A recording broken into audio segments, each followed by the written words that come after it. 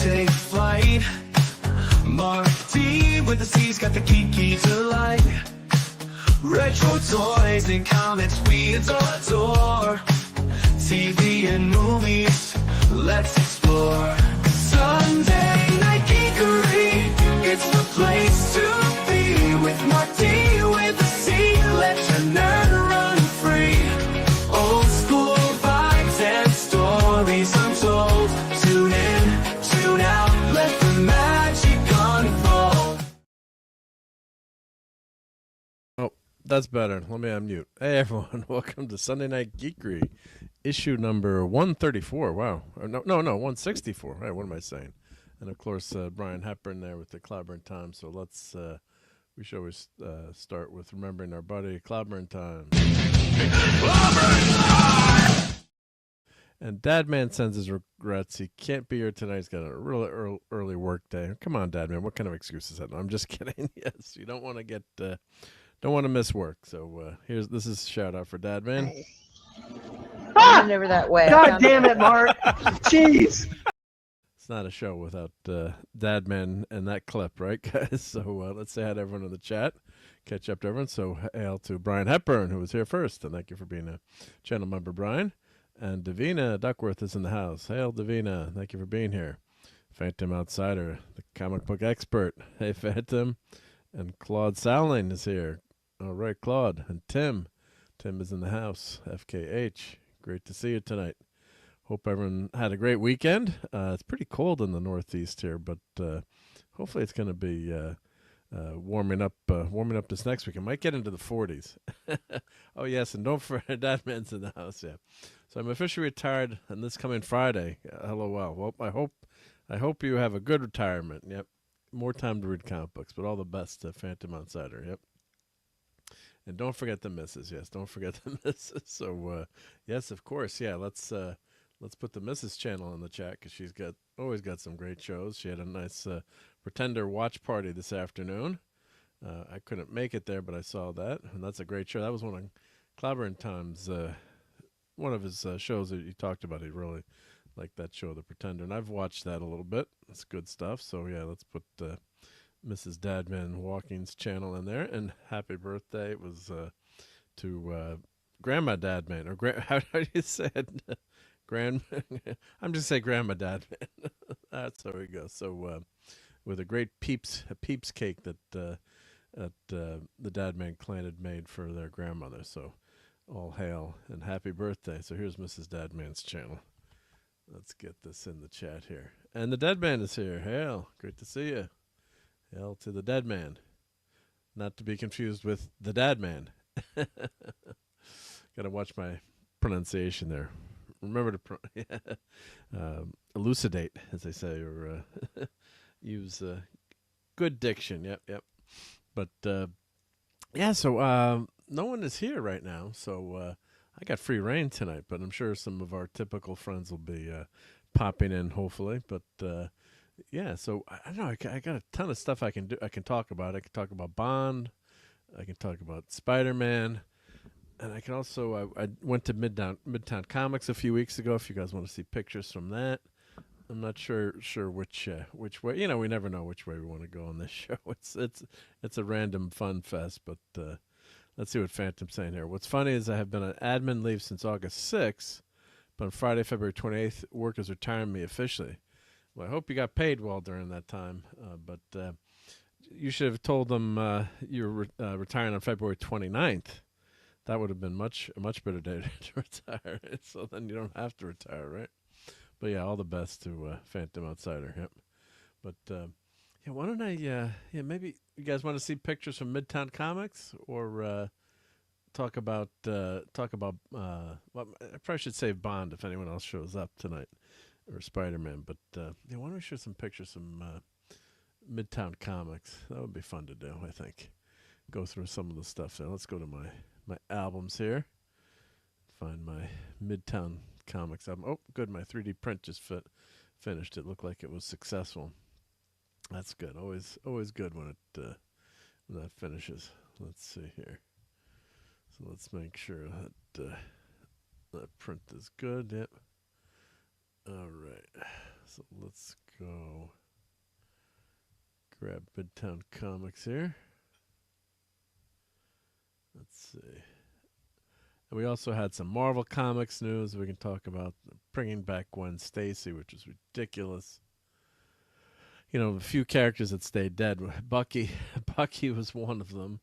Of course, now Ed McGuinness brought him back, but yeah, it was one. You know, you'd always, grim humor. You would joke, who's still not, hasn't been alive again in Marvel Comics, and Bucky, of course, and the late great Captain Marvel. And Gwen Stacy, right? Gwen Stacy was always. Now they're bringing her back as Gwenpool, which is we'll talk about that in a minute. But yeah, ridiculous stuff. But let's go to let's check out Midtown Comics. I got a couple of funny pictures from when I was in Brooklyn. I guess my kids were telling me this is a meme, so let me share my screen here and catch up to the chat here. Oh. Full pay and also make more retired than working. Well, that's awesome. That's good. Hey, DJ Play Nice is here. Hey, DJ. Great to see you. All right, so let's share the screen here. Let's talk some Midtown Comics. So Midtown Comics, I think they have 4 locations in New York City. Let me check. Now, my kids were telling me there's a meme. We're driving by somewhere. Well, that's an electrical code violation. You have to have your electrical boxes covered there. Someone better fix that right away.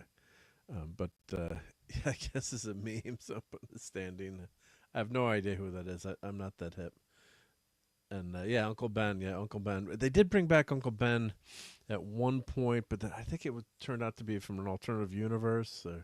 But for a few issues, I remember reading Uncle Ben had been back, and I think they had cloned him. But yes, Uncle Ben has stayed passed away, which he should, right? Yeah, the clones, yeah. But now they're actually bringing back, quote unquote, the real Gwen Stacy that was killed by the Green Goblin, and Spider-Man wasn't 121. What was an earlier issue? What was it in the 70s? I'll look that up. Or Phantom's in the House. He'll tell me. Yep. Spider-Gwen versus Gwenpool in the house. Yeah. So. Yeah, it's just ridiculous. Yeah, only in the new Marvel would they name characters like it's Spider-Gwen with their name in it. Name in the character, so which doesn't work. So they had they had Spider-Gwen, but they were calling her Ghost Spider, because you can't have your alternative name be your real name in the character, but. Spider-Gwen is actually, well, we'll get into more detail, but yeah, she's Gwenpool. It's Gwenpool. It's a totally different character. That was just, they made it like a funny cover. Artist made a funny cover, and the character kind of took off after that as an alternative universe. Yep. Uncle Ben works at Chipotle making rice. That's Brian. Yep. So, yeah, one of the few stayed there was Lyle Norg, the Invisible Kid, except for the Star Wars clones, which is not real history, I guess you're saying, or story. Yep. All right, so I don't know who this meme is, but if anyone does, tell me. That was funny. So this was for Dave C. Yep. So this was in our hotel room. They had, it was one of these hip hotels in Brooklyn, I guess. So. Godzilla bottle rockets, light fuse, fine cover. So I don't know if this is a total joke or if this was actually bottle rockets that they made with Godzilla. But I love the artwork there. So warning flammable. I don't know if that's real or not. Someone could check. But yeah, and Oh, Fantasy Insane too. Feral Lad stayed dead. He did have a twin brother, but everyone knew that from his origin story. And didn't Karate Kid and Legion? Didn't Karate Kid die as well? And did he stay dead? I can't remember now. But yeah. So this was this is a cool bottle record. So there's Midtown Comics. Now this was down towards Brooklyn. Let me grab the map out here. Let's go to just show you guys where everything is. Now Brooklyn, I think it would be like the number 5 city in the country if it was, just separated as a city, not part of the great NYC. Let's see here. Where's let's do Midtown Comics. Midtown Comics. Let's see here. So, actually, let me go into Google Maps. Here, let's go maps.google.com. And let's do Midtown Comics here. That way I'm not signed in. See location. So Midtown Comics, at one point they became a distributor, or they are a distributor for Marvel. So they're a big time comic book store. So I think there's 5. Okay, there's 5 of them. So 1, 2, 3, 4, 5. So there's one on Long Island. And we got one. Yep, Deadman. Yeah, Brooklyn in the house. Yep. And we've got Astoria, Queens. And we watched All in the Family. That's for, and of course Spider-Man is from Queens, right? And let's see, we've got one at Grand Central. I think that's the biggest one. And the crazy thing is I've never been there. Grand Central is right here. So Midtown's Comics is here. I think that's the biggest one. That one, it's walking distance from Grand Central. I don't know. I've been by it, past it a lot of times, but never been in.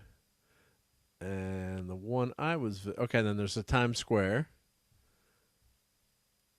location,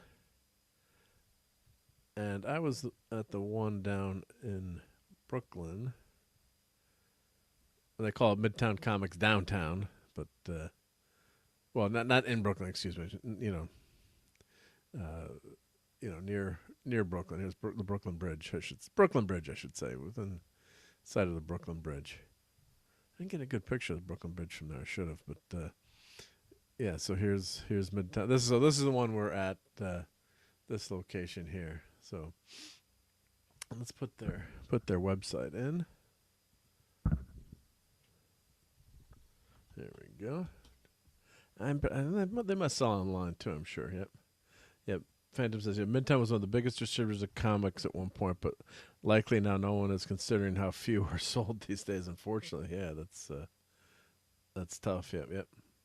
Yeah, don't feel sorry for Diamond, says Davina. They kind of destroyed themselves. Yeah, Marvel and DC turned to crap, but Diamond's business practices didn't help the industry in the end. Yeah, I was at a really fascinating comic book panel at Terrificon over the summer, and they had a bunch of comic artists, and one was Paul Kupperberg, who I got to know a little bit from shopping in the shop that he would frequent in Stamford, Connecticut, and got the knowledge that he has. But yeah, they talked about how used to be a lot of different distributors back in the day, and it was more of it was more competitive, and quote unquote allegedly the mafia got into the business too with money laundering. There's all kinds of shenanigans that went on in the comic book industry. Yep, financial district location. Yep, downtown. Yep. And Dave says, yep, woke has killed comics like movie and TV, but I did find a gem from when I was growing up today. Superman 400, 1984. Yeah. I got to let's see what the cover of Superman 400 is. And Joe Dog says, what's up? Yep. And Fantasy, I went to 2 of them there, Grand Central and Midtown, but it was years ago. Yeah, the Preview magazine. Yeah, that was. You always would read that, and you had that free handout. I think the Comic Shop News, comic book store would always give you, so you could see what was coming out, and Well, fantasy, the staff is fairly rude and unhelpful. At the time, they seemed more involved in Magic the Gathering than comics. Yeah, well, that did make a ton of money for a lot of these stores. Yep. Oh, and D. Bud Martin says, "What's up, nerds?" Oh, you know what that means. All right, cover your ears because this clip ended up being extra loud. Here we go. Get those nerds! Nerds! Nerds! What? Nerds and comics. Yep. Yeah, that was when there was so much good stuff coming every month. You need to keep track and look ahead with hope and excitement for sure. Yeah. So, yeah, that good times. Yep. Actually, I was just watching Good Times on Great Entertainment TV. It popped up on my YouTube feed. Like, great channel to watch. Sanford and Son, the Quincy, MD, Magnum PI, Rockford Files. You know, it's fun just sometimes just to, put on one of those old timey-wimey TV shows and go back and enjoy some old comics. Yep. Yeah, so here's Midtown. So I actually braved this New York City subway and made it to Midtown Comics. And yeah, I'm usually going with someone else so I don't screw up and go the wrong way on the subway. It's not always the easiest to figure out where you're going. Although most of the time, yeah, going the wrong, uptown, downtown, that kind of thing, or. The subway I took that had to take the J line. It was like tricky to go into the station and go up and somewhere else. And actually, super nice. I'm assuming the guy was homeless. Actually, saw that I had no idea where I was going and offered me, gave me directions. So that was there are nice people in New York City. Yep. So let's see if they got some. Let's see photos of how many photos do they have here. Yep. So that's the location. Let's see what the I'll show you my photos, but I wonder what the Times Square location or the downtown one, which is the bigger one here. Let's see. Well, the other thing we did, we went to the Banksy Museum too. I've got to show you guys some pictures of that, or put those up for channel members.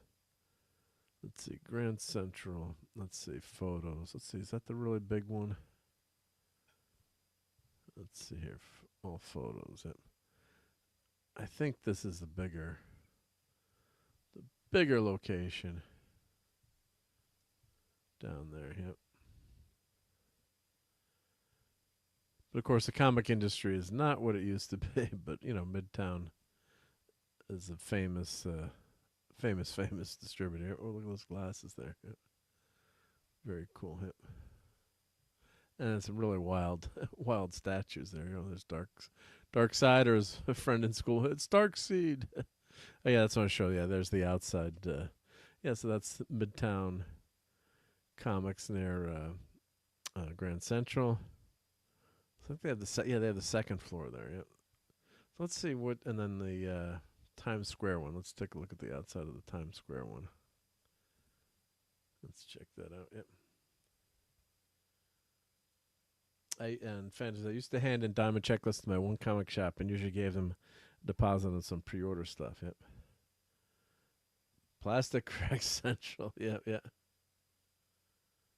The old gray mash ain't what she used to be. Ain't what she used to be. Ain't what she used to be. Yeah. So, or maybe this is the bigger. Let's see if this is the bigger one. Yep. All.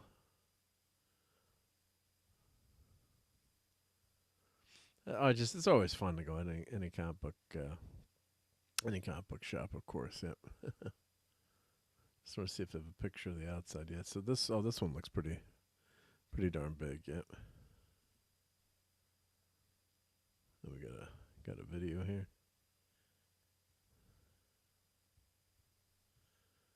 G.I. Joe. Ooh, cool spaceships. Wonder if those are I'm guessing those are the Eagle Moss line. That'd be my guess. So it looks like the Times Square is the biggest one, actually. Yeah. There we go. There's the outside. Oh, we got Ben Grimm up there. Cool. Yep. Of course, that's more modern-y art for Wolverine there. But yeah, it's a pretty famous picture. Yep. Classic Silver Surfer. All right, so let's get to my photos now that you guys know where it is. Yep. So FedEx making a delivery there. So we've got Captain Marvel on the steps, but oh, JT Kirk is in the house. Hey, JT, how's it going? Here, if JT is here, we gotta play something Star Trekky. Bridge is smashed. The computer's inoperative. There we go. So now it's comics and games, tabletop stuff, Magic and all the I am Kirok. I gotta clip that one. I should have that clip. I'd started doing the clips later on Saturday Night Star Trek. I started doing the clips. I think probably later next gen. I started finding some of the good clips. Clobber Times would ask me. There's something really cool. Usually, it'd say, "Can you clip that one for me, buddy?" No problem, no problem. So he would ask me to do some of the, some of them were obvious ones. I'm all the doctor quotes, but there was some. That was the the idiot one. That was his idea for the. That was, or was that Deep Space Nine, or was that? Let's see here. Let me find. Where is that? The Doomsday. There's only one thing I want to say to you, Commodore. You're a dumbass. You're a dumbass. Well, a double dumbass on you! Yeah, so when he was on Star Trek, he's like, you gotta dig up that clip, yep. So, let's see here. He tasks me, and I shall have him. Oh, I do have that clip. I've got to have that clip. Yeah, let's go to TOS here. I got so many Wrath of Khan clips, yep. I'm a doctor, not a bricklayer. You're a healer. There's a patient. All right, let's see. Where's my Wrath of Khan? Whenever you want to try to find these clips, you can never find them quickly. You have them, but here's another class. You cooperate with us, and maybe we'll cut you in for a piece of the action.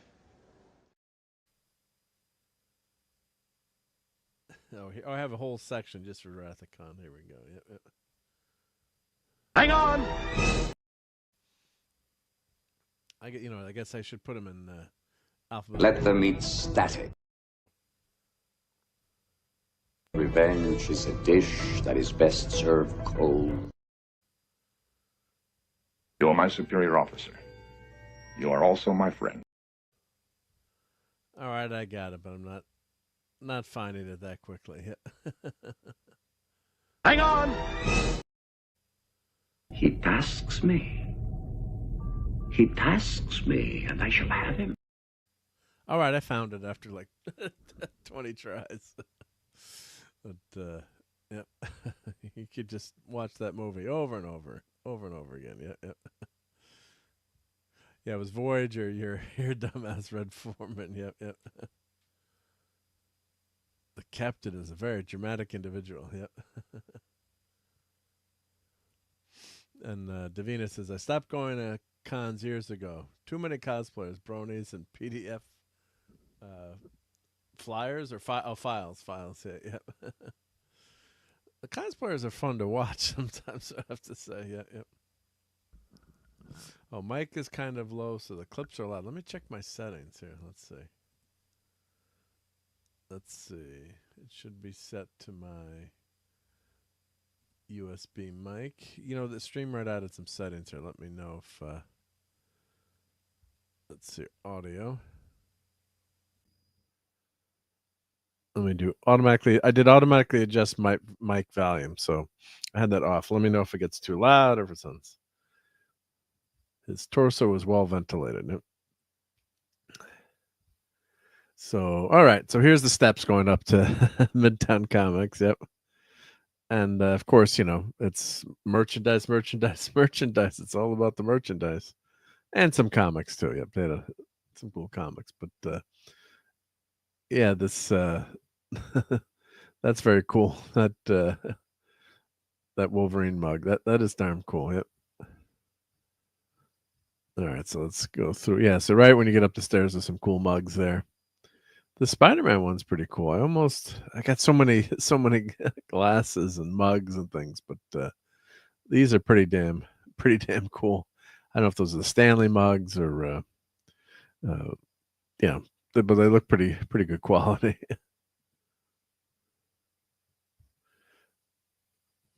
Oh, microphone volume is better. Thank you, guys. Yep, much appreciated. Yeah, if you ever, that's my superpower.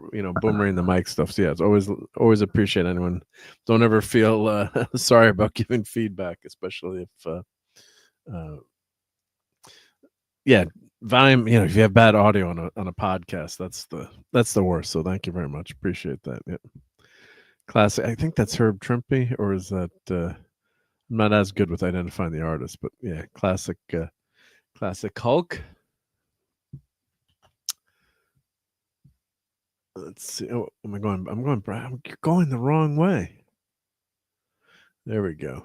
Biker Mice from Mars. If anyone remembers the Biker Mice from Mars, who makes that in the cell? That was a funny. And I think there was wasn't there a cartoon? Biker Mice from Mars. I think so. Yep.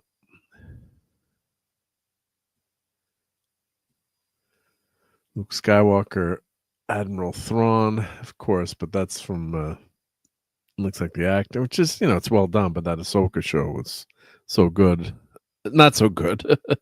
And Admiral Thrawn was definitely not good in that, the way he was written. Yep. So yeah, let's remember the spider buggy? How cool the spider buggy is. So yeah. Radio remote control spider buggy. Love that. Yeah. Just for kids, ages 6+, ages 6 to 60. Yeah. Mickey Mouse and Friends.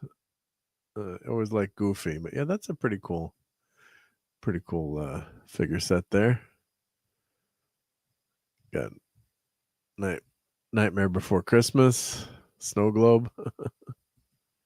So yeah, these some really nice stuff in these cases there.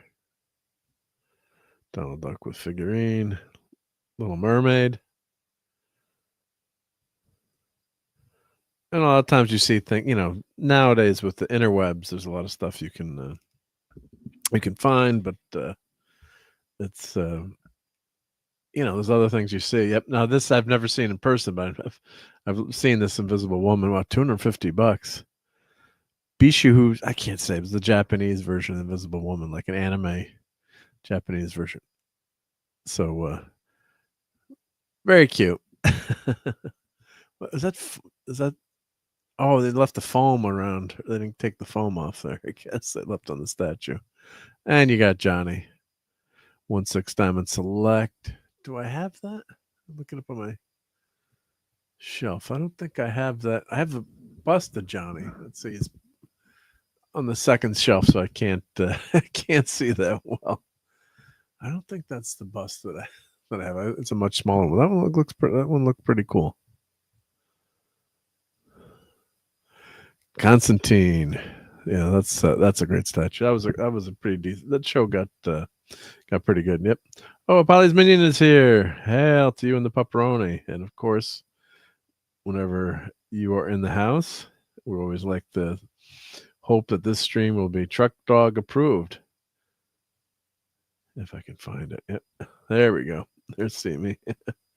Let's put your channel in the chat here. So everyone check out Polly's Minion channel for her adventures with the Truck Dog. Hope you're having safe travels and no snow your way. And Steve is here. Try not to wake my sick child. Yeah, everyone's been getting sick, unfortunately. So hope Maddie's feeling okay, and if you can pop in, if she's okay. But yeah, don't do it if you're gonna wake her up. But when Steve is in the house, we always have to play this.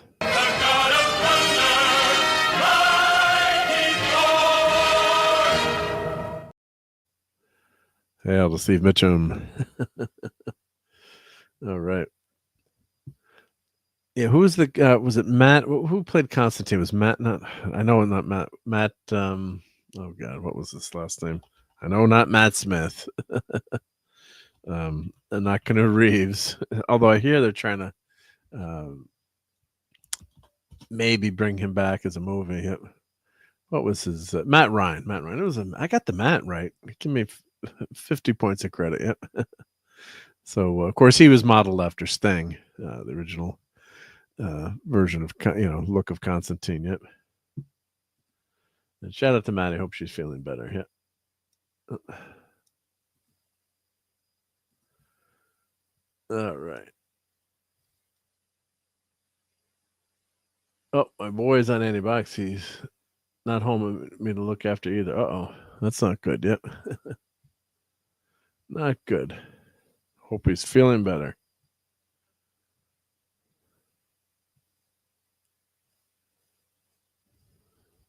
Strep throat. Oh, that's bad. Yep. Well, hopefully they caught it and then she's feeling better. Yep. So here we go. We've got Falcon and Winter Soldier, Bucky Barnes. There we go. And Loki, classic Loki. Yeah, that was great on the Loki TV show with the classic costume. That costume works, right? Oh, that didn't come out. I was trying to get a picture of Supergirl there for Lisa. That didn't show up yet. Damn, out of focus. We got Optimus Prime. And there's, of course, the Marvel Vision Halloween version. And yeah, that it was funny, because those costumes kind of grew on you, especially Wanda's costume.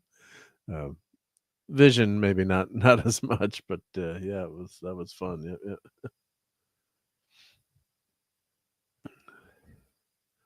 And Clint Barton, Hawkeye, who he's not stuck in the Christmas tree. I guess he got out of the Christmas tree after his after his adventure. And of course, we've got that's a really good wasp statue. These are PVCs, but really, really good looking. Yep. So $50 these Diamond Select statues. I know Claude has some really good. I think he's got Beta Ray Bill. The Beta Ray Bill one was pretty cool. So they've for $50. I think it. It's not porcelain, but I think it gets the job done. It looks pretty darn good. So we've got Jane Foster's Thor, and we've got Love and Blunder Thor. Yep, skip that. I thought this White Vision, that was pretty cool. That was a nice job with the cape there. That was cool. Obviously got metal in the cape there. Yeah. Hey, Donnie's in the house. I got to clip some Power Rangers for you, Donnie. So when Donnie shows up, get a Power Rangers clip, right? Legacy of the Nerd. We love nerd legacies here. Yep. Hope everyone is well. Hope you had a good week, Donnie. Yep. Pretty cool Infinity War Captain America. They should have never. Oh, we'll talk about the box office from the Captain America movie, but yeah, not so good. Yep. Not so good this week for Cap. The Falcon Cap, yep. And this is Batman, what's it called? This Ninja Harley Quinn action figure. Is that $323? Ooh. But pretty cool. If I had money to burn, I guess. But I don't have money to burn. Ninja Catwoman, Ninja Harley. I guess that's just regular Harley Quinn, not Ninja Harley Quinn. And PVC statue. Wow, $260.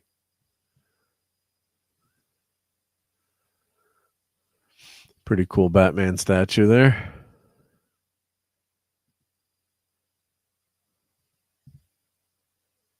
And Dead Man understood that reference. Yep. And we've got Master of the Universe, the Sorceress. And who's that? That's Evelyn there. Yep, Evelyn.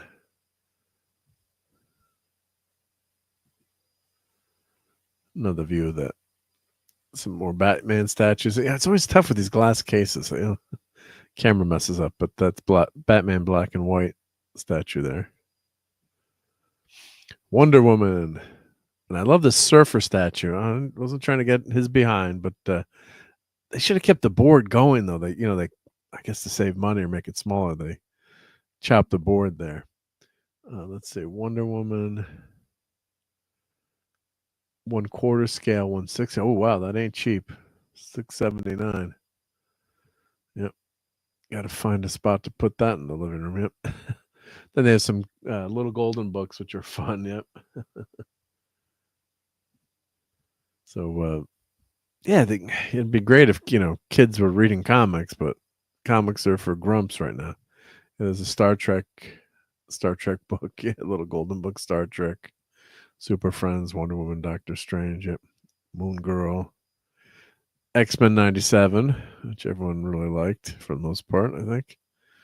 So there's the surfer, yeah. So I guess they've kind of did that fancy thing with the statue there coming out. Oh, I didn't get the price, but I'm sure that ain't cheap either. But I'm sure Eric K would love that. Yep.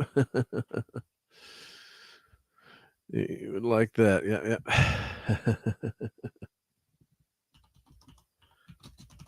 All right. Let's see what's on tap next in the display case. Some cool Batman stuff. Ninja Modern Batman. I guess it's Ninja line. Yeah. Here we go. There's Ghost Spider. Yeah, see, they're calling Spider Gwen Ghost Spider. Yep.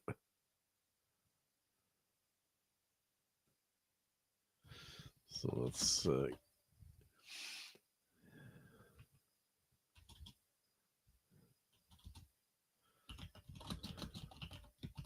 but yeah, and then of course the classic Green Goblin. Yeah, we'll talk about the Spider-Man animated show. I don't really like that way that Spider Gwen looks there. That's not a good angle of her. And of course, here's it's when they paint the characters to look like with that cell shading. I don't always like that.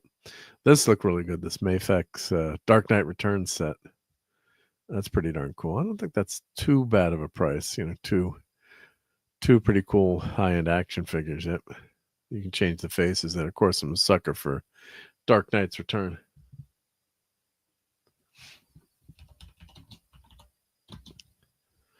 All right. Let's see here. Ooh, that's cool. Yeah, Batman, black and white. Always like those, but fits Batman. Yep. On this Wonder Woman 84. I thought that was a pretty cool getup for Wonder Woman, but let's catch up to the chat here. Yep. And Donnie says Justin Nimmo portrayed Silver Ranger Zane, spelled with a silent H. Okay. In Power Rangers in Space, was a guest on Legacy of Their Lives. Oh, very cool. That's pretty awesome.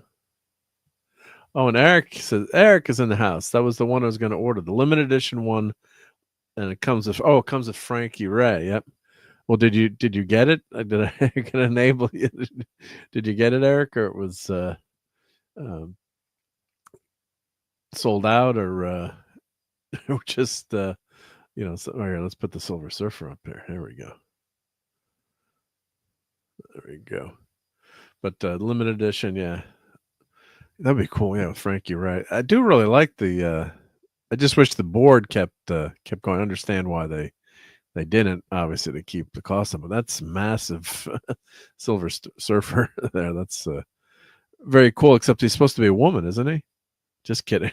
Don't strike me down. Yeah, that's pretty cool. Oh, and Eric, you got the link if you want to pop in and say hi. No pressure, but if you feel like it, if you have a chance.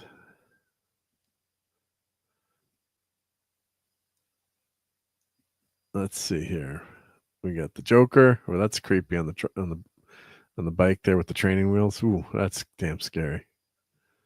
DC Direct Joker purple. McFarlane toy. Oh, that's McFarlane toys. Yep. Oh, that's the back of that. Oh, it's different. That's not the Mayfix. Okay, just that scene with Frank Miller is just so good. Yep. Lisa's in the house. Let's put that Supergirl in the chat there. There we go. And Eric says, I did not order it stupidly. Yes, there's a lot of stuff that you like, damn it, why didn't I order that? Or why don't I go back in time and order, all the Mom, we need to buy one of all the or two of all these Star Wars toys on the toy aisle. They'll be worth a lot of money someday, But yeah, sometimes you do really regret okay, making dinner, say hi in a bit. Cool, yep. Lisa says the Silver Surfette, yep.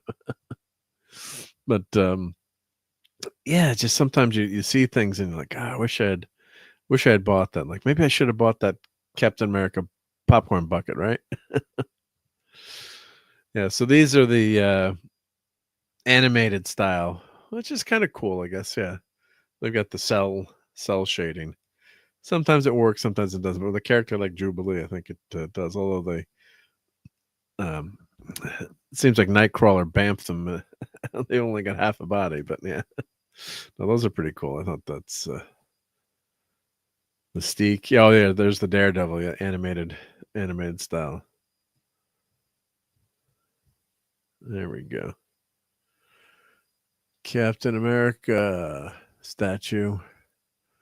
That ain't cheap either. Wow.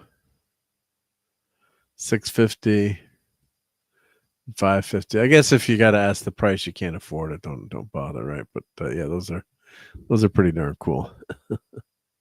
And this is a massive. I can see. I need to take this on the subway. Yeah, how tall is that? 21-inch premium format. Yeah. Need a crane. Yeah. And here's some cool Doctor Strange statues. Multiverse of Madness. Yeah, good likeness there. That one's pretty funny. Yeah, the animated style. There's the Watcher. I guess is the Watcher going to show up in the Fantastic Four movie? I guess I wonder if he will. Yeah. And Joe Dog's a big Daredevil and Mystique fan. Yep. Oh, we got a super chat here. Thank you, the Dead Man. Yep. Says I watched the first 2 episodes of Spider-Man cartoon on D+, and woke this aside. I love seeing classic Doctor Strange. Yeah, I'm going to talk about that in a little bit. I think that series is pretty darn good. There's some glaring things I really don't like about it, but overall it captures the spirit of Spider-Man, and I do like the art style in it. I think it's pretty darn cool. And JT Kirk says, depends on who watches the Watchers. And Brian says, I like a lot of the sideshow premium format statues. Just too much money, too big. Yeah, they're not the same scale with each other. Yeah, I guess. But if you really like a character, I guess it's a good excuse. Yeah. Doctor Strange and the something's PVC statue. I'm not. Well, it's $70, but that's pretty cool. And the Watcher. Oh, wait, and Dead Man. Of course, we got to play a couple of clips for that awesome super chat. So let's find something fun here. No bloody A, B, C, or D.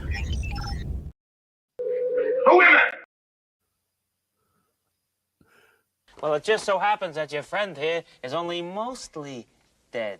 There's a big difference between mostly dead and all dead. Relax. All right? My old man, he's a television repairman. He's got this ultimate set of tools. I can fix it.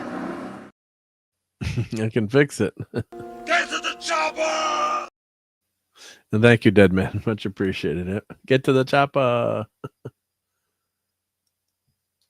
Yeah, the Doctor Strange does look cool. Yeah, these are most of them. The Watcher, I don't know. I'm not liking the Watcher so much. I don't know what's on his chest there. That I'm looking at my Watcher. That's not the classic Kirby look, or maybe he's got his overcoat on. But yeah, the blue. He's got a white with the blue outfit usually. But if you put it on my desk, I wouldn't say no. Yes, Age of Apocalypse. That's a PVC Magneto. That's pretty darn cool. Forge, of course. At one point was dating Oro on the X-Men. Let's see. How much is that one? Yeah, Forge is a cool character. He always built. He was a cool engineer. He built himself his own leg, I guess. And Forge is very, very cool. Yeah. Joker. Yeah, I wouldn't want to have a Joker statue in my house. Yeah. Your wife will say no. Yeah, yeah. Hey, Lemon Pie's here. Hey, Lemon Pie. Yep.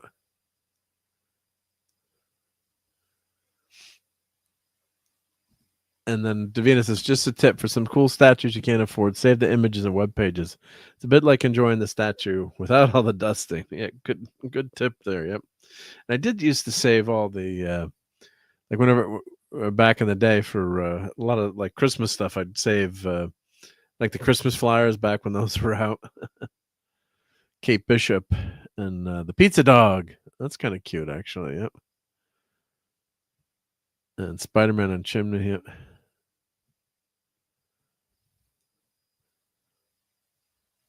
And we got Captain Marvel in the background there. Oh, the short haircut. G.I. Joe. I really like this one. D-Bud, you would like this one, I'm sure, right? With the classic Iron Man Mark 1 movie bust. Yeah, that's pretty damn well done, I think. One thing I can do too now with having the 3D printer, I can always print the stuff. Of course, the paint job, that's the real trick too. That kind of looks like Scotty Young styles. Let's say it was Scotty Young, or painting is always the assembling and then making it look nice is I can do, but painting's the trick. I'm okay at painting, not an expert, not great, but that's where it's really tricky. Yep. Bullseye. Like Bullseye wouldn't be too tough to paint, I guess. Yep. But it's all the shading and things that you put into the statue that make it look realistic. That's the trick and the skill, because you could just do one skin tone, but it just doesn't work. Oh, that's the other thing Mythbusters did too. Playing cards can't kill you. There's just not enough mass. Like they set up a machine that could throw cards, at high speed. It's just not gonna. Maybe give you like a paper cut. They said, but yeah, it's just not gonna. There's no mass there.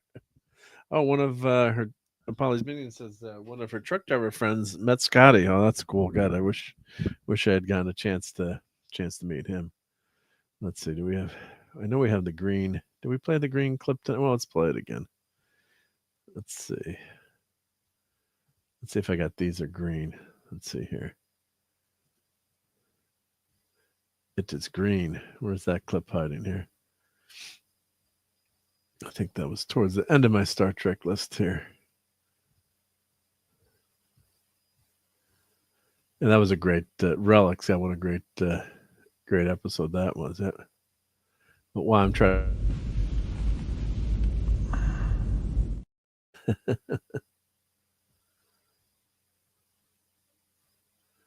Let's see if I can find that. Yep.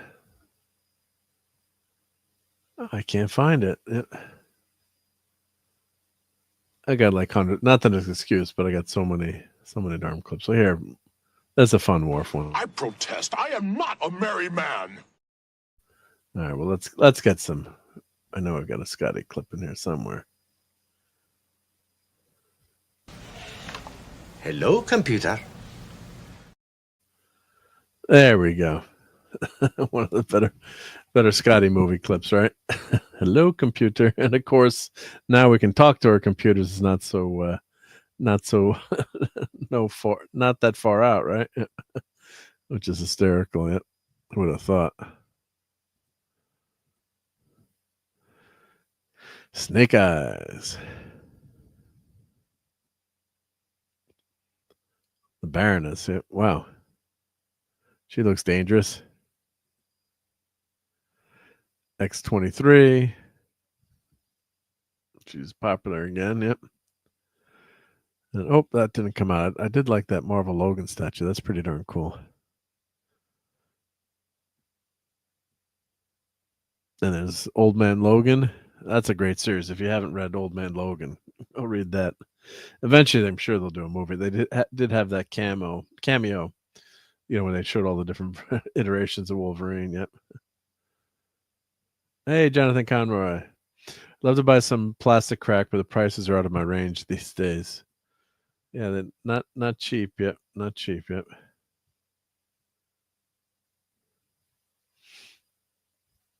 And Joe Dog was a fan of that bullseye statue. Yeah, that was pretty darn cool. Yep.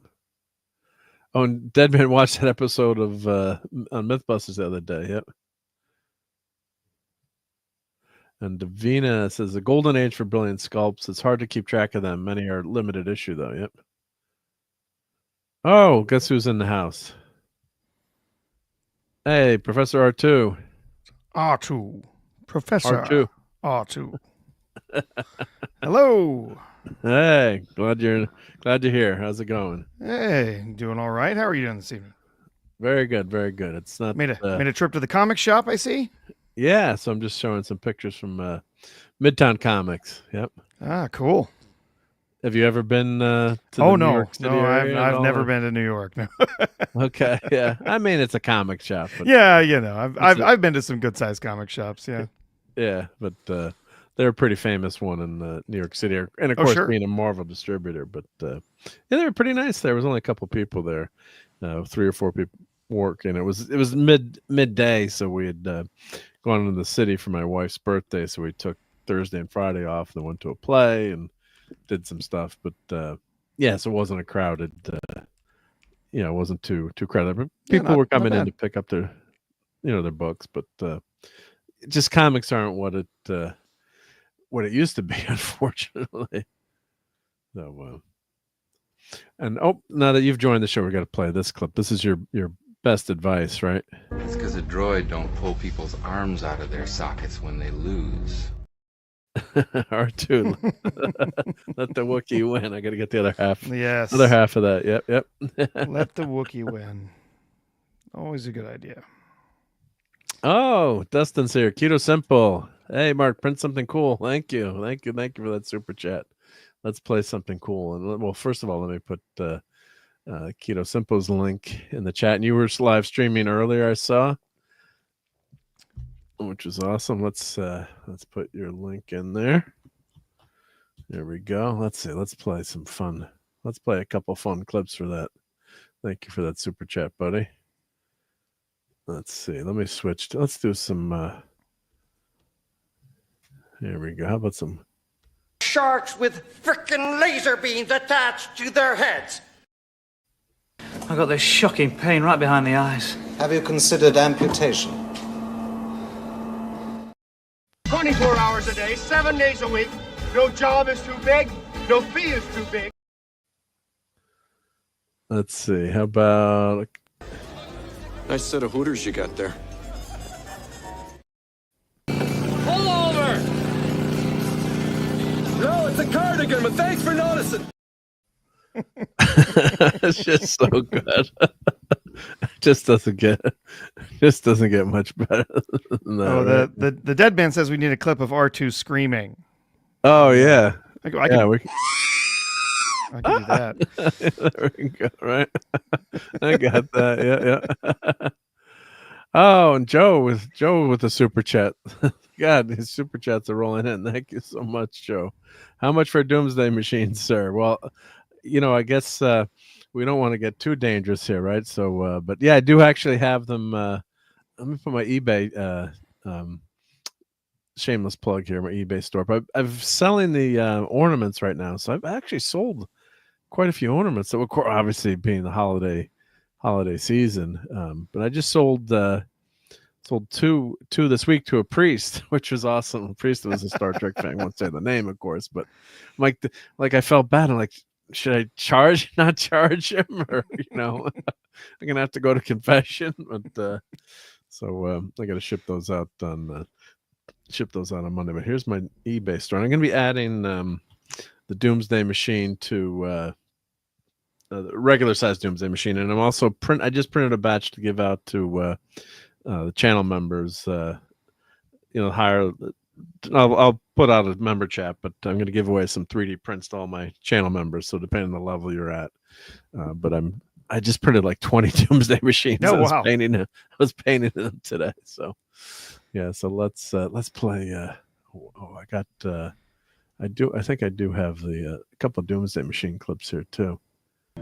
Scotty, give me that power. You've got it, Captain. Just enough to move us. I can do better. They say there's no devil, Jim. But there is. Right out of hell. I saw it. That's just such a great performance there in that episode. Yeah. Scotty, you've got to get me some maneuvering power. I can't repair warp drive without a space dog. Then get me impulse power, half speed, quarter speed, anything. If we can get this Hulk moving, maybe we can do something. Now I want to go watch the Doomsday Machine. Yeah, again. one of my favorites. Love that episode. Right? Yeah, I was watching that Star Wars girl is on the show with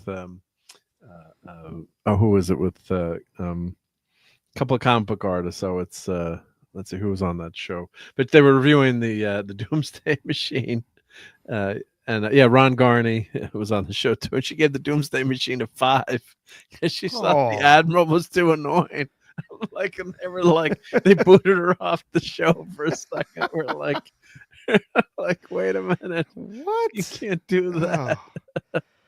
And it's got all this great soundtrack for that episode too. It's got a bunch of updates to the soundtrack, bunch of unique music there. It's really good. Yeah, it's a classic. And she gave it a 5. I was like, you can't give it a 5. Yeah, D-Buds, is my favorite Star Trek episode. Everyone's up to Joe's Atmosphere. Thank you for that super chat, Joe. So just put your link in there. Yep. Mark won't tell you, but it was Pope Francis. Well, God bless Pope Francis. He's not doing so well. No, he's not. But we'll send it out. Yep. So Davina says, priest, the cowboy, and a pirate walk into a bar. Am I safe reading the rest of the bartender looks up and says, what is this, a joke? Cheers, everyone. Yeah. And Joe with another super chat. What are you doing, buddy? Don't get crazy here. All right, we got to play a couple more clips then. Let's see. What do we got here? Don't tell me. Tuesday. Risk is part of the game. You want to sit in that chair. How about some Sure Thing? That's one of my favorite movies here. Let's see. Where's that hiding? How would you like to have a sexual encounter so intense it could conceivably change your political views? Have you seen that movie, Professor? It's been a long time, but yeah, that was everyone in the 80s had to see that movie. Right? Growing up, you had to see that. It's been a long time though. Probably need to go back and watch that one. Actually, we've had the opportunity. We've been watching a bunch of 80s stuff with our kids lately because they're both getting old enough that, some of the more risque stuff, stuff that was PG in the 80s, but today is, maybe a little questionable for kids, but they're both getting old enough that we can watch some of that. Doesn't matter. Stuff, yeah. But we'd have to go back and watch that one. Well, this is another favorite clip from that. I was overwhelmed. You're a true artist. Just let me sleep a while. Regain my strength. 5 minutes. A grace period, if you will. Please. I use that clip or use that line all the time. I need a grace period. Yeah. But I watched that movie with my son with his college buddies a few years ago. Man, they loved it. I mean, they were dying laughing because they don't make small movies like that typically anymore. Unless it's like an Oscar contender. So that was. They were just dying laughing watching. It was just so good. Yeah, risk is our business. Yep. And Philip Story, hell, I hope I haven't missed too much. Well, you didn't miss anything because I'm not that excited, but R2 is here, so now you're in good hands. Yep. They're all pouring in. They're all pouring in. Yeah, the gang is building here. Yep, which is good. Yep. And Donnie loves Balance of Terror. Well, I'm not going to argue with that one. That's Balance of Terror, an excellent one. I go back and forth. I think maybe The Devil in the Dark might be one of my favorites. That's in the top 10. Top I think. favorite. Yeah, it's at least in the top 10. It's everything that a Star Trek episode should be. Yep. You get all the main characters in there. You get a lot of great one-liners from all the characters, and you get you get a mystery with an alien who turns out to be benevolent and who just misunderstood each other. It's all of those great Star Trek tropes all tied together in one ep. It's great. No, it's perfect because it embodies Star Trek. Like they started the first episode broadcast was the Salt Vampire episode, and which kind of Kirk, he doesn't really try to deal with the monster. You could write it off. Well, he's going to kill the crewman.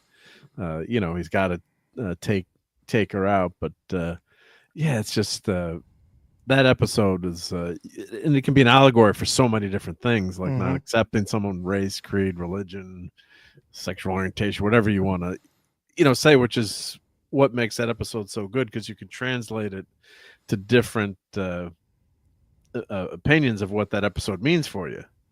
It's not like it's banging over the head with a brick, right? As McCoy says, he's a bricklayer in that one, and you I'm a doctor, not a bricklayer. A doctor, not a bricklayer.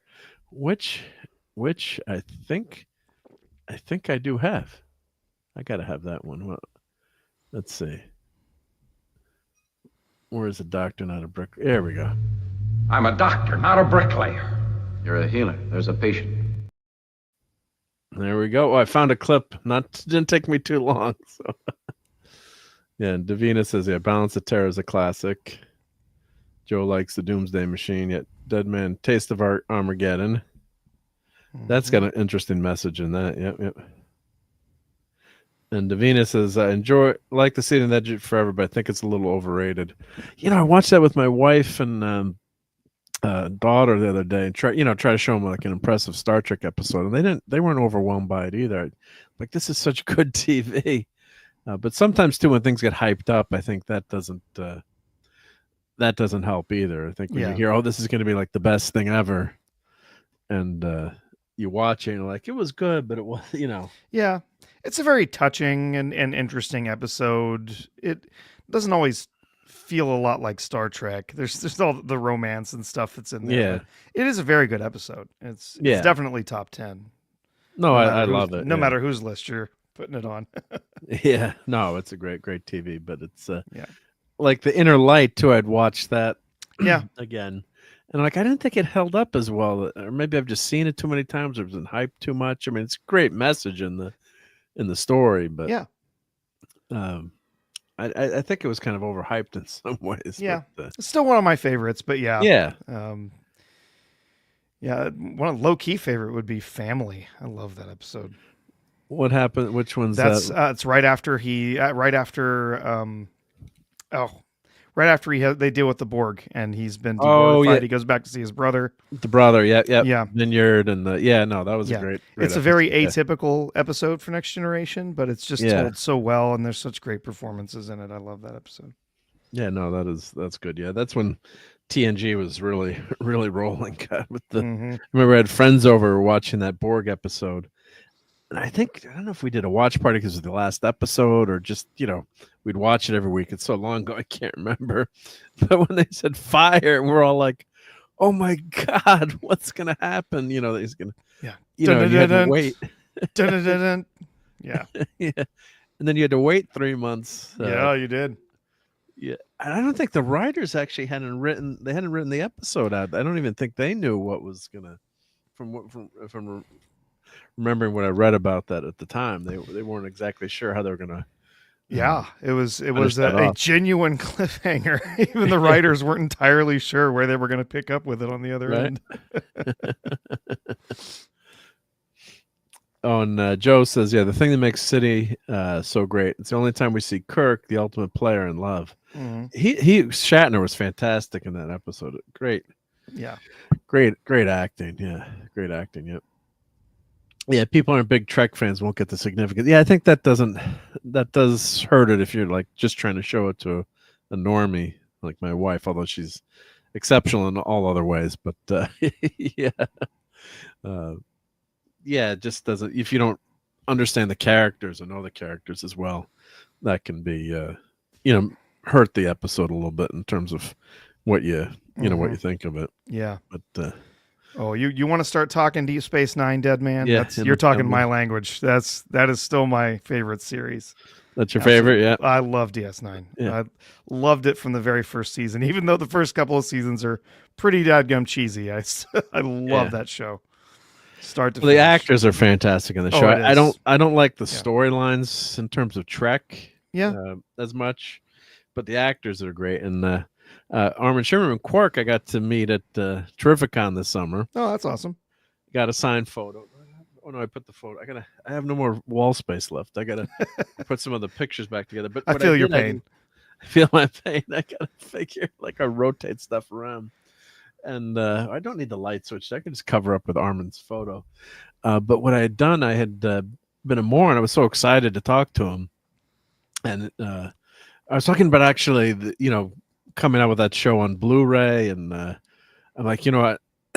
I'm like, I own the DVD, but I actually watch it.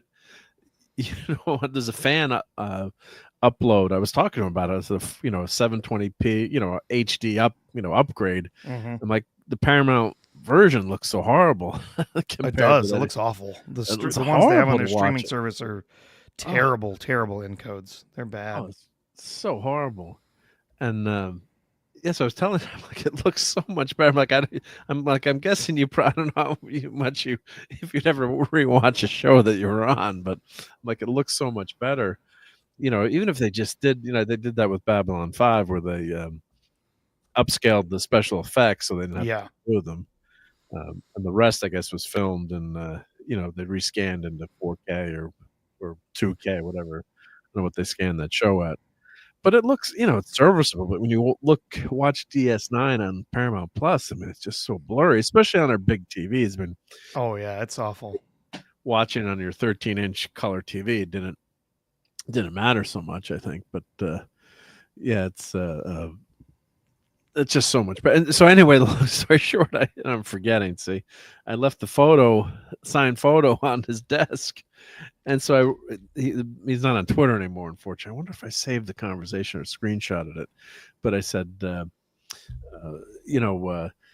I think I left the photo. He's like, yes, Mark, you did. It was on my table for 2 days, And son of a bitch, I sent him, I gave him my Marc D with the C17 email. I said, I don't want to put my address on Twitter. And, RK with the super chat, I'll get you in a second. And he sent me a new signed photograph, and he wrote, the line of nice. Customers or acquisition, what number that is, good customers or priceless or something like that. I'm paraphrasing, but it was so nice of him. He didn't have to send me. He's like, you're a customer. I want to make sure, and he sent me cost him the postage. I got actually a much better signed photo then, which was awesome. Yep. And Deep Space Nine was the only captain that committed genocide on the whole planet. How can people like Cisco? Well, that was the you're talking the episode. Were you talking about the founders or the episode where they went back in time and existed then didn't exist? Well, yeah, because there's the when he was chasing the Maquis, he lets a biological weapon or whatever off on that planet, but they didn't die on that planet. They were able to survive. They just had to leave before it got toxic. And that was very controversial on Saturday Night Star Trek when we were talking about that one. Let's see. Let me find that my Deep Space Nine. Merchandising, where the real money from the movie is made. Jake, if I never see another Klan, it'll be too soon. He's just such a great actor, but that goes back to, I don't know if you know, but I'm a big fan of clam pizza. So anything with clams, it comes to jokes. So yeah. let's see. I got for Eric, the great Eric K. I've got to have some more DS9 clips here. Let's see. Let me go to my DS9 folder here. What do we got rolling in? We got Voyager. I don't have that many. I gotta have a lot of DS9, don't I? Let's see. Oh, here we go. Nobody touches my peppers. He gets excited playing with toys. Oh, Rom. Oh, Rom. Oh, Rom. Oh, Rom. Oh, Rom. Oh. And of course, the best episode of DS9 ever. Alamarain. That was the second season, or that was that was I think that was first season. Or first season, yeah. Yeah. And the story behind that one was they basically ran out of money, I guess, on the seasons. They said they had all these cool games planned, and poor actors, and they just like made a hopscotch game or whatever. Yep. Yeah. Third Shaft. Yeah. Deadman. Yeah, first season. Yep. Yes. Eric K, what are you doing here? Yeah. What's going on with all these super chats tonight? You guys are way too nice. Yep. No, most people died. They had 5 minutes to be off the planet or die. You telling me everyone was right by a ship on a working field on a hike? Yeah, that was that was kind of no, that was not very Starfleet like in that episode. I agree. But let's go back to the Deep Space Nine. Well, let's see what we got here for Deep Space Nine. Here we can do it. But I did everything she did. Alamarain, count to 4. Alamarain. Alamarain, count to 4. Trust me, I know how incredibly corny DS9 can be. I still love it. Well, that's what happens when you share your toys. It's not a toy. It's a model built to scale. Yeah. Yeah, the engineer's Exactly. always right. That's what I keep telling my wife. It's a model built to scale. But thank you so much, Eric K. That's super nice. But yeah, I remember that when we did that on Saturday Night Star Trek, when Clobber Times and Raquel reviewed that episode, that was a big bone of contention. Yeah, in that episode, yeah. Versus where Cisco gives the cure to the founders at the end, in the finale. Mm-hmm. That's all the Section 31 insanity that should have been in Star Trek. Yeah, when Section 31 was still at least sort of cool and made sense a little bit, and then later on with Kurtzman, then it just gets absurd, off the rails. Yeah, yep. And JT Kirk, member for 18 months, says Alamarain. Oh, I don't have in my I don't have the Waddy sticks like Clobber Times did in my icons there, but I do have the Gorn though. I got the Gorn. Yep. Thank you, JT Kirk, and thank you for being a member. Yep. Yeah. And that Section 31 movie. Oh my God! Even like people that were kind of like semi-normies that watched that. Oh yeah. Yep. Like, yes. I love that the conversation has completely moved on. It's just like people have accepted that it exists and now they've forgotten about it. It's no more. And then it's horrible, right? Yeah. That's not debatable anymore. I know Picard season 3 was there was a split in the fandom over that one. Yeah. I watched that the first time and I thought it was all right. I enjoyed some of it. Rewatched it with the wife and it didn't hold up on a second view. I never liked it. Yeah. I mean, I do like, seeing the ship again and the member berries and getting the crew back together. That's the kind of story. Like if that had been the first season and I could have said, well, it's not great, but there's a lot of stuff I didn't like, but at least they're trying to go in a good direction. I mean, Picard season 1 and 2 were some of the worst TV I've ever seen. Appalling. I watched only one episode of the second season. After the first episode, I was like, I'm done. I can't. I just so I bad. can't watch this anymore. I watched the first season all the way through. Just kept hoping it was going to get better. Oh, so bad. And season 2 was his self insert. Basically, that was his life story, as season 2, from what I've read. So. Yeah, it was just horrible. Yeah. My mother-in-law was a huge Picard fan. I got her to watch TNG, and she was an English teacher, so she loved teaching Shakespeare. Like, oh, he's the Shakespearean actor. You'll love him as in the show. And I don't know how she latched onto it, or how I got her to do it, because I can't bribe Grammy, and she loved it. But then she watched. I didn't say anything about Picard. I'm like, did you watch that new Picard show? She's like, that was so horrible. She's like, it was so depressing. They ruined his character, And that's the only Star Trek she's ever watched. I think she's seen some of the original stuff, a couple episodes here and there, if I was over. But she loved TNG, and God, what a disappointment that was. There's so many people. Yeah. Follow Dave says Star Trek is another long dead IP, unfortunately. Yeah, it's yes. Yeah, well, I don't want to. I got a great crowd here tonight, so I don't want to scare too many people away. But when you have scenes like this, let's see, do I have? Sorry, I ordered mac and cheese on purpose. I'm trying new things because my comfort zone has become uncomfortable. So Tilly is going to be the, a future captain, and when you're talking like that's, like I couldn't believe like there's dialogue. The dialogue in that series is the worst. The worst. And I apologize again, everyone. I'm going to play this. Close your ears for 3 seconds. All right, so I know if Clobbering Times was here, he would have just clobbered me over the head. But and I'm out. No, Joe, don't leave. Don't leave. I told you to cover your ears. Yeah. The Klingons would eat her alive. Yeah. God. Would they say that she was tasty though? Yeah. Yeah. Oh man. Yeah, ended with Enterprise. Yeah. Oh did. God. Yeah. Yep. All right, well, let's finish rolling through the got some Midtown comics. Some Ahsoka figures there. Yeah. Never got into the maquettes, the figure and the plaster figures or never PVC liked that style. figures. Yeah.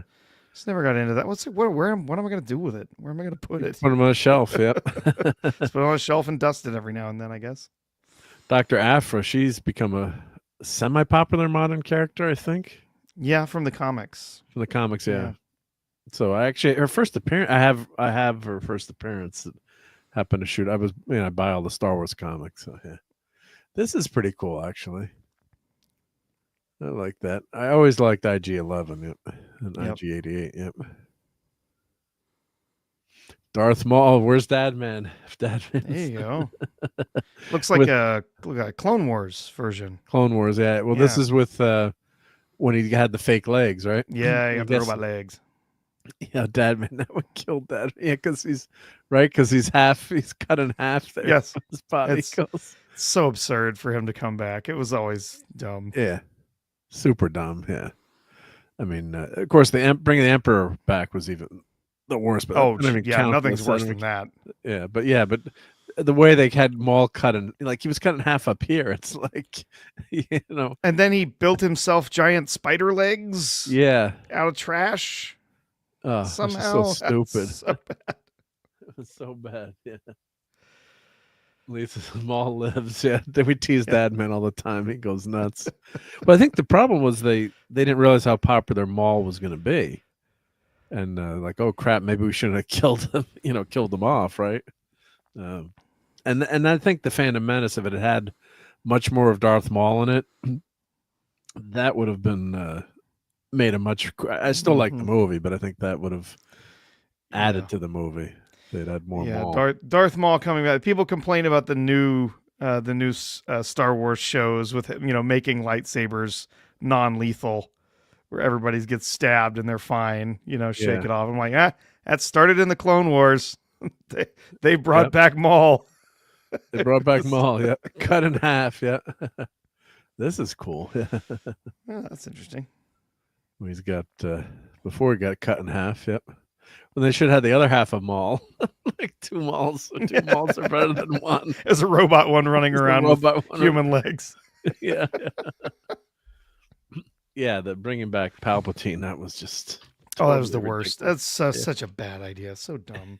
Completely invalidates the original trilogy. I just don't even count it. It's just no. Yeah. I have seen that last movie, Rise of Skywalker. I've seen exactly once. I saw it twice.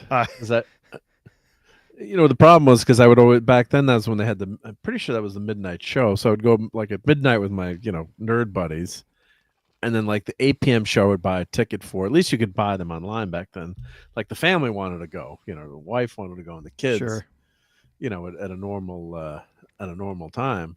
So, so I'm like, oh crap, I gotta sit through this again. This is so freaking bad.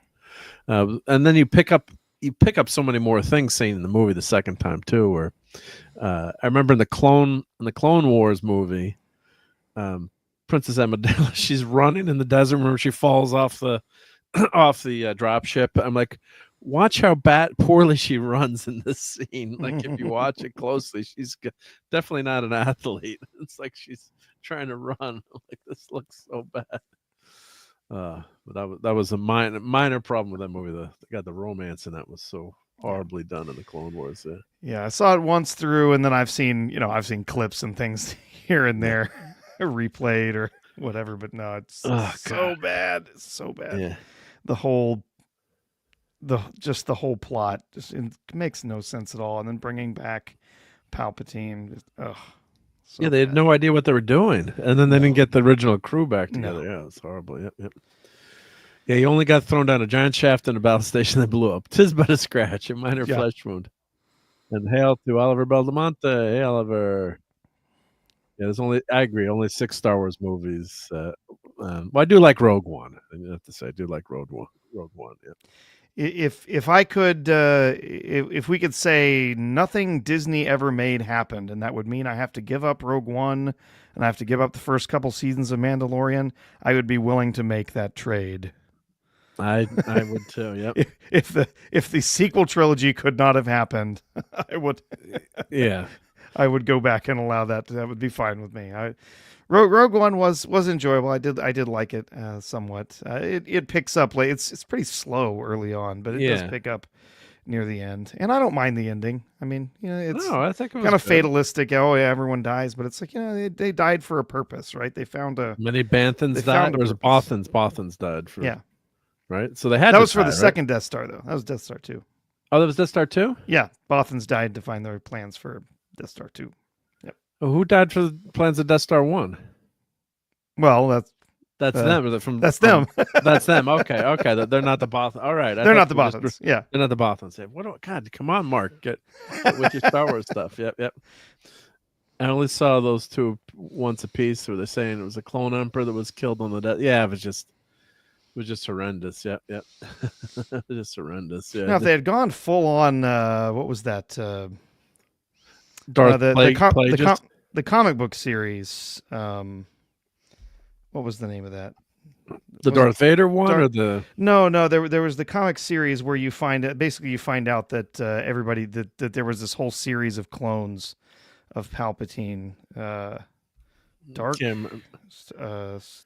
can't remember the name of it. Well, Phantom's still in the house, so let us know. But yeah, I mean, there's just shouldn't go there. Like the clone stuff in Marvel comics, I just can't stand. Yeah.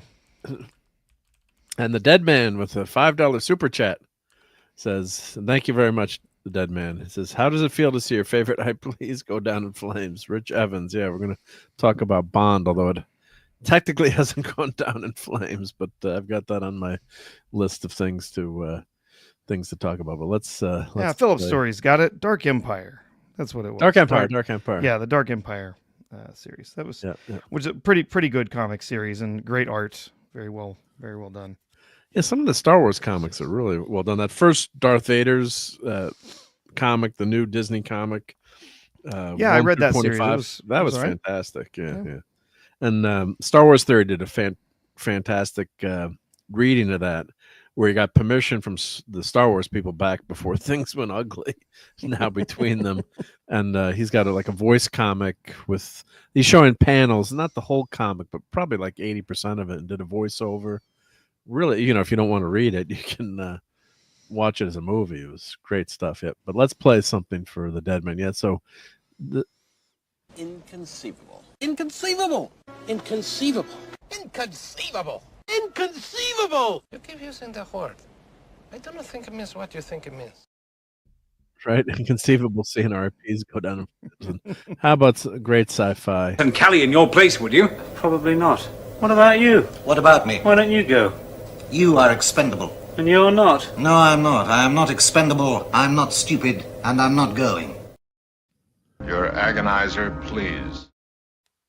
Yeah, so that's what happened to our people. As we've got new Kirok on the screen. Yep, I've never seen this action figure line. Not sure where the heck it was from, but it's not a bad figure. But yes, yeah, Star Trek 2009. It's not a Naya brand. I don't know. Interesting. Yeah. Haya. Looks Haya. Like Haya. It's pretty cool. I never seen it. So I don't know if it's an import or. Usually I'm up on my action figures. Yeah. I could care less about the Chris Pine version of Kirk. So. Yeah. For sure. Yep. Oh, Gojira. It's for Dave C. Yep. Yeah, the clone story in Spider-Man with Professor Warren, the Jackal, bringing Gwen Stacy back, and Pete's clone becoming the Scarlet Spider was excellent, though. Although that was, didn't that get pretty controversial when they were trying to say that ours, for a while, they were going to say that Ben Reilly was the original Spider-Man, and then the Peter Parker was the clone. I remember they were toying with that at one point. Everyone said, "Yeah, I don't." Yeah, it was a mess. I remember something about that, but yeah. And then I think Gwen, and then they had something with like a storyline with Gwen. I think they ended up having like a Norman Osborn assault on her at some point. That was controversial, but yeah, anything that clone stuff is good. I agree, Joe. That was kind of fun. And the Scarlet Spider is an interesting character, but the Ben Reilly character. But when they were going to tell you that the original character is a clone, like, not so good. Yeah, but Donnie liked Rogue One. Yep. Oh, you got Cannonball in there, X-Force. And I had a good friend of mine growing up. He was a huge X-Force fan. He had every single issue from number one, boarded, bagged and boarded. He was a huge fan of that series. Yes, this is an old figure here. Yeah, so only $10. That's actually not a bad. What did I buy? I should have bought that for $10. Come on, Mark. X-Force Cannonball. Yeah, yep. That's a vintage figure. Vintage, yeah, for 10 smackrolls. Yeah. I was too busy taking pictures. Here we go, Senator Palpatine. There you go. Yeah, it's another vintage figure there. I remember those comm chips. I have a bunch of these, yeah. Yeah. I don't have that one. I don't have the... I should have bought that one, too. Damn it. Hey, why did I buy that? There was no price on there. Yeah, is that a Boba Fett from the Droids cartoon? Yeah, no, I was toying with buying this, but I had no idea what it looked like. It's in a sealed box. I'm like, what does it look like? I'm like, I was actually going to Google what it looked like, but well, actually, let me try to find out what it looks like now. Here, let me. The first time I ever saw the Droids cartoon series as a kid, it freaked me out. Have you ever seen it? Oh yeah. I've seen it, yeah. Well, the art style that they went with. Everyone's really flexible, including the droids. Yeah. They move around and they're kind of like rubbery and floppy. It's very strange. So I don't know. Is this what the... Let's see, droids line here. Let me pop this over here. Oh, wow. $4,000 to $6,000 car. I guess that's what he looks like. This item is very rare. So that if I'd seen what the figure, I hate that when they have the figures are all boarded up, or and they're hiding everything. But wow, $35,000 for this figure. Who is that? Droids. What the heck is that? God. Vic Vilks second wave line was canceled. Only figure to see the light of day. He was only released in Brazil. Rarest of Star Wars items ever produced. Okay. Uncle Gundy. Wow. But all these are worth. Well, of course, carded figures always add to the value, but yeah, Boba Fett only. All right, $85 released. Yep. Yeah, that looks like that that particular one was a Target exclusive. Okay. You can still pick it up on Amazon for $40. So this is only $25. Hearing. Wow, that was a deal then, actually. Here you go. Oh, you got it. Yeah, Yep. sure. Let me get back to that. Was in the. Yep. Oh, that's pretty darn So that's cool. what it looks like in the box. Because there's the box. There's the box. Yeah. Yep. Damn it! So yeah, I almost bought that. That was close to. it's not a bad figure. No, I think that's cool. Yeah, with the box and stuff too Yeah. for the droids. Yep. Yeah, it's got the coloration from the more the cartoon. Yeah. Where it doesn't have all the shading and everything in it. But they didn't have they didn't have a picture on the box of what the figure looked like, so I had no idea. So but that was stupid of me. That was I kept looking at it. I'm like, I should buy that, and I didn't. Yeah, because I'm an idiot. Let's see here. Yeah, we're talking before about stuff that you wish you'd bought and then didn't buy. Yep. Return of the Jedi Infinity's Darth Vader. I don't know what that is. I guess it's an action figure too, right? Yeah, see, I can't stand that when they don't put the figure. You got to see the figure, and I think Hasbro's going away from that now because the collectors complain. You want to see the figure in the box, yep, or outside. See what you're buying, right? Yep. Oh, that's an old figure. Yep. I have a bunch of these. Yeah. Oh yeah, I have a handful of those. Series 12. Yeah, I think there are a ton of them, but yeah, that's pretty cool. Yep. Yeah, I've got a handful of those Simpsons figures from back then. Pretty cool. Black Adam. Who the heck is that? Cyclone. Aquaman looked pretty cool there. And the Atom. Yep, the Atom was cool. Yep. Mm-hmm. That wouldn't have been a bad purchase either. Yep. You see, I was very restrained. Yep. Yeah.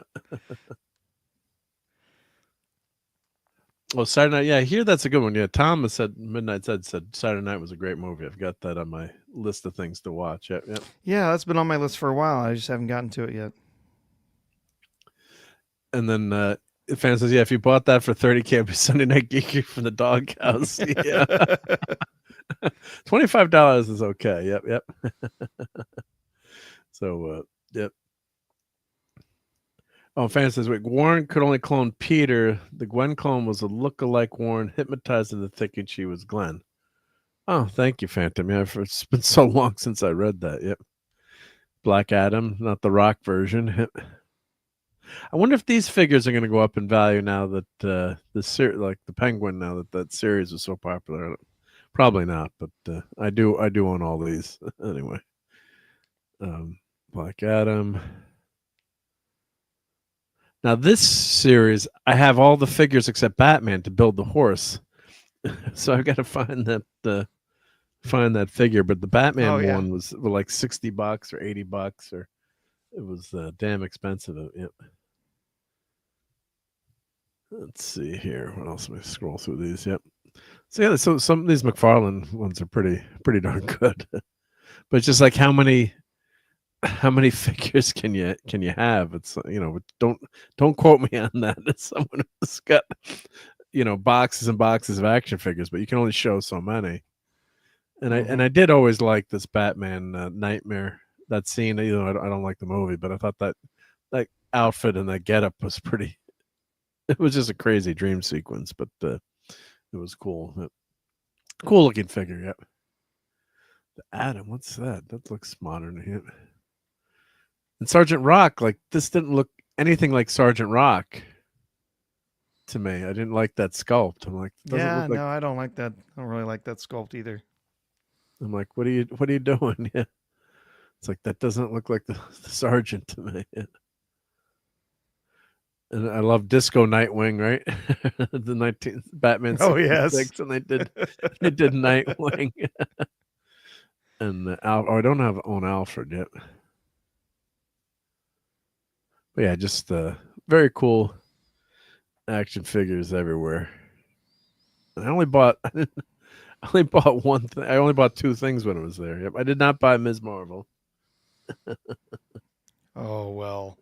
Yeah. You'll just have, that'll be one of those regrets you have for the rest of your life that you didn't pick up Right? Ms. Marvel. I didn't buy Jeling, or how you say name from, yeah. Oh, who's that there? Was it X-Men? Is that Shadowcat? Is that Shadowcat there? Let's see if I get a picture of her. The classic Loki. I love that. Egghead from I love Egghead on the Batman 66 show. Yep, Molecule Man.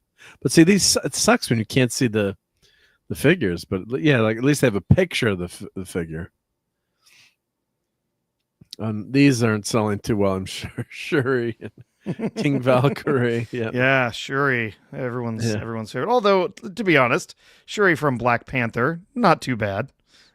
From the second movie. Yeah, I never finished watching that movie, so I can't. Jeez. I turned it on. I did not, well, obviously did not go to the theater for Wakanda Forever. But we turned it on. Turned it on streaming to watch with my son, and he watched about the first half hour of it. Yeah, and he was like, "I don't care anymore. Can I don't leave?" care anymore." Yeah, I'm like, no, go right ahead. Go play a video game or something. That's fine.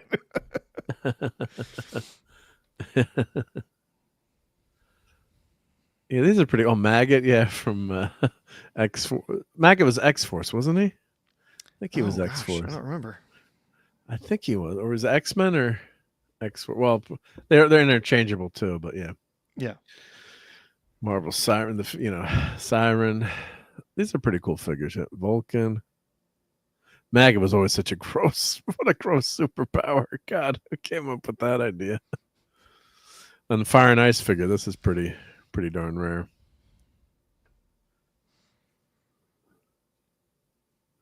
Spawn, yeah. Are we ever getting another Spawn movie? Yeah, Black Tom Cassidy, Marvel's Havoc. Yeah, there's just so many cool figures, but just X-Men, Executioner, Dark Star. Yeah. And then Phantom says, yes, 15 years later, Peter ran into Gwen. They figured out she was not, in fact, Gwen. She went back to old life of a decade of not knowing who she was. Wow. Oh, and Rom sold out? Damn, Rom sold out. I want to get a couple of Roms. You got to get Rom, yep. And I don't think I have this invisible. Like, I'm so bad. I have so many action figures. When I was there, I was almost bought this one too, but I'm like, I can't remember if I bought it or not. I got to check I have a checklist I started making. But, yeah. I grew up playing with a ROM Space Knight figure. I had no idea who it was. No idea, right? Yeah. No, because it was my uncles from when they were kids, and my grandparents kept a bunch of their toys around for when the kids were over. And I was like, "Who's this little robot-looking dude? That's cool." He didn't do much, though. I remember as a kid, I was really disappointed because Joey Heavey, well, Joey's, no one knows, I can say his last name, no one knows Joey.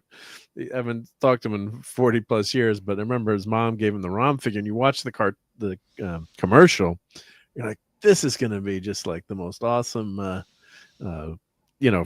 action figure, when you watch the commercial, and then I think his arms moved.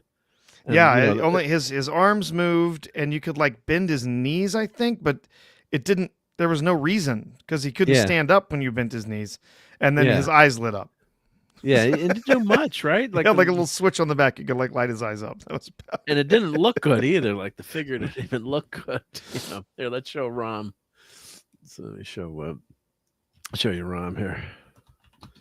Well, of course, it's probably going to show the new Rom. But let's see the old ROM. Let's see, where's old? Wait, I'll just pull this over. Old ROM here.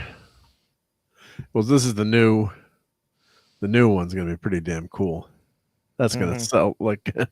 So this was the original ROM figure. Yeah, he just had this thing that would light up, an advanced electronic toy, but like it never worked. You could plug in the little guns, and they would light up too. Yeah. 7 and it looked like he had feet that were flippers too. Like the feet look so stupid. Yeah. Which is not a good action figure. I mean, just well, 7 is in the box. Yeah, of course, most kids destroyed them. Yeah, or maybe the knees didn't bend. I don't remember. Maybe no, they did. Else. Oh, just like a little bit right there. Yeah, maybe just a little bit. Oh, his elbows didn't. Oh, was his elbows? No, his whole arm didn't. Yeah, his elbows didn't. You could rotate his hands. Yeah, but yeah. His so his knees bent a little bit. Yeah, but I remember just trying to play. You try to play with it, and he couldn't. But then, the legs were attached in a way like that they could move, but it was literally like an eighth of an inch one direction, an eighth of an inch the other direction. That was it. So there was really no posability whatsoever for the figure. Yeah. I guess he comes apart. Yeah, I remember seeing the commercials. Yeah, but then you just light up. Yep. Yeah, you had a little light attachment thing that could go into the guns to make those light up. Lights and sounds. Yeah. But I'm trying to see. If there were no sounds coming out of the one that my grandparents had, right? So that part must have died.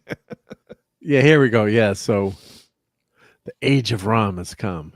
13-inch electronic action figure equipped with an array of computer-age features and accessories. Is a toy with remarkable powers, and he waits your command. Well, he sucked when you played with them.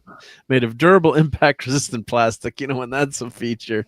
He had lighted eyes, moves at the shoulders, blinking respirator lights, command buttons, on-off switch, accessory power. That's where you'd plug in the light to. Flashing rocket lights.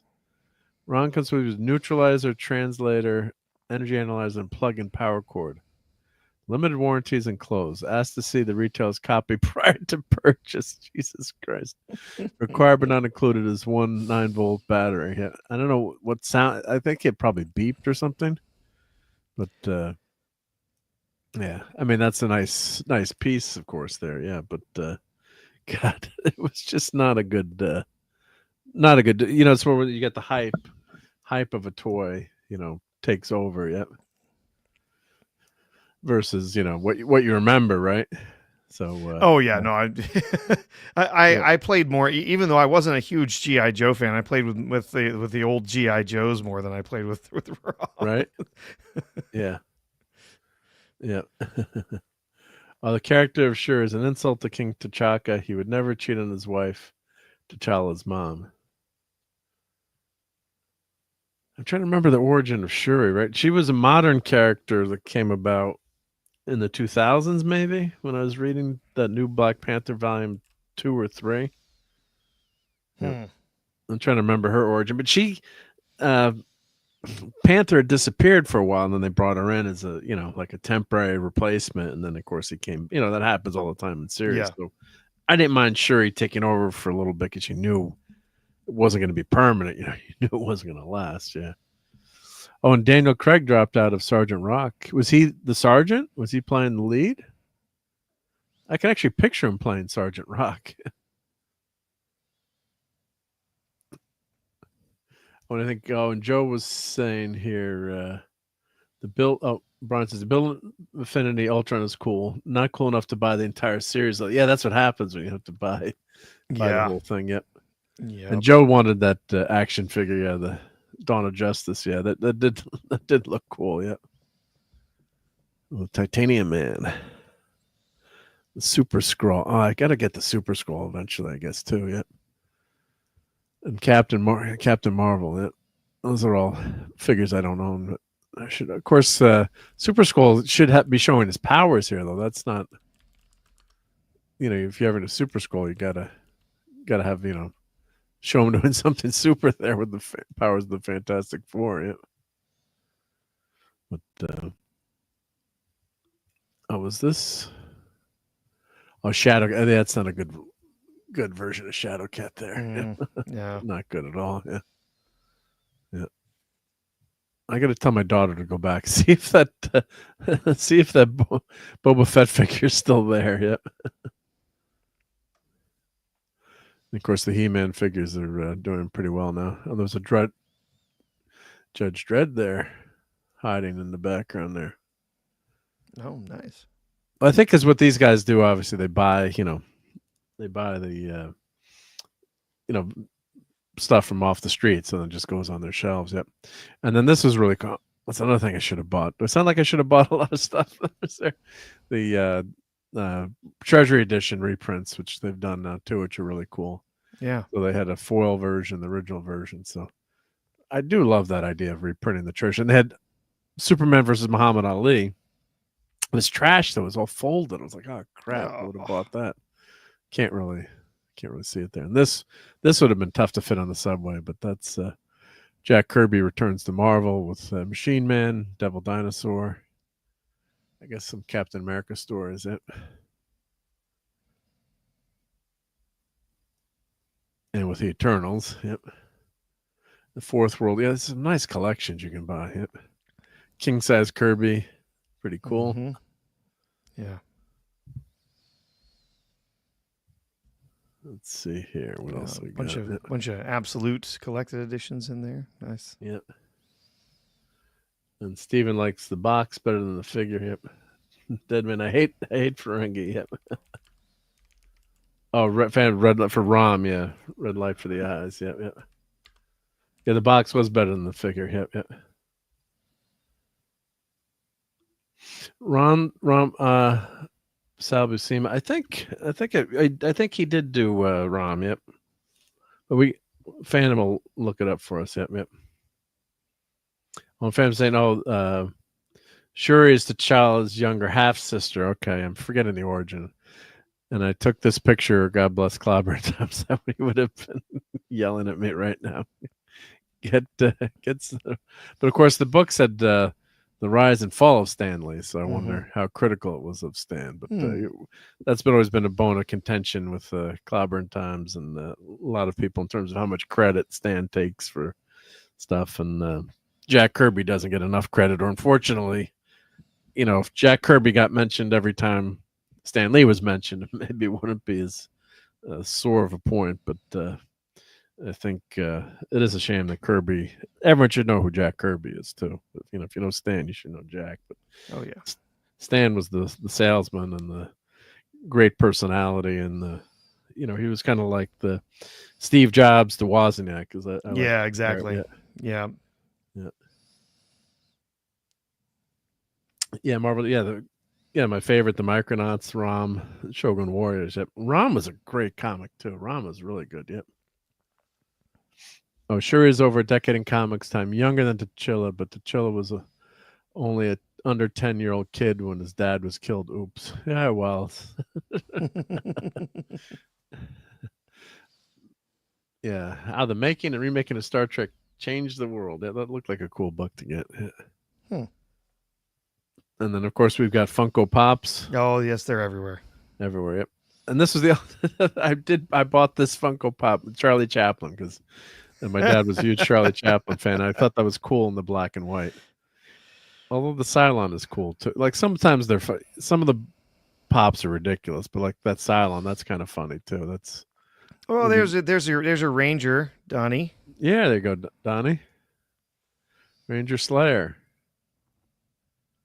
Power Rangers 1383. Yep. I think, man, I have really gotten sick of the Funko Pops. I haven't bought many of those in recent years, but yeah, there's so many of them. Yeah. But no, I think the last one I bought was Ron Swanson. Oh yeah, that's funny. Yeah. He's holding the chart of the Ron Swanson Pyramid of Greatness. Okay. Right. They did a re-release of a bunch of new figures from that show, and me and my wife just absolutely love that show. So, yeah. Oh, here's Space Ghost. Like that would have been like that's funny. Like when it's a cartoon character, some of the pops are fun, right? Yeah. Like, but when you've got too many, you've got a wall of pops. It's just horrendous. Oh yeah. Like James Dutton, would I ever buy 1880? No, I don't need a James Dutton figure or Margaret Dutton or Yeah, I always wonder how many of these just end up being shipped back to landfills. them and melted down. Well, they had a big problem of overproduction. I Yeah. think. They were just landfilling them. Or what they do, they just chop them up and remelt them. Yeah. Oh, we got a Luke Starkiller there. Yeah, pretty cool, huh? Now this is new. This was I saw these at Comic-Con. So they did these The concept Skywalker art. concept one, yeah. Yeah. Which is pretty darn cool. Yeah. Gentle Giant. Yeah. Yeah, like this is semi-ridiculous, like Hawkman and Cruiser. But I guess if you had a few of these, it's kind of fun. But if you have a whole wall of these, it's Oh yeah, just stacks and stacks of them. I probably have like 6 or 7 of them. Yeah, different properties, different things that I saw, and I'm like, I love that character. Yeah, I want a little Funko. I mean, yeah. Of course, I have an R2D2 Funko Pop, but Yeah, you got to. Yeah. Well, that's cool. Ultron. Although I didn't like the movie Ultron design. I guess it's a board game there. Yeah. Fairy Tale. Yeah. Big Bird. Like, yeah, maybe that would be fun, or like Bugs Bunny as Fred Jones. But yeah. Hey, Snorter Poopus is in the house. Hey, Snorter Poopus. And Stephen Max says, my house is a Funko free zone. Yeah. So they do have quite a few comic book back issues in the store. That's a pretty impressive line of comics. Yep. I didn't have my checklist with me, so I didn't buy anything. But yeah. Oh, I did. No, I did buy one comic book. I didn't go through the bin. I wasn't ready to go through all the bins. Yeah.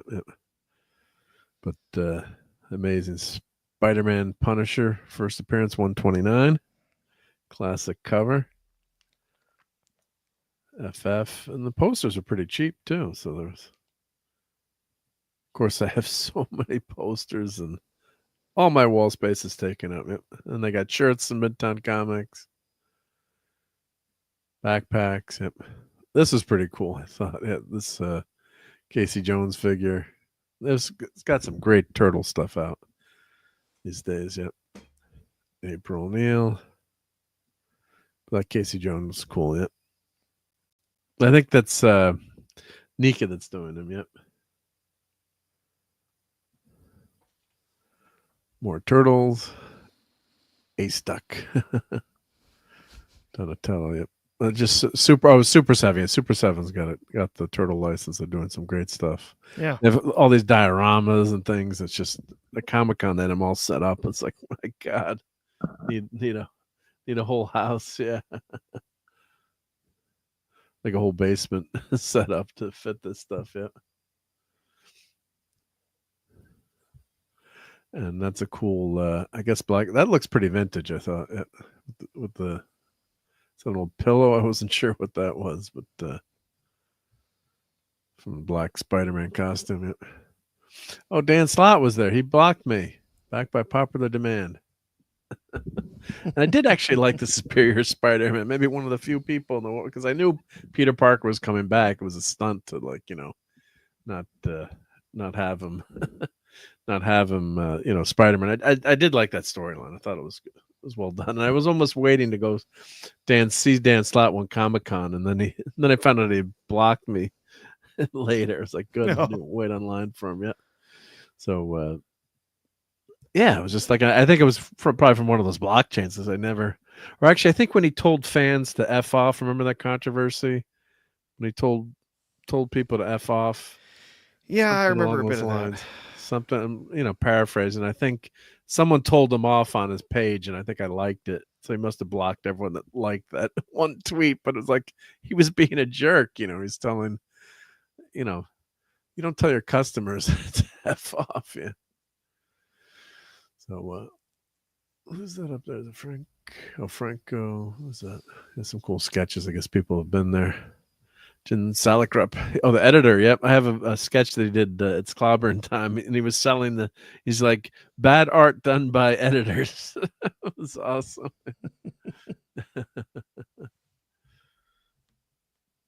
I think just a couple more pictures here. Yep. Speaking of the Black Panther. Oh, Lasher. Hail Lasher says, I had so many TMT growing up. I wish I still had them. Not too many Transformers as those were too expensive. Yeah.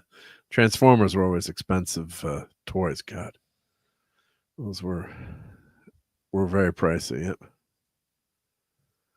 The Colonel from Avatar. Yeah, he was a great character. What was his name? What was the actor's name? Forgetting his name, but oh yeah, I don't remember. Yeah, he was really good. Yeah. Oh, Hooper and Shark Cage. Any Jaws fans out there? Yeah. Fragile this size. I didn't get a good picture of that, unfortunately. Yep. And Gremlins, that's for Tom. Yep.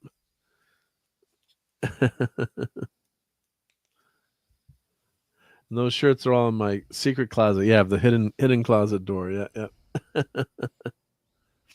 Just buys and stockpiles them. You know who had a huge, massive T-shirt collection was our buddy Clobbering Times. He had tons and tons of shirts, and at his service, they family graciously let people take some shirts. So, which I'm still, and I wear that this monster to all the Comic Cons now. It's always a great end because people recognize the shirt or see the shirt, especially old timey-wimey comic book fans, and helps you strike up a conversation. Yeah. Oh, this was cool. Aliens of Power Loader. Oh yeah, that's a model. Yeah.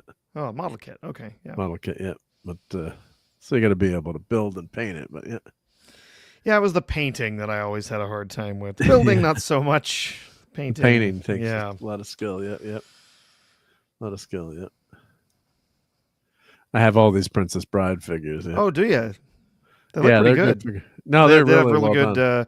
Real good renders for the faces and yeah, no, they're great. models. Yeah. Okay, cool. My name is Inigo Montoya. You kill my father. Prepare to die. You have 6 fingers on your right hand. I know someone who's looking for you. Almost watched that again this weekend. It's been a while. Actually, as for Christmas, I got the Criterion release. Yeah, I want to buy that. 4K Criterion release, and I haven't had a watched chance to sit down and watch it yet. Stephen Lang snort. Yeah, that's right. Yep. Because actually, someone in my work day work is actually good friends with him. Like, I didn't know the person that well, but he was someone I knew through work who would help us with our business, and he was actually real life, good friends with Stephen Lang. Yep. Well, can you get me an action figure signed? I didn't do that, but yeah. One thing that was funny, if anyone remembers Morton Downey Jr., the Mouth, and Morton Downey Jr. show, talk radio back in the, was it late 80s, early 90s? And I'm sure everyone knows the Reverend Al Sharpton. So Morton Downey Jr. was having a special show at the Apollo Theater. I don't know why, but his brother, we sold tools for electricians. So his brother, Mort's brother, was actually in the ad business. So we'd, pay for ads in his magazine that he repped. And he's like, oh, I can get you tickets I'll get you tickets to my brother's show. And always doing the show in Harlem. So, it's a special show. Why don't you go? And we're up in a balcony. And that was the famous show when Al Sharpton and Roy Innes got into a brawl in the theater. And everyone was going nuts. And yeah, it was a memorable night to be there. We have like 2 or 3 pictures. It was before digital cameras. So I think my mom took like 2 or 3 pictures or 4 or 5 pictures of the Sharpton knocking down. And it was, because when you saw it on TV, it was so much different than, from being there. But that was a crazy, crazy scene. Yeah. So these are some of their better comic books, although pretty low graded. Wow. Yeah, say 3, 3.5. Those aren't that well graded, but for the right issue, that might still be oh yeah, $400. $400. Wow. My copy is much better than the 3, although there's a tiny bit of tape on the cover, so that might that'll definitely probably maybe it's a 4 or something, but I could probably have that restored or take the tape off. Yep. Ultimate Spider-Man. Why is that? Oh, it's only $75. Okay. Nick Fury Shield. That's 9.4. Yep. Number 13. Yeah. Oh, some great art on those Shield books. Yep. I just love seeing all these old comics, even though they're not. Oh wow, this is $500 now. Batman 251. Yep. Wow. Neil Adams, great artwork. Yep. It's always about the condition too. Yep. And those Columbia 10-speed racers. God, I hated all the comics with those. We're talking about clobbering times. Yeah, they ruined the covers for like a year with that Columbia ad. Oh yeah, it's got the Green Lantern with the Batman when he. Yeah. Wow. Ethan Van Scriber variant cover. Yep. Mm-hmm. Forever People. The Coming of Galactus. Oh yeah, look, it's missing a piece of the cover, and it's still $1,000. Yeah. That's not even graded, is it? Doesn't appear to be. No. Yeah. First Adam Warlock. Yep. $500. Yep. Oh, Superboy. Yep. These are just great old covers. Yep. The Judas Contract. Yep. That's a great series. Yep. Mm-hmm. Thunderbolts. We're never getting our. I guess I think that one's signed, but we're not getting the comic book Thunderbolts. That's for sure. Unfortunately. No. No. Yeah. Yeah. Oh, plus the Klobby version deleted Stan Lee from the picture. Yeah. Oh, they couldn't get Snyder's likeness, but I heard they're also supposed to do Bruce. What became it? Which are you talking? Which I'm not sure which IP you're talking. You're talking Batman or not sure what? Sorry, Philip, not sure. There's your Titans. Yep. You know nothing, Jon Snow. Yep. These buttons are fun. Yep. Hulk versus Wolverine. Yeah, just it's a really great story. Was that a keyboard down there? Oh. You always see stuff. That's what always happens when I show these pictures. I always see stuff. Yep. Then this Fire and Ice figure. That's very cool. I've never seen that before. Yeah. From that movie, and actually the figure looks better than the animation. I think. Yeah. Oh, that's a pretty cool. Yeah. I didn't think the story in Fire and Ice was that good. The artwork was, art was good, but yeah. And that's what I bought. I bought Blue Beetle #1 for 30 smackrolls. Yep. Yeah, very nice. So that was pretty cool. And I should go back and buy that Boba Fett. It's probably gone. That Boba Fett's probably gone, right? Yep. Oh, the Jaws figure. Oh, they couldn't get Scheider. Yeah. Oh, Roy Scheider. They couldn't get Roy Scheider. Yeah. Sometimes the actors don't give their likeness, or I don't know how much they demand more money, too much money. But yeah, it's like, come on, Roy. Or he's passed now. So yeah, so he passed away in, oh gosh, it's been 5 years ago or more. Oh, it's been more than that. It's been at least a decade. Let me see. And then he passed. 2008. So oh, wow. He passed away a while ago. Long, So yeah. probably his estate was not willing to allow his likeness. So yeah, unfortunately. Yeah, I don't know what I know. They've had some cool Lego, some Lego Jaws figures that are play sets. I think Lego. Like I just saw some Lego Jaws. Let's see here. Where's yeah, here's a Jaws Lego. How cool is that? Yes, it's awesome. Awesome. Yeah, so if you're a Jaws fan, yeah. Yeah, Lego's gone. Come on, don't ask me to log in. I don't want to play. Okay. Good. That's pretty wild. That's if you're a Jaws fan, that's a must-have, right? Yeah, it's pretty great. It really is. And they got the shark there. Yeah. But yeah, Lego's gone full on adult. Yep. Oh yeah, they've got some great sets. I showed you the other day in the green room. I showed you the some of the Lego sets that I've got. I would buy this. Yeah, I mean, I'd buy that for $1. Buy that for $1. But where do you put it too? Then you got to. Yeah, exactly. That's the that's why I had to put up so many more shelves in my room, so I got somewhere to put it. Because I still got I got 3 Lego models I still need to build. So. Yeah. Let's see what, and they're fun to build too. It's kind of relaxing to build them. Yeah. And you don't have to paint them afterwards. Right? It's just a bonus for me. Let's see. Nika Jaws figures. Chief Brody. Actually, it kind of does look like, maybe it's not exact. He does look like Roy there. He does, yeah. Maybe the family relented, or, pay. Obviously you should get paid, for your life. Yeah, of course. Yeah. Let's see. So they've got, that was the Hooper figure. Let's see if we go back to, was the large Jaws figure ever released? Yep. Starts a Jaws figure line, proceeds not to release the damn shark. Yeah. The prototype models for Bruce and Wolf are probably sitting in some abandoned warehouse somewhere. Yep. The box is still in storage. Yep. Yeah. So what? Yeah, I don't know what the whole yeah. So that was the Hooper that we saw. Yep. And you got Quint over there. Yeah. Got Quint. Yep. Oh, and there's Super with the cage. Yeah.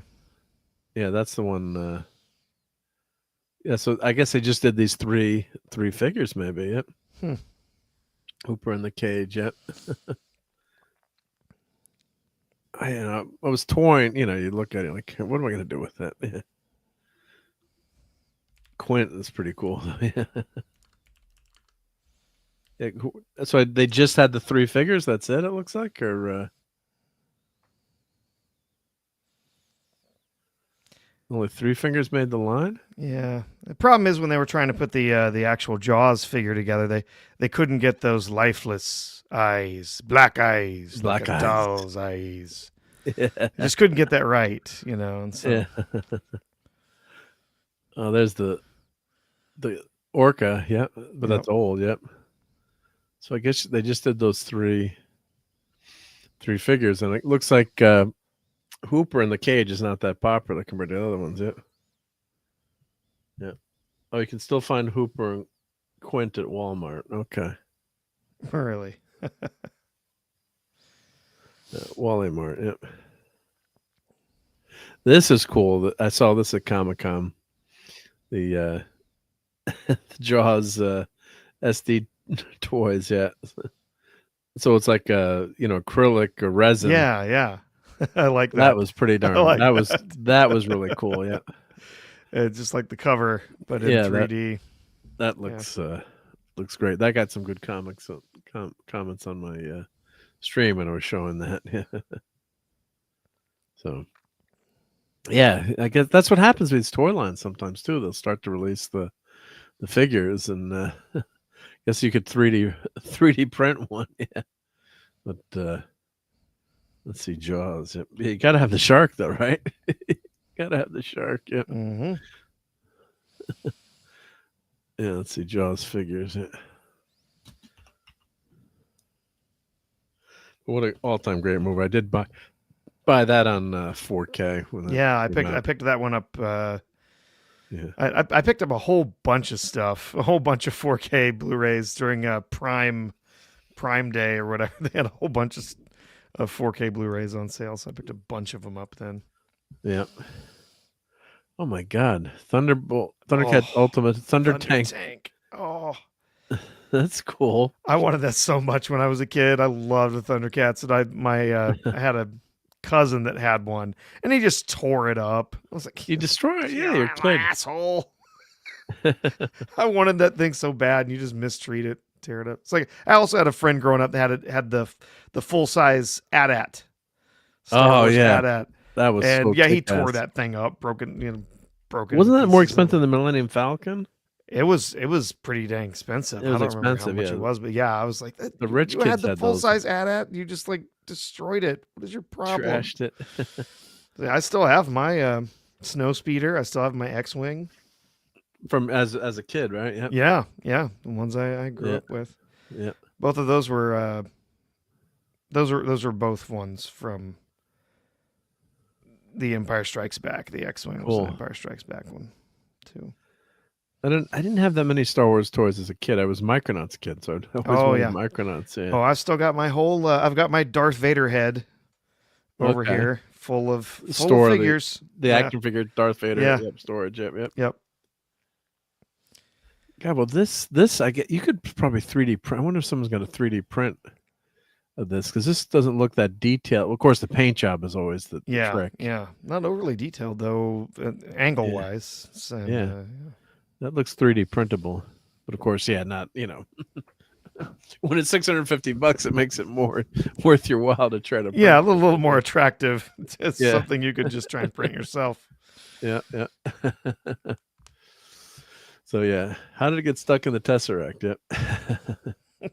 Yeah, Robert Shaw deserved a nomination for that performance. Yeah. This reason Hooper's in the popper goes to the bathroom is like, I don't like panties hanging in the shower for no one knows why. Yeah. The full size ad, well, the big ad. Yeah. Well, the full size, you know what I mean. Yeah. The toy, the big toy, not the big toy. One. Yeah. Yeah, not the at ATS. Not the ATS. I had the ATST from Return of the Jedi. I had that one. Still have it somewhere. Yeah. But that one was not it's not $650. Yeah. I wonder how much that tank was back then. Probably like $40-$50 toy, which is probably a lot of money back. A lot of money back then. The Millennium Falcon. I remember I asked for that for Christmas, and it was like, I think that's my was like, I don't think Santa can fit that in his in his bag, or too expensive, But growing up, we were pretty poor, so I did not get all those toys I wanted for Christmas. I had the little, how they made the figures, not the figures. They made a bunch of vehicles that were not like actually in the movie. Yeah, well, I have that. They're all knockoff. Well, I have the one of them that's a cool one was in The Mandalorian, the transport tank. I don't know what I'm trying to remember what they call it. Yeah, I had that one. That was sort of knockoff toy. Then they had one that had like wheels that would like spring in and out. Like if you push down on it, the wheels would spread out. Wow. There's some weird little Star Wars toys that would fit your Star Wars figures, but they weren't actual like things that were in the films. Yeah, they started adding stuff. Yeah, but that Imperial transport I always thought was really, really cool. Yep. And Lisa says, have you seen Mark's Galactus? That sucker was big. Yeah, it's right. He's right behind me. I hope he doesn't fall on me and kill me. Yep. And Steve and Max got one of the best moms in the world. My mom queued in the snow for 3 hours to get it. Wow. And you still have it. That's amazing. Mom gave away most of my collection of the worst kid in my street, though. Oh, no. God. We were talking about Pokemon cards. Like my kids gave away most of their Pokemon cards to their nephews, which is fine. But then to another kid, but the older brother gave them to the younger brother, who then gave it to my kids and then we gave it back so the younger brother could play with the Pokemon cards. But some of them are pretty valuable now, but you never know. But the troop transport, thank you. Yep, troop transport. But so my son started selling some of the cards on eBay now, and he made $40 on one card, which is pretty cool. So, but a lot of them he wrote on them like his name, so they would know if they were his cards. So that kills the value too. So. There's the original Thunder Tank. I shared that. Oh, here we Found go. it on eBay. Yeah, there's one still in the box. The original Thunder Tank. Yeah, I remember that too. I mean, I was older at that point. Yeah, I did watch the Thundercat. Looks like it's on TV. Looks like $15 on clearance. Okay, so maybe it was like $30. Yeah, it's probably 30, 35, something like that. Yeah. So, but yeah, that was a cool tank. Yeah. Wow. Yeah. Oh, I had so many of those. I not as many as I wanted, but I had a bunch of those. The nice thing was they were about the same size as your He-Man figures too, so you could have a little fun mixing, matching those together. Which is smart, yeah. Well, that's what Star Wars line was so smart. Although I didn't like back when those figures came out, I was used to playing with the big GI Joe figures. I'm like, why are these figures so damn small? And but it was great because for the vehicles, it was a smart decision. Plus, they're cheaper to make, right? So, it says Deadman says my mom was an antique dealer. And she gave me an original Millennium Falcon toy in the early '90s. Wow. At the time, I was more into Trek over war, so I told her to sell it. Oops. Oh, no. Big mistake. Yeah, years later when they came out with they put the movies back in the theaters, then they had that. Was it Power of the Force line? Or they had the Millennium Falcon reproduction. And I'm like, I'm buying that sucker because I remember begging for that toy as a kid and never got it. And I still have. I got to hang it up in the basement. I got to. It's on my bench. It's taking up too much room. Yeah, the Falcon was just something I always wanted. Yeah. Oh yeah, there's my Darth Vader. Oh, the head. Yeah, the Darth Vader head for figures. Yeah, I've got all my figures. $400, or is that with figures? Case 33 figures. Yeah. Okay. Looks with like maybe figures. it's got Okay, some figures stuffed in it's there. It's got the figures. Yeah. Yeah, it's got the figures. Yeah. I think do I have that Darth Vader? There it is. I have that. There it is. There's one of the ones I had right there. Okay, vintage kind of Star Wars rig tank. Oh, that's cool. But it's like never was in the show. It was never in the show on the films. It's damn that cool. Was one of them. Yeah, there's the at. Was that $7,000 for the at? Oh my God! Factory sealed 81 vintage, $7,000. Holy shit, Batman! Yeah. I mean, of course, yeah. If I had that as a kid, I would be playing with that sucker. But well, now I know what I'm gonna have to buy today. R2D2 fish tank. There you go. Yeah. That's awesome. Yeah.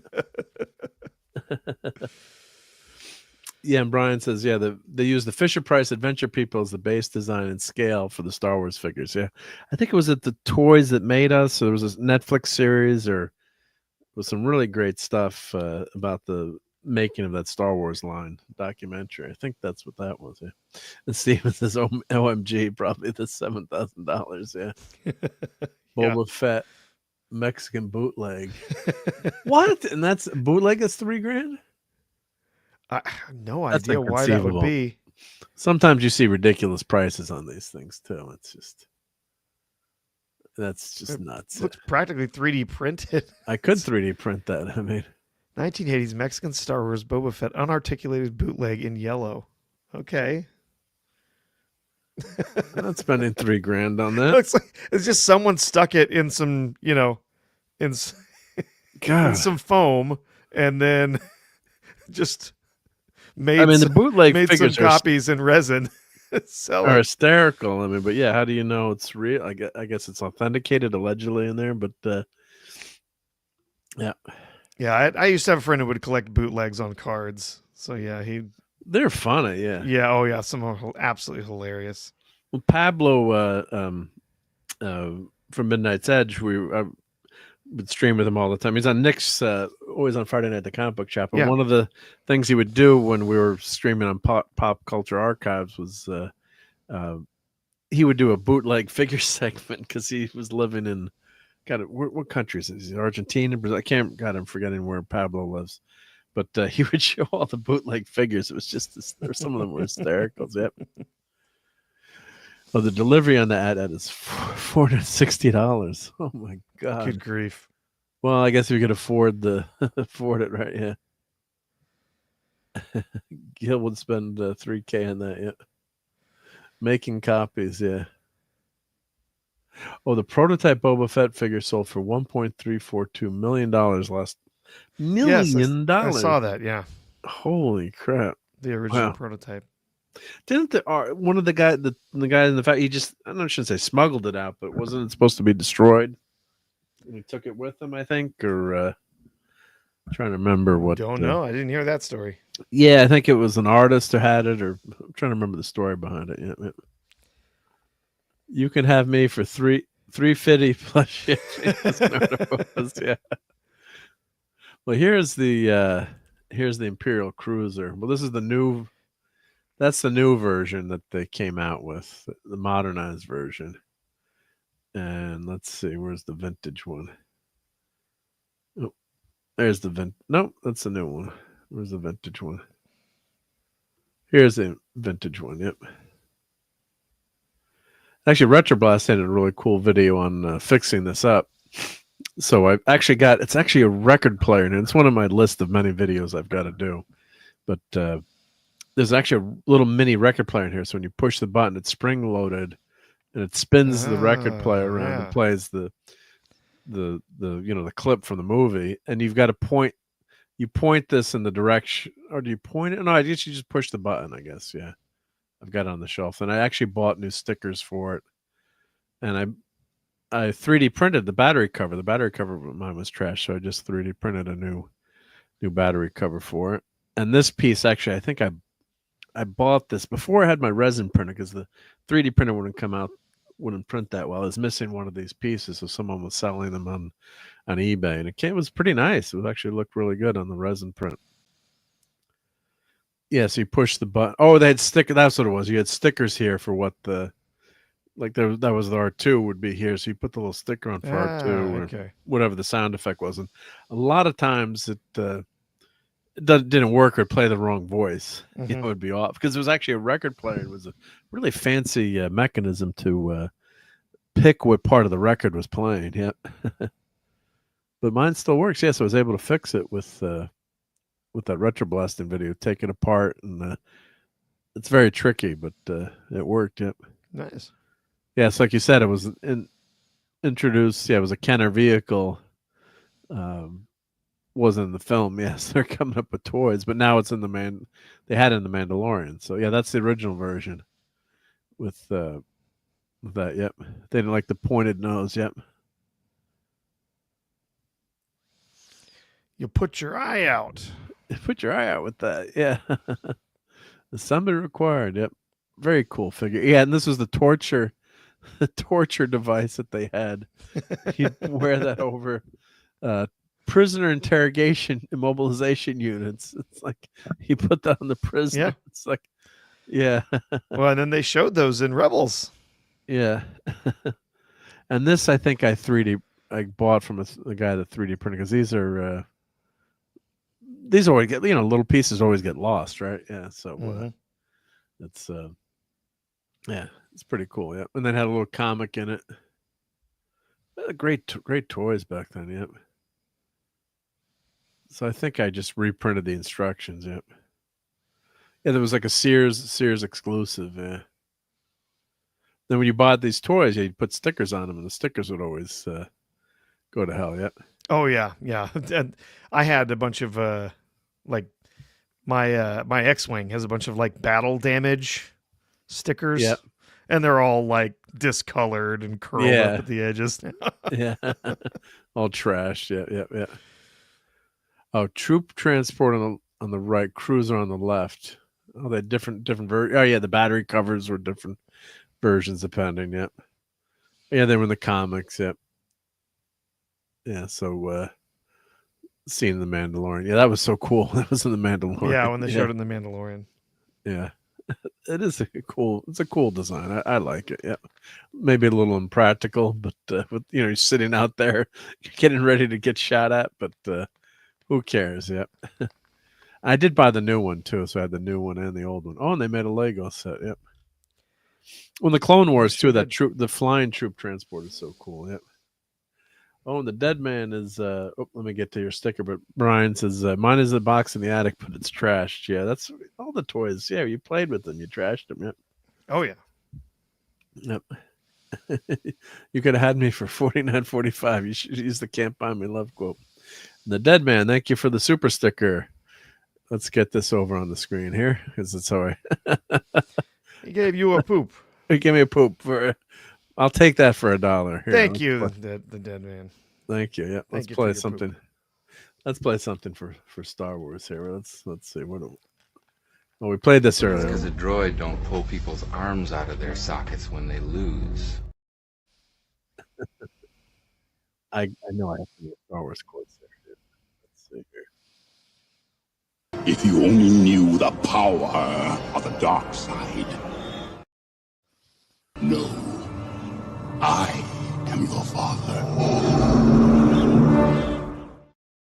I am altering the deal. Pray I don't alter it any further. It's a trap! That's a trap. It's a trap. It doesn't get much better than that, right? Yeah, that's great. Yeah. Just great. Well, thank you, the Dead Man. Thank you very much. Appreciate all these super chats and super stickers tonight. Wow. I must be doing something right, I guess. Thank you, everyone. Thank you so much. Yeah. Boy, Mark's going to be inviting me on every weekend. Yeah. Wow. Yeah. Thank you. Yeah. Throwing these dollars at me. Yep. Yeah. We're not taking it off though. Yep. Yep. Just kidding. Just kidding. Yep. Well, I did want to talk about, how long have we been going here? Only 2.5 hours. Okay. It's still, we've got a little bit more to go, but let's talk a little bit about your Friendly Neighborhood Spider-Man. I don't know if you've watched, and then we're going to do some Bond, and then we'll get out of here. Yeah, I have not been watching. I watched the first episode.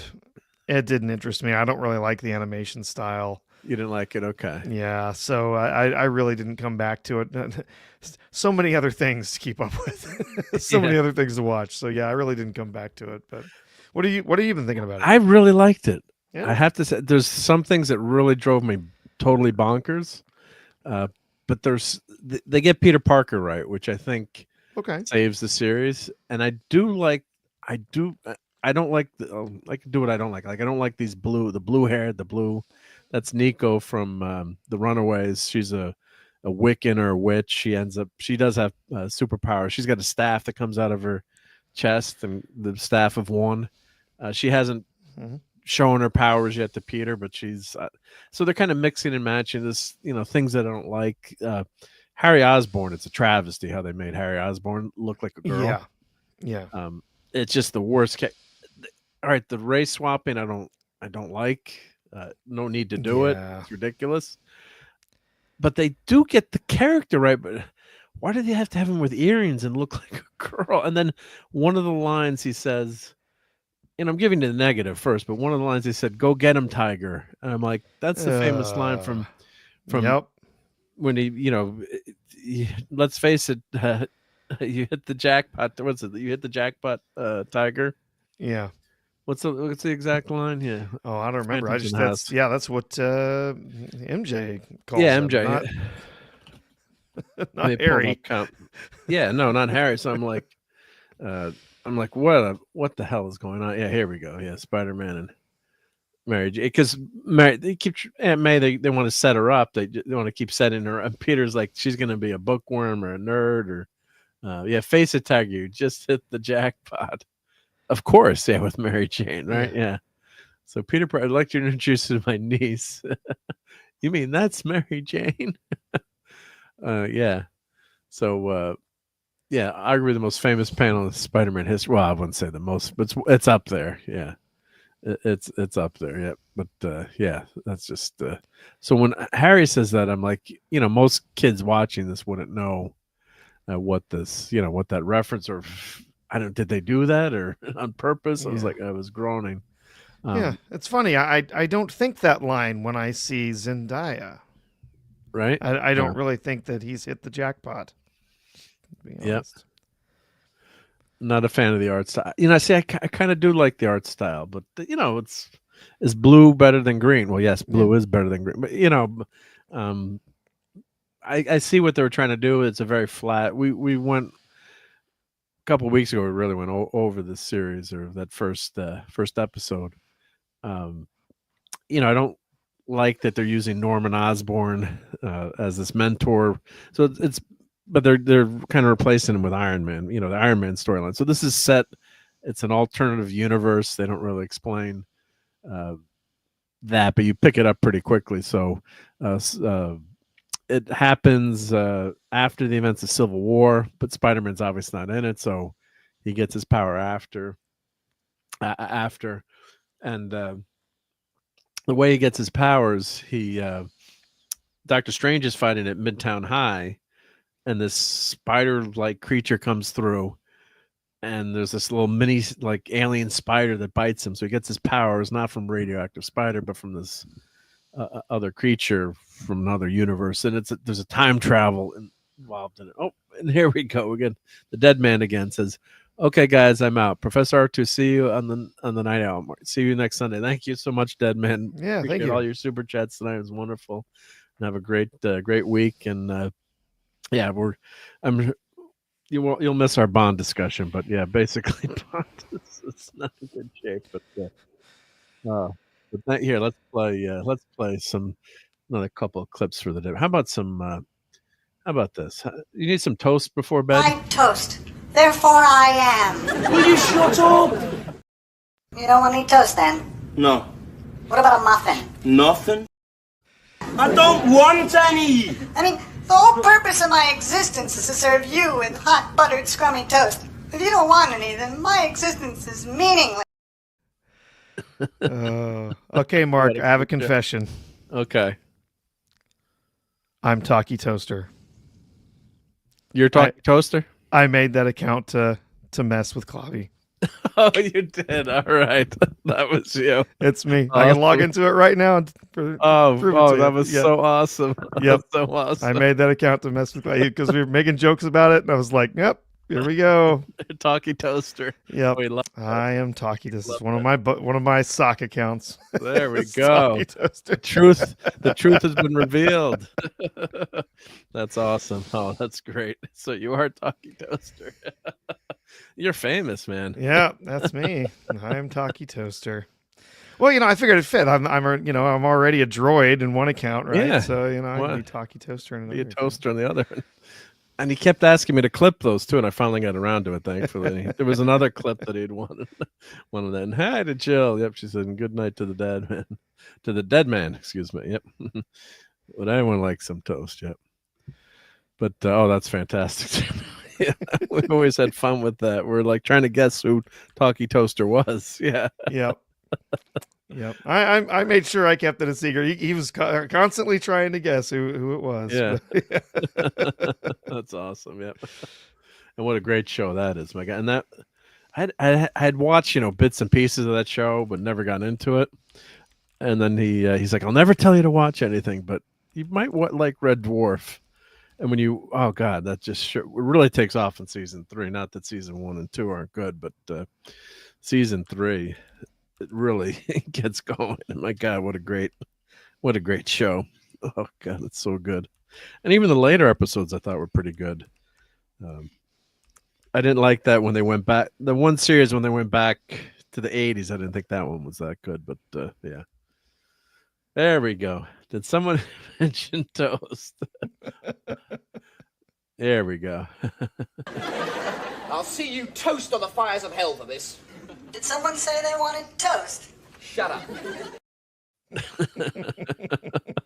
Rimmer, what a great character. I've never gotten to watch all the way through that series. It's always like I've gotten started on it and I get through the first couple of seasons or so, and then like I drop off interrupted. And then like I come back to it later. I'm like, well, I should really start it over. And then I get through like the first couple of seasons and then I fall off again. So I've never gotten through any of the later seasons. My son was really interested because we watched a couple of episodes of it. He thought it was kind of funny, and then they took it off of Tubi. Oh, and so then we haven't been able to come back to it because they didn't have it's not available for streaming anywhere else, at least not for free. So I think I saw some episodes on the YouTube, so I think it was probably wasn't supposed to be there. I'm guessing, yeah. But was that let's see, stream Red Dwarf, or you have to pay for it, probably, right? Yeah, well, we can only seem to find places where you have to actually pay for BritBox, I guess. BritBox, the BritBox would have it, but yeah, they had BritBox has a whole bunch of stuff that they've kind of rotated on and off of Tubi, which is great because you can go on there and you can watch it for free with just a little bit of commercials. And we kind of started watching Red Dwarf. We got like 4 or 5 episodes in, and then it just disappeared. Yeah. Well, I guess it was on Netflix for a while too. But the other thing, you could always sub to BritBox for like 30 days or something and watch it. And then we probably could. Might have to leave that for summer when we've got plenty of time to sit around Yeah. And just consume a bunch every day. I went the whole way through. Yeah, Jill said she fell off it. Yeah, season 3, it just keeps getting better and better. And I'm trying to remember what later. I think they did 12 seasons or 13. Yep. But yeah, just the backwards episode. They talk backwards. There's just so many, so many great spoofs. And actually, we were talking about Saturday Night Star Trek. We thought TNG had copied some of the Red Dwarf too. I'm trying to remember which episodes, but yeah, it's just a classic show. Yeah, because when the Crichton's not on too for the first 2 seasons. He's on one episode, and then he's so popular that people realized how popular he was. So then they bring Crichton. I think is back on season 3. He becomes full-time character. Yeah, I think, and that's about as far as I watched. I think I've watched probably through the end of season 3. Well, keep going. It's not a trap. Yeah. No. I do want to. It's one of those things. I do want to get back to it someday. And I was like, well, I'll get to watch it with my son. This will be great. We'll watch all the way through it. And then it just disappeared. So we'll have to find another way to get to it. Yeah, it looks like the only way. I'm looking on Just Watch, and it looks like the only thing, the only place where they have all of the seasons is either on BritBox or if you subscribe to BritBox as a channel somewhere. Yeah. Well, that'd be worth it to sub for, even if it takes you a couple months. Yeah, it's so much good content on BritBox is like $6 a month, and that's one of my subscriptions. And don't tell anyone, but I share the password with my mother-in-law. Oh no! I whispered that. Yes. So she and my wife's like, "You cancel that?" I'm like, "No, your mom loves that." So we share it with Grammy. I don't know if that's technically, I don't know if that's legal or not, but. Yeah, it's Grammy. She loves the Father Brown mysteries, and what's the sister Cordelia or Cordova? I can't remember yet. Yeah, I don't remember. Oh, there's so many. The Brits love their mystery shows. There's so many of those. They are good. And procedurals. They love those. Oh, there's some great stuff there. Yep. Oh, so you can buy the Red Dwarf DVD set for $50. Blu-ray. Oh, The Promised Land. That was that wasn't that good. The Promised Land, I thought. Yep. A 1 to 8 on Blu-ray, $55. Oh no, Back to Earth was the one that Back to Earth wasn't that good. I thought that was the one where they go back. But so you can buy them, but it's probably, I'm always a physical media person too. But then they have the later seasons or separate seasons. It looks like, but. Yeah, that's something I should buy on Blu-ray. But anyway, if you love humor and sci-fi, there's some great sci-fi in the show too. Yeah. Backwards was good, says Jill. Yep. What comes after that? I'm wrong. Yeah.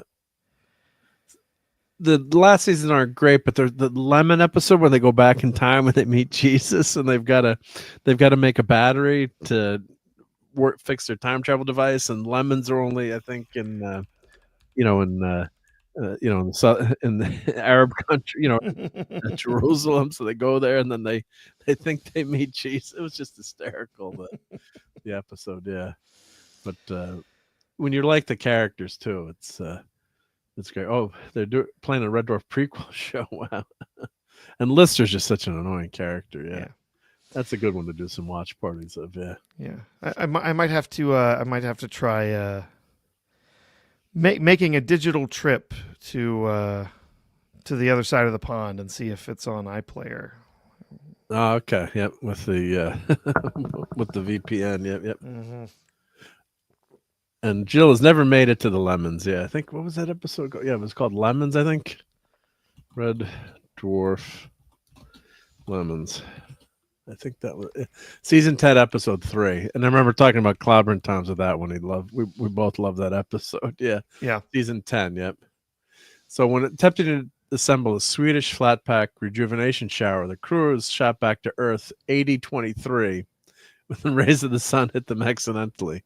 They need an 8-volt power battery to power up the returner remote and get home. Remembering a lesson from school, Rimmer suggests they make a battery out of potatoes. Crime points out that Britain 2380 doesn't have any potatoes. Rimmer suggests making a battery out of lemons, but the nearest lemons are in India, 4,000 miles away. They find that the whole thing is traveling there. They run into police peace-loving do-gooder named Jesus, played by James Baxter. Rimmer is particularly excited in meeting him, as Rimmer has the middle name Judas.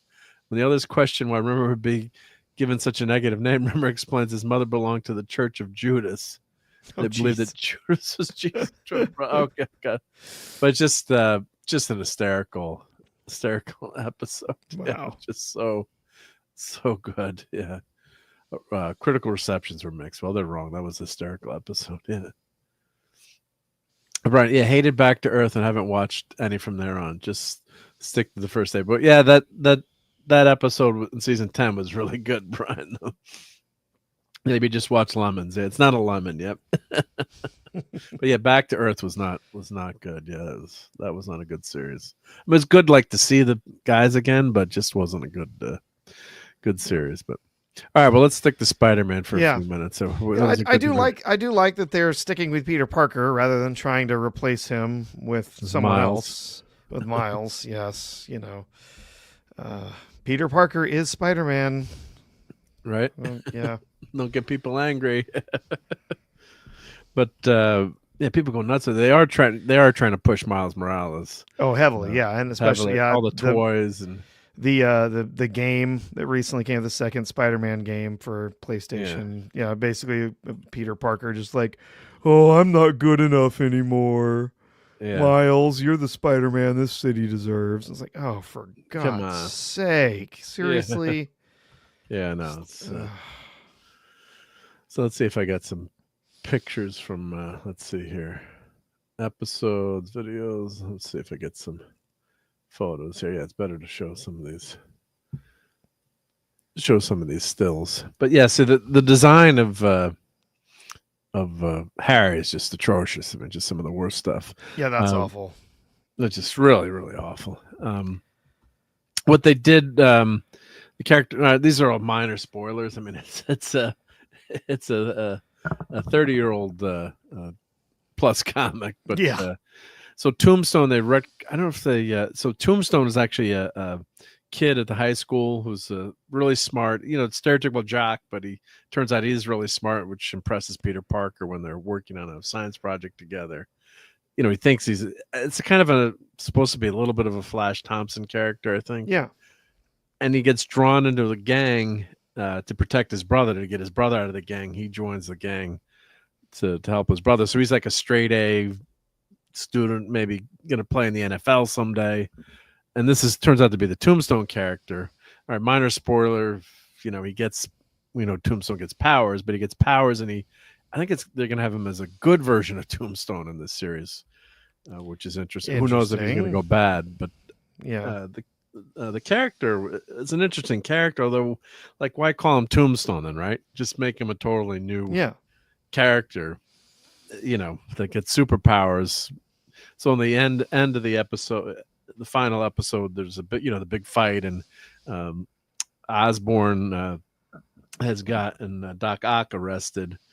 It turns out Doc Ock in this reality and Osborn were working together, and they're falling out, and Doc Ock is a crazy guy, so Osborn has him set up, and he's taken all his inventions and paraphernalia, and he's trying to steal them, quote unquote. He's got an agreement with Thaddeus Ross, so he can study all the Doc Ock's inventions, and the canister goes off, and that turns this kid gives him superpowers in the end. But it was a good fight in the end. But they've got in this series, it's Osborn is kind of like Tony Stark in this, in terms of being a mentor, which I don't like the idea of Parker having a mentor, but yeah, that seems odd. It doesn't really fit with the character. But that's what they did in the MCU, unfortunately. Yeah. So, but I do like his design. With the big glass. That's an homage to the character in the '60s. So yeah. Just the blue hair. I just don't like the blue haired lady. That's get off my lawn. But yeah, it's that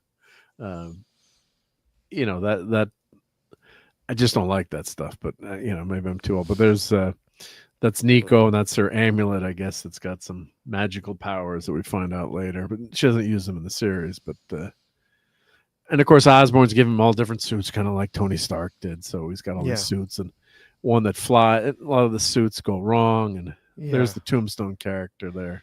Clearly, some inspirations from the video games. Yeah. Did you ever play any of those? I played years and years ago. I played one of the first EA games. Oh, okay, yeah. When the Spider-Man movie, I think, came out. Yeah. And it was amazing for back in the day. Like but I was so bad at it. Yeah. I couldn't swing around. Yeah. The Spider-Man 2 game that came out on the PlayStation 2 was phenomenal. That was the first one where they really got the swinging mechanic just right. It was so much fun. You could swing Did they for put hours. that on PC? I don't think that one I'm trying to ever came remember. to PC, but then It was one of the games that I played that had the swinging. It was really good. Yeah. Yeah, they did do the might have been later. The most recent attempt to make the video game was the Marvel's Spider-Man from Insomniac Games that they did for the PlayStation. That did come out on PC a couple years ago. Okay. And then they had the sequel to it, the Spider-Man 2, and then they also had a Miles Morales spin-off too. Spin-off, yeah. They have to have Miles, yeah. That was all right, but the first Marvel Spider-Man game is stellar. It's incredibly good, and yeah, some of the storylines that you're talking about sound like maybe they kind of borrowed some of those. Kind of borrowed them, yeah. Yeah, from that game with Otto kind of being partnered with partnering up with Osborn. Oh, with Osborn, and but then Osborn kind of stealing all of his ideas from him, and they had a falling out. Then, and they have a falling out. And, yeah. So they, I obviously I love the classic Spider-Man stories, and are they trying to modernize this, or Yeah, it's an alternate reality. That design for Harry is it's horrendous. It just doesn't do any. The race swap is one problem or unnecessary thing to do, and but Parker's looks perfect. I think in terms of the '60s Peter Parker, the colors. But he seems extremely short. But yeah, other than that, yeah, that's one of the costumes he ends up with. And there's a version of the Scorpion in this. Like, there's another failed costume because he tries to save a girl and the girl screams. Like he could fly like a vampire in that one. It's like it was kind of a funny bit that they did. And that's this is the Tombstone character, the jock, the Flash Thompson, but he never picks on Parker. He actually idolizes Parker in a way, and he looks up to him. Huh. And it was an interesting take on, I thought it was good, but I don't know why they went the Tombstone route, because then you're waiting for him to be a villain the whole time. To turn into a bad guy. Yeah. So some of these are repeat pictures. But they get the essence of Parker Light, and finally they go to the classic Spider-Man costume. Of course, they have Amadeus Cho in this show. So the who becomes the Hulk, an iteration of the Hulk. Yeah, he's a super genius and new modern character. But what they Osborn deduces, some of these kids are they think know who Spider-Man is, so he sets them up as interns at Oscorp, and Amadeus Cho is one of them. Then he finds that he's talking to Peter Parker. He's like, well, one of the big things I always hate when they're not consistent with the spider sense. So one thing, when you read the comics, the spider sense protects Parker from people knowing his secret identity. It's happened many times in the comics where he's like going to change or something, and it's like spider sense tingles. So he's changing in the hallway, and Osborn has a camera trained on him, and he sees that Peter Parker is Spider-Man, but Spider-Man, the spider sense would tell him not to change there. Good night, Donnie. Have a great week. Thank you for being here tonight. Take care, Donnie. Power Rangers. Yeah, that's just, it's minor, but I hate it when they do stuff that's totally inconsistent with the show. Yeah. The powers of Spider-Man, like that's something, that's in the comics where, he would sense his danger when he misses something. Like he shouldn't be that easy to get punched or hit or things like that. But yeah, so these are there were 10 episodes. They put them out both back to back. Oh, I see. Okay, so it's finished its run then. It's Okay. just finished. Yeah, I might sit down and Well, binge watch it all and let me those know what you think together. of it. Well, you don't have, but I mean, just it'd be interesting to get your point of view. My son really liked. My son, who we watched the comic book stuff together, really liked it. I mean, he agreed with me on some of this stuff, but that I didn't like, or the Harry Osborn design. But it's actually the Spider-Man, the spirit of Spider-Man is so well done in this, in terms of the Parker character being well done. Well, that's good. Great. That's good. Now Aunt May is is way too hot and looks like. Why do she's they have like to keep making Aunt May just younger and younger and younger? Yeah, and of course I'm guessing that that Uncle Ben doesn't exist in this show. There's no Uncle Ben is dead on the show, and they do mention that Ben died. Minor spoiler in the end, you find out that Peter Parker's dad is in prison.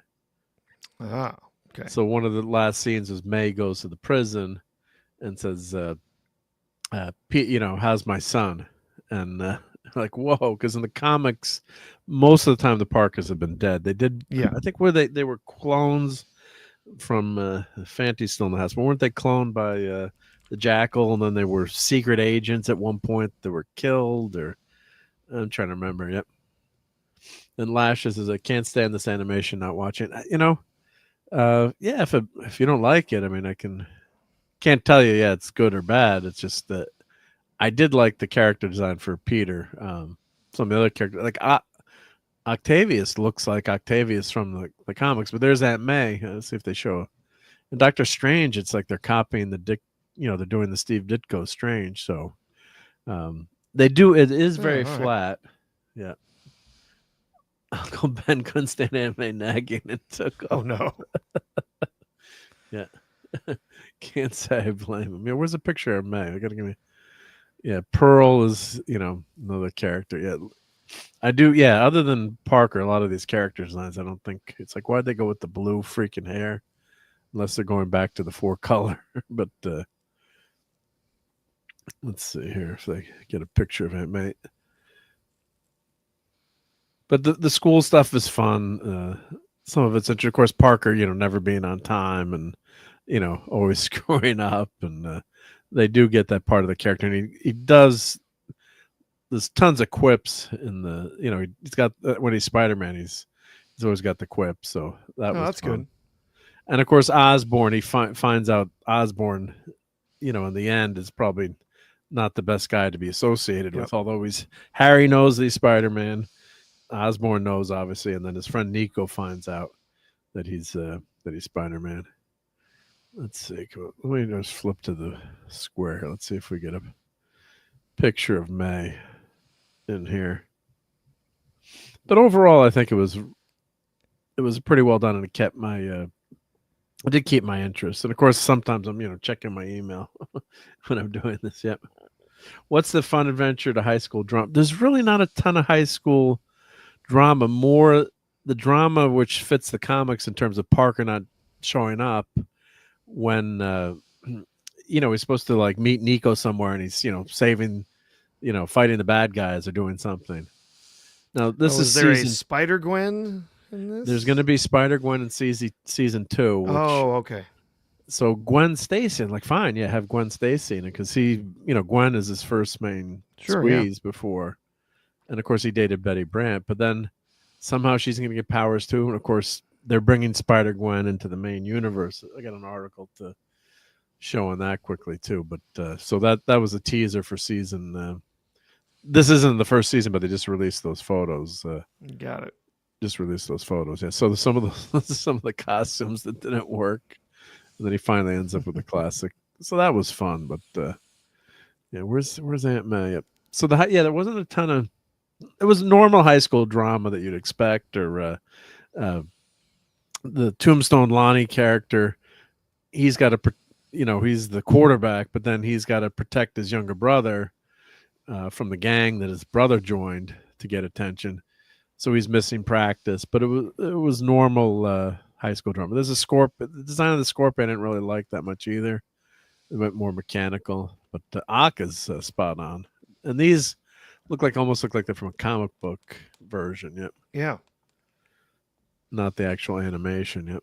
And as Steve Mitchum said, there's a difference between there's the art style and then the animation. Steve's the animator, so he yelled at me. Like the animation refers to the movement of the characters, not the art style of the characters. So let's see. Yeah, see, Doctor Strange looks great. He really looks good with the old school costume. Oh yeah, that's great. That was really well done. Yep. So I was glad that they did that, and he plays a big part in the first episode and the last episode. And Daredevil is on it, and Charlie Cox is voicing Daredevil on this, which is so cool. So he's in one of the episodes, and he's in the last episode as a cameo with another character. But I didn't like the costume though. Most of the time it's very dark, so you couldn't tell. But yeah, the costume is black, which I didn't like. But the fight scene was it's the typical. Daredevil's trying to break into Oscorp to find out something, and of course Spider-Man. Osborn calls Spider-Man, says someone's breaking in, so they get into a fight, and the typical. And then heroes fighting each other, but then he asks some questions. So Peter Parker's it's got his gears rolling. Here's the first episode, the fight with this spider-like creature from another dimension, and Doctor Strange. So that was really well done. That first fight scene, but he gets his powers through that spider creature dropping through, which I didn't like. Let's see. Do they have? Of course, they didn't have any pictures of Aunt May. Let me. Oh, but Aunt May looks like, I guess maybe I'm old enough. She looks so good. I'm like, she looks like MJ. It's like Aunt May, MJ. So strange. It's like, yeah. So there's that spider creature from another dimension in that fight. Well, where's Aunt May? And then this was his sketchbook, and he's showing pictures of the costume, and then he gets hurt really badly, and they go into a sketchbook and say, well, Harry says, oh, we saw your sketches, so I hope you like this new costume. Of course, it's the classic Spider-Man costume. So they're changing things up, but at least the character, you recognize the character as Peter Parker, which I did like. And I guess it's getting really good reviews. It seems like, and I don't know if, I haven't talked to many of my YouTube friends about it, but overall, it seems like it's getting some good reviews. Because you worry about it, you think it's going to be, Marvel's recent track record, not great, not so good. Of course, they swapped the Lizard as a woman now. It's Dr. Here's the It's like, why are you doing it? Why are you like? It doesn't. Diversity. Dead man's back, so I lied. Yeah. So, let's see what Lasher says. I hate having every character gain the same powers as the main hero. Don't like all the Spider-Men. Don't like the Bat Family. No, that's a valid complaint, I think, too. Yeah, where you've got everyone has the same power. Yeah, it just. But I kind of like the Bat Family. That's a outgrowth of those old comics that had everyone together, right? But they all get the same power. Yeah. And she has one arm too. Yeah, so it's like, why did they race swap and gender swap Connors? I mean, you don't dislike the character, like she's not written badly, but there's no need to do it. It's ridiculous. I mean, I guess the point is they're saying this is just another universe, and it's so that's showing you, but it's just a cheap thing to do. I think it's not. It just pisses you off. I mean, thankfully the character is written well, but just get you angry here. All right. Yeah. Aunt May. Just gonna do a search for Aunt May. Not showing any pictures of Aunt May because she's too good looking. So this is what Aunt May should look like, right? Right. This is what less, yeah. This is MJ Aunt May. Good grief. I mean, she's hot. Wow. right? Yeah. I mean, you know, she's they gave her a couple of wrinkles which she could fit with, like, that's the old Aunt, that's Yeah. supposed to be old Aunt May. It's like, no, that's not right. That's you got to make her an old lady, or at least look a little bit older. It's like that always drove me crazy. Marissa Tomei, I'm like, she's too cute to be Aunt May. You know, and there's the you know, I can't. Do they call her Dr. Kurt? Well, what's her name? I can't remember what her name is. I know it's Connor still, but yeah. So yeah, so Aunt May. They don't have a lot of pictures of her character here, but yeah, it's just, just yeah, like this is, but you know, you got an older Aunt May. That's okay. Yeah. So you had a mechanical arm. Yep. Hey, RobAltis is here. Yep. Got to check those boxes. Yeah. Which is silly, but yeah, I could say, you know, give it if the art doesn't kill you, give it. I'd say give it a shot because the stories are pretty good and it's an interesting. Carla take. Connors. Carla, thank you, Carla Connors. Okay. Yeah. Yeah. There's that. Yeah, Aunt May should be. You know, she can be a nice looking lady, but there's a couple of that's her wrinkles there. Yeah. Yep. Got just a couple of little crow's feet just dashed in there with Yep, boom, yep. But I did like the characters, and you know, we always talk about woke or whatever you want to say, political. It didn't get there wasn't any modern day stuff where, you know, Spider-Man was preaching to you. The one thing they did do was they had Osborn tells Peter, like, you lost the Scorpion the first time because you know, with great power comes great respect. You've got to be more let's see if I find the Scorpion. Yeah, you've got to be more forceful, like let go, like let it go totally. And so they're, you know, riffing on Uncle Ben's great line, you know, with great power comes great responsibility. Although Spider-Man, I think it was Phantom pointed out last week, we or a couple weeks ago, that Peter Parker's recounting that Uncle Ben told him that, I believe. So it's not Uncle Ben that says it directly, but yes, that's one of the classic versions of Scorpion. And in this comic, he's comic book show, he's just got this vest and the tail. Yeah. In the recent games, he was somebody trapped in some armor. Right. Yeah, or something. Kind of like the Rhino. Yeah. At one point, the tail gets fused to him. Yeah.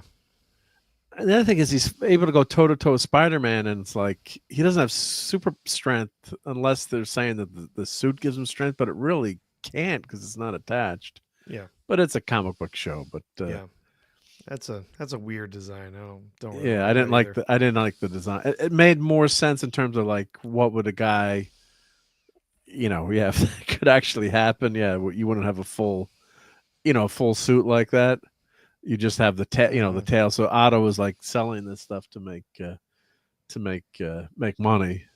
You know, so he's in the Sokovia Accords have happened, so he's kind of like skating the law, but he's selling all these gadgets and gizmos to you know, any criminal will give him some cash. So that's kind of, you know, in a utilitarian.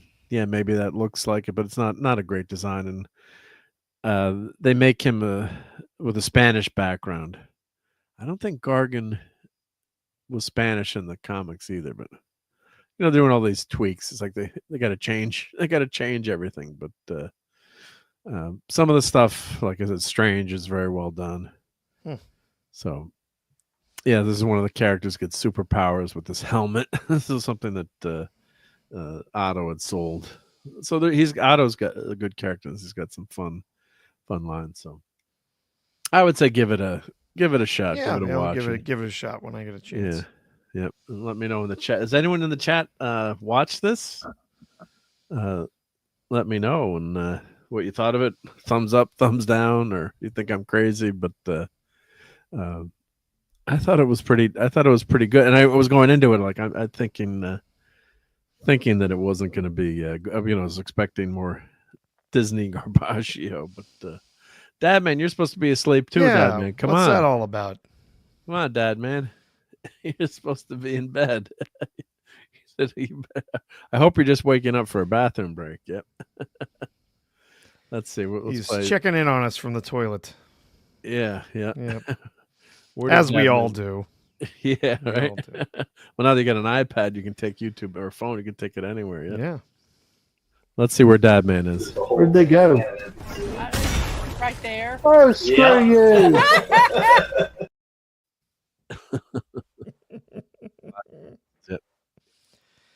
So, well, I guess no one has answered in the chat if they've watched this. I'm guessing most people haven't seen this, but I give it a thumbs up. So, and the last thing we wanted to talk about tonight was the state of Bond, which won't take a lot of people are talking about that. So yeah, it's we'll take. Before we get off that, I just want to show this. Yeah, so this is how Gwen Stacy's going to come back on this show for the second season. So see, some of the stuff does piss me off. So, no, this is the original Gwen Stacy. This is actually in the Marvel comics. So Gwen Stacy's coming back in season 2 with spider powers, and they're resurrecting the actual real Gwen Stacy. That's weirder and more violent than you can imagine. So they're going to give her a combination of Wolverine and Deadpool powers. And nothing is sacred. Yeah, she died back in 1973.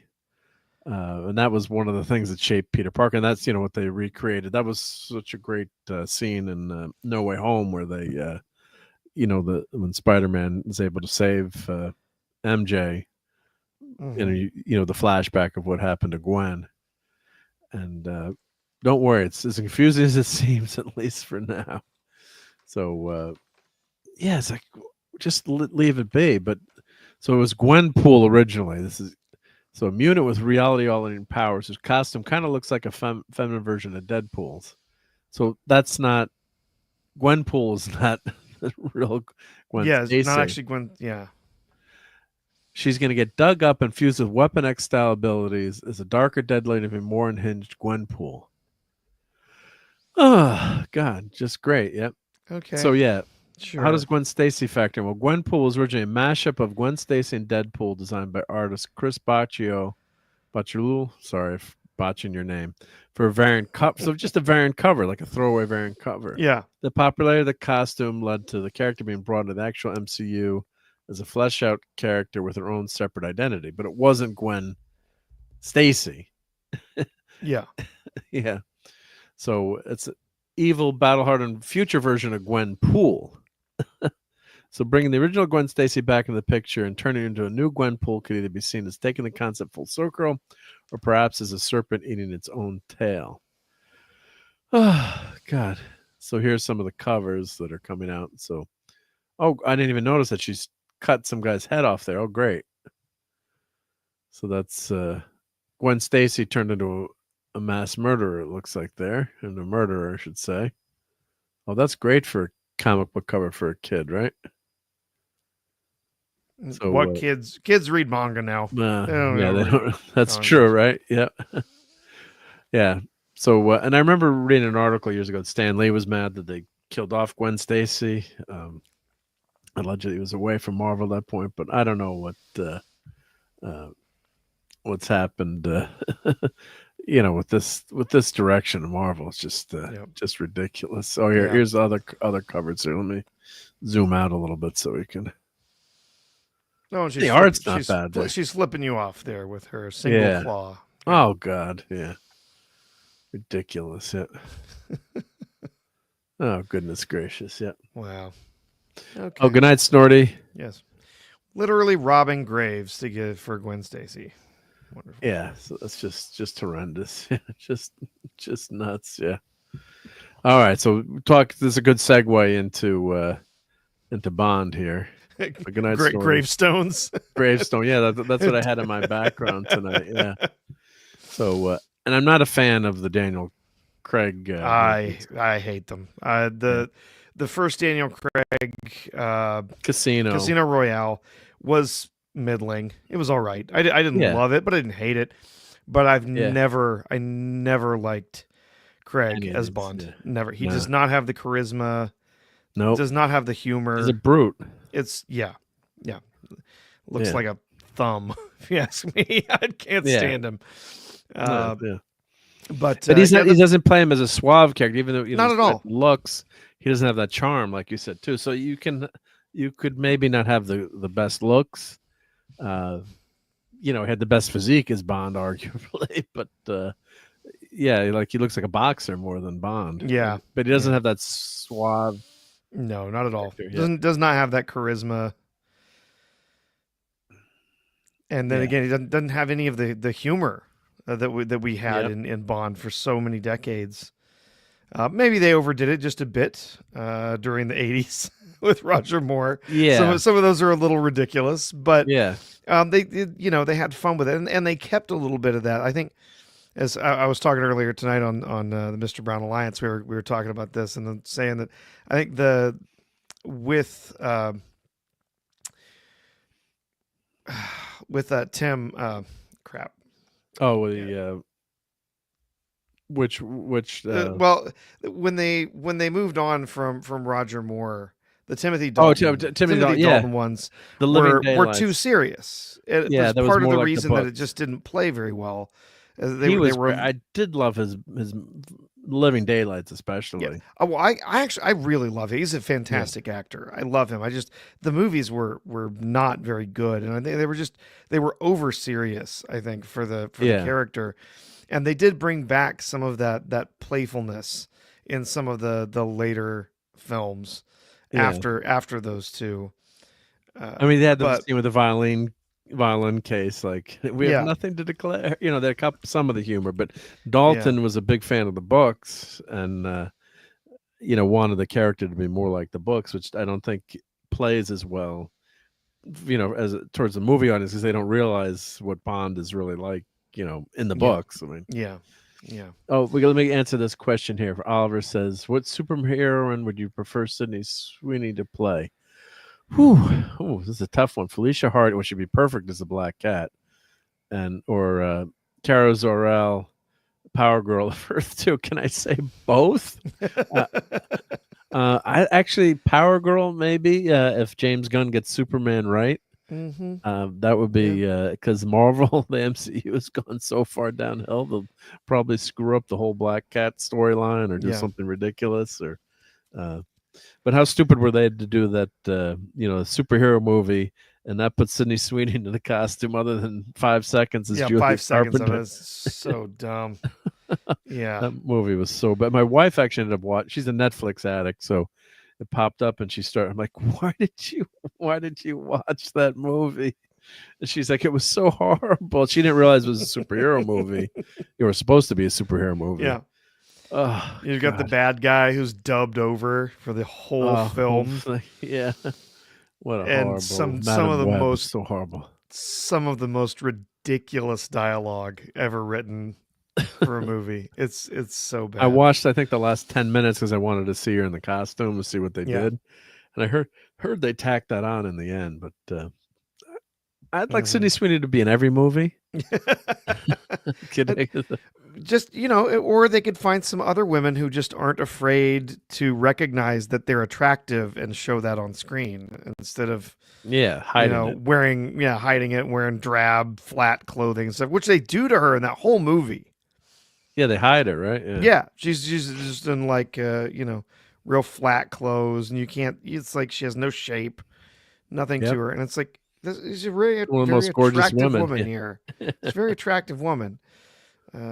Rather strange. Maybe we're going to get through some of that. Maybe Hollywood's going to get back to trying to make money, and realize that means that they need to take the actresses, the lovely, attractive actresses, and actually just let them look lovely and attractive on screen. It doesn't have to be exploitative. It doesn't have to be, absurd in every way. But just let us see some lovely women and some fantasy. The guys too, right? Yeah, it's okay with the guy. Like they had that famous scene with Casino Royale with Craig walking out of the water, kind of like what can I say? Pussy Laura, the character, But what was the first Bond girl in Dr. No? That was Honey Galore, or was it who was the first?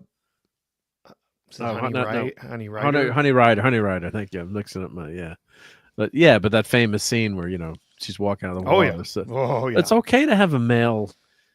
All right, you want to do a male? It's a fantasy. When I go to the movie, I don't want to see someone dimensionally challenged like me playing, a superhero. It's like that was the old. I always say that they were always complaining about how the women were drawn. I'm like, have you seen how Captain America's drawn? Like these guys are all muscle bound freaks. I mean, other than the Blob, or maybe a couple of villains or Doc Ock, or it's like everyone is perfect. I don't want to hear about how awful the male gaze is when it's totally okay for you to just completely strip all of Chris Hemsworth's clothes off in a film like that. That's totally cool, right? They'll give the ladies something to look at, but not okay for the guys to and I'm not asking for women to have their clothes completely torn off in a film. Just saying just let them wear attractive clothes. Let them look attractive instead of constantly covering them up and putting them in full body outfits like the Captain Marvel outfit and a bunch of those others where it's it's wrists to ankles completely covered every inch. Right.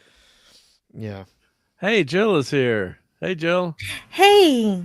How you doing? I'm doing well. I just thought I'd say hi. I haven't seen all of James Bond yet, but I have started a journey this year to watch it all. Good. Oh my. How far have you made it?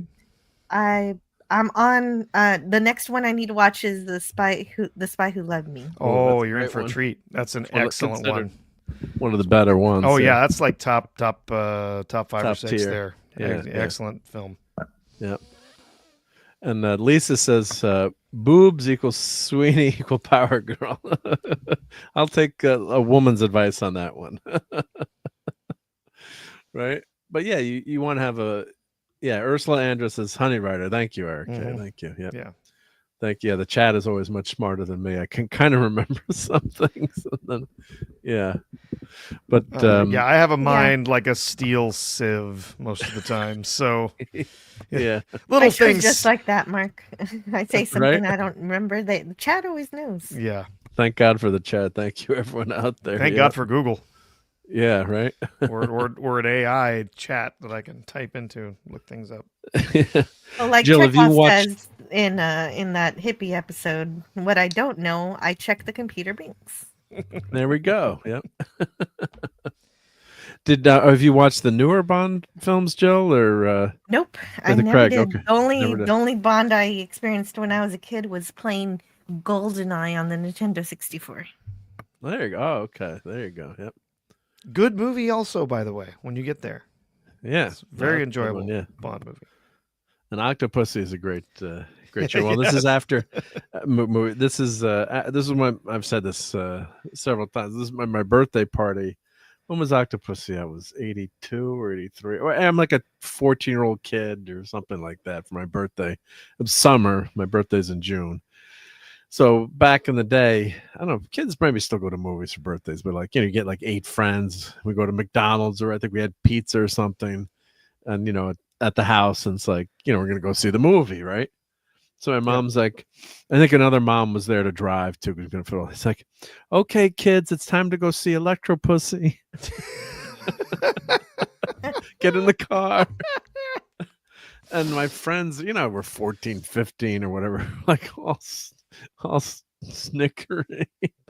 And it's still a joke with when you see friends, and Philip says Jill, and Davina's got boob power.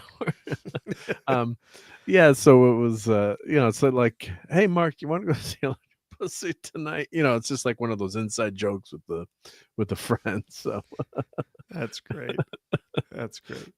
Oh, Eric has a mind like a steel trap, rusted shut years ago. There you go. So this article in Yahoo News is actually the guy saying he was mad when they killed Bond off. Oh, No Time to Die was a horrendously horrible movie. I didn't see. I got up through. I watched Quantum of Solace, and I just about gave up altogether. And I watched some of Skyfall, and I just couldn't care less. I couldn't care less. I quit in the middle of the movie. Why did that get such good reviews, Skyfall? I don't know. I quit after the first half hour. I never watched Spectre. I never watched No Time to Die. They were just so just horrible storylines, Yeah, no charm to them, and yeah. And this, well, you haven't seen. This was just No Time to Die was horrible, but Bond, he gets blowed up in the end. Yeah, he gets killed off in the end. Gets killed off, and then they say James Bond will return. Like, which Yeah. James Bond? They don't say 007 return. It's just a mantle, Mark. Anybody Yeah. can wear it. Well, that Worked out so well for Captain America. Yeah, oof. Well, that's what. Who was the secret agent? Letitia James, or what's her name, and the actress? But that was she was actually 007 in No Time to Die. Oh yeah, they'd given her. So that was the rumor that she was going to replace Bond, and someone had said just a few minutes ago, yeah, the picture of Bond on the back of the scooter with her driving. Yeah. Mm-hmm. So he's saying maybe it was a good time that they did kill him off, but. It's just the Bond. Let me zoom in on this. It's not a badly written article here. It says, killing off James Bond, we know and love for 60 years. The ultimate spy, the ultimate movie icon of danger and cool masculine mystique. Maybe more prescient move than anyone could have known. The announcement today that Amazon MGM Studios is set to assume creative control of the Bond franchise. The longtime producers, Wilson and Barbara Broccoli, daughter of Cubby Broccoli, they've owned the rights for years. Was it Eon Productions? And yes, Eon Productions. Eon Productions. So they still own the rights. But I guess, do you think Jeff Bezos threw? I'm sure he just drove a dump truck full of money up to their house, and yeah, probably right. They're not made of stone. Yeah, so they probably they said for. I mean, that hasn't been publicized, but there was pushback I was reading about. You probably heard the same things, that they were upset with the direction Amazon wanted to take Bond in, and were fighting back against it. Oh yeah, I believe Barbara Broccoli's words were that the people at Amazon are effing idiots. I believe is the word that she said. So clearly something. I mean, it does seem like their production, that they were not able to move forward. They were struggling to figure out who the next Bond was going to be and what the next story was going to be about. And they kept talking about, they're going to make Bond softer and more modern and all of that junk. And so I think maybe they just finally gave up. They threw enough money at him, and they just decided, we're not moving anywhere with this. So, as long as we're getting paid, whatever. So really, that's sad. You think they're giving up their baby for money, even though they think they're idiots. They're giving it to Amazon anyway. Yep. I think maybe they've had enough of trying to actually try to move forward with it. They've struggled with it for years. So it's been like 4 years. How long has Amazon owned it? Like 3 years or? Well, when did they merge with MGM? I don't remember. But yeah, it's been a while. It's not like it's a 6 month. Yeah, Spectre. They had a huge gap because Spectre came out in 2015, and then No Time to Die didn't come out until 2021. Yeah, and so they've had a few years now when it's been expected they were going to announce who the new Bond is, and they were going to announce a new project, and nothing's surfaced. So yeah, who knows? Maybe they just finally threw their hands up and said forget it and gave in. But well, here's a good article here on the films, and Philip Story said, "Live and Let Die might not age well for some, but the song will live forever." That's actually one of my favorite Bond films. It's in the article they trashed Live and Let Die. I'm like, I love Live and Let Die. Yeah, I like it too. Good. I haven't seen one that I don't like yet. Yeah, except for that one they made me watch that it had an American guy play James Bond. I watched the first. You watched the TV. You watched the there's a TV movie, Casino Royale. Yeah, American. Yeah. Yes. Yeah, that's the one I saw. Yeah, and it there's was also kind of wacky.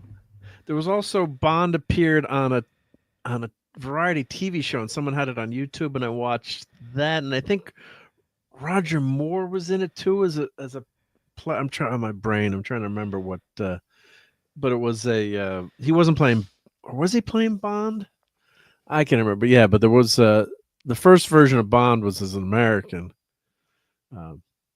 But yeah, so that you didn't like, yeah. No, but I Yeah. was supposed to like it, but someone was like, "You have to see this one," and it's not an official one. But I did like Live and Let Die too, and it's Yeah. The only thing I didn't like was that the books they gender swap. I mean, not gender, race swapped the Bond girls. In the books, Okay. the main Bond girl was supposed to be the black one, and so I think it would have been much braver, much cooler if they would have gone that way. But Yeah.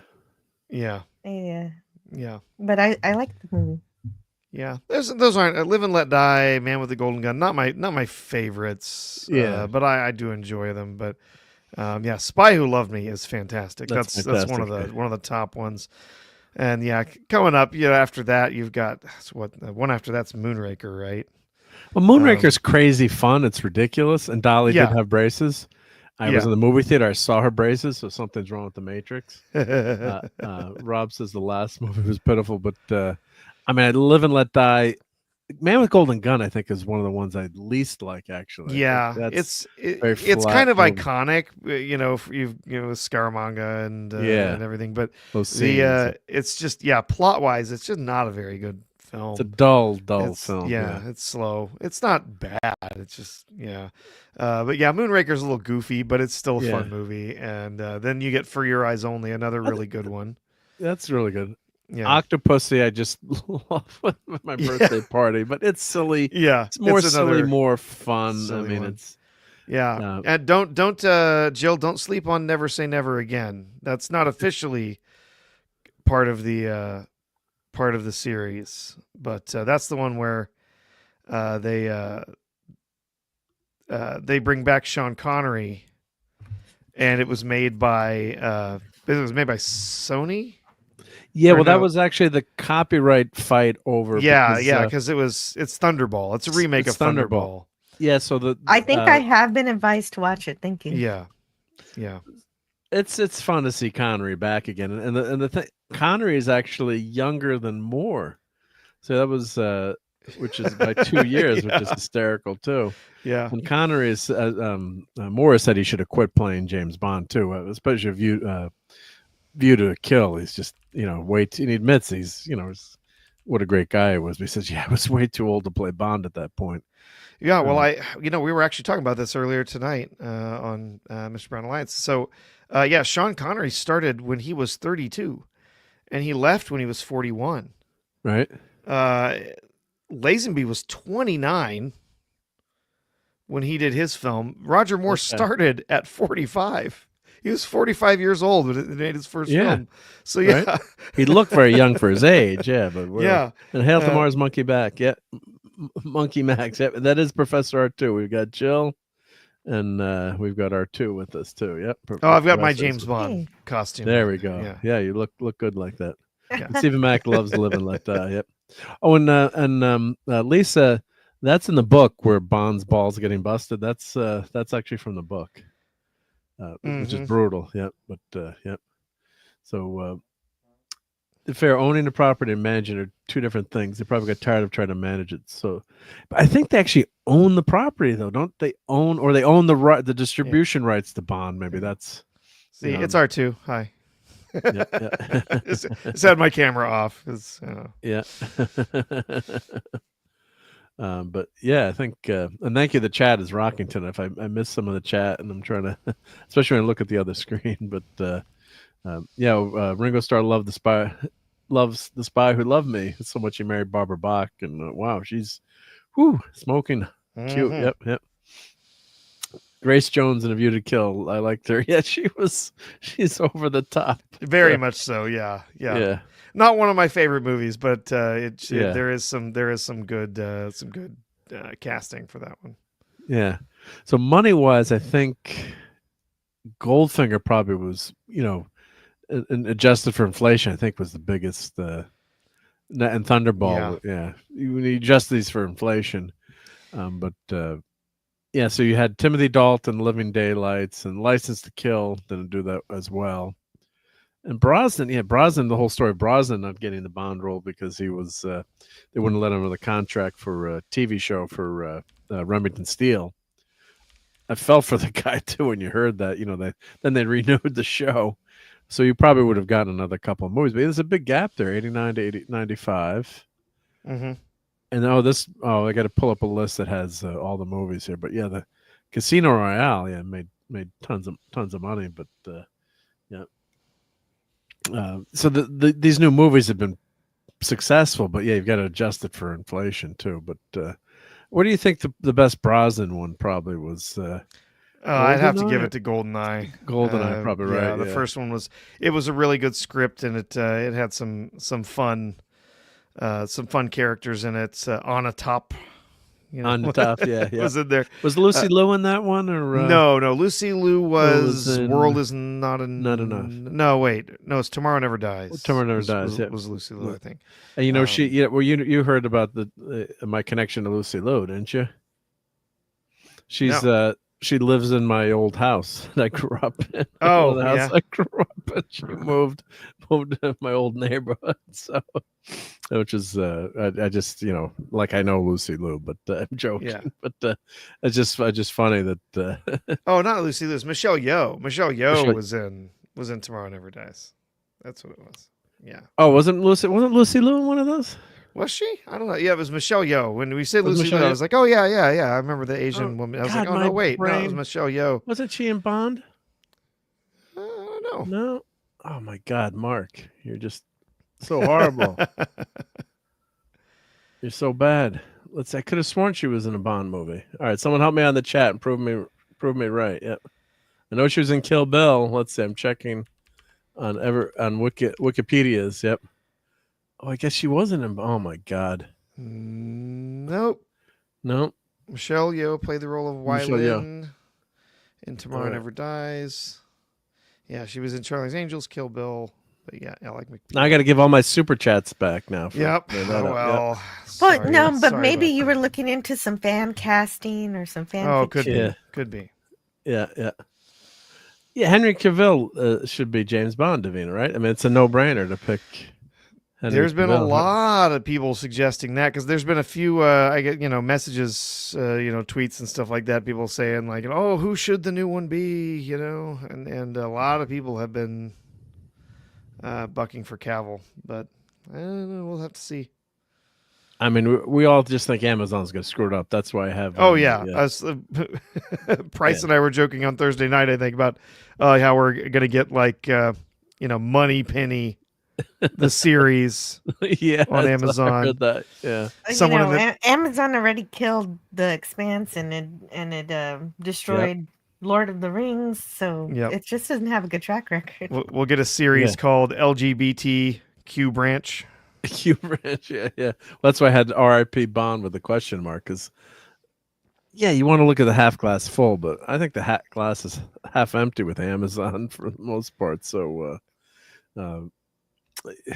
just with their track record on Lord of the Rings, and hopefully, with the change in political climate, maybe things are flipping the other way where they don't have to always flop the characters around and, check the bullet points. And we don't want a softer Bond. We don't want a Mission Impossible Tom Cruise Bond either. I mean, we want Bond. I mean, so, Shiftygasm. Hey, Shifty. Lucy was in Charlie's Angels, not Bond. Okay. Yeah. I'm just so bad. I apologize. I apologize to Lucy. So, man, the Brosnan. I actually really loved Brosnan in the role. I thought he did a great job. He was really enjoyable, but no, his movies just got progressively worse and worse. GoldenEye was fun. I enjoyed it. Still do. I think it's a good movie. Tomorrow Never Dies was about half a good movie. It was. Some of it was great, and then other parts I was just totally checked out on. Die Another Day, or World Is Not Enough was the next one. Which was the one that had the horrendous CGI and that ice battle in the end on the they were on a lake or something, in the Arctic. That's Die Another Day, I think. Yeah. Yeah, that I think that's generally, isn't that considered the worst of the Brosnan ones? I'm trying to remember now. Yeah, because Eric says, "Hey, I thought you were going insane on Lucy." Yeah. Die Another Day is the one with Halle Berry, where there's all the ice and diamonds and stuff. And the guy gets blown up and has diamonds stuck in his face. This guy, with that. There we go. There's a poster. Yeah, because there's so many movies to keep him keep them together. But and they were going to do a spinoff with her as Jinx. At that, they were going to try to do a spinoff, and it never happened. Yeah, which probably is for the better. But yep, Bond and Bond. What is Bond? Yep, yep. I like Tomorrow Never Dies, but Jonathan Pryce kind of sucked. Yeah, yeah, he just did not do a good job. I can do that one better. Bond and Bond. What is Bond? Oh, good job, Joe. One of my best impressions. Not bad, not bad. I'm giving you an A+ on that one. Yep, Very nice. Yep. Very nice. Yeah, yeah. Here, well, let's play. Now we got to play Brain and Brain. Yeah, where's Brain? Here we go. Brain and Brain. What is Brain? Oh, not the worst episode of TOS. It's not. It's not. It's just the best of the worst. It's silly. Yeah. But not the worst. There is only one episode I skip on the rewatch every time. Alternative Factor? Nope, I don't even skip that one every time. Cat's Paw? Yay, brother. The Empath. Oh, the Empath. I Okay. hate that episode. I hate the hate it. Empath too. It's so boring. Oh my god! You know, it's just 51st State had banned that for a long time. Our friends from Canada had. Well, yeah. Don't you want to watch your favorite heroes get tortured for half an hour? Well, they're in a black room with someone doing interpretive dance for the whole episode. It's awful. Oh, it would have it's been just awful. worked as a Twilight Zone episode, I think. Could have worked half-hour horror episode. Yeah. Alternative Factor. I'll frequently I'll skip that one as well. But yeah, no Empath. I don't even watch it anymore. Good night, JT Kirk. Night, JT. Night.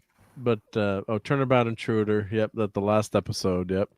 I'm okay with that one. Yeah, You're okay with I'm that? all right with that one. But that's not a lot of people don't like that episode though. Yeah. Yeah. But Alternative Factor is just so funny to watch now. That was probably one of the greatest Saturday Night Star Trek episodes with the Toxic Man flu and Lazarus's beard and falling off a bit. Like when you watch it and you realize how crazy it is. Oh, it's absurd. It's a ridiculous episode. Oh God. It is still my least favorite. I'm sorry I missed the Saturday Yeah, night. no, it's I wasn't bad. around yet. We'll go back and watch that episode, I Joe. should. I mean, that is just so good. Toxic Man Flu was just so amazing in that episode.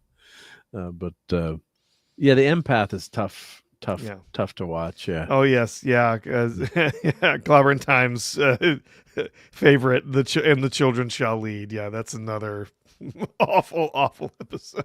What did he call that when the children? Oh, he made fun of one of. I can't try to remember what his name for that episode. He would always call that episode something. Yeah. I'm trying to remember what it was, but it was really, really bad. Yeah. So, but anywho, let's get back to the Bond here. Yeah, you're right. So 2015 to 2021, and I think that was tied up in the vid too for a little bit in terms of releasing that movie, right? Or the production got at the screwed very up. end. Yeah, the production because they didn't want to put it out in theaters while no one could go to the theaters. So yeah, it was tied up for a bit. And weren't thinking of there was talk of it maybe streaming, and then they said no way, we're not going to stream this. Or I'm trying to remember now, but yeah, there were a lot of studios that were going through stuff like that, thinking about streaming it maybe, or yeah. Let's see if I have bonk bonk bonk on the head. Speaking of funny, I'm okay with Barry too, Mike. You're okay with that? Okay, yep. Yeah. It is kind of weird, but it's also It's a good. weird Not episode, bad. but plus we love those characters so much. But here we go. Mr. Lovey-Dovey. Lovey-Dovey. Bonk, bonk on the head. Bonk, bonk. Bonk, bonk. Bonk, bonk. That's another episode that people don't like. Yeah. No, I don't mind that one. I've never had a problem with Miri. It's definitely on the sillier side of some of those episodes, but yeah, I've never had a problem with that one. Has a good message to it too. Yep. Alternative Factor where they glue directing pubes to his face. That's what.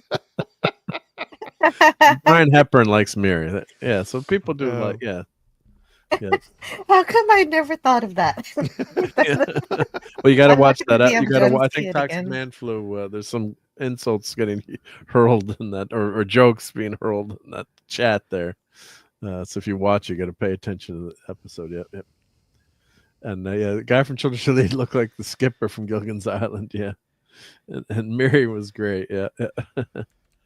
Only problem with Miri is that one part where all the kids are bonking Kirk on the head. And you would think, man, he would probably have some massive internal bleeding.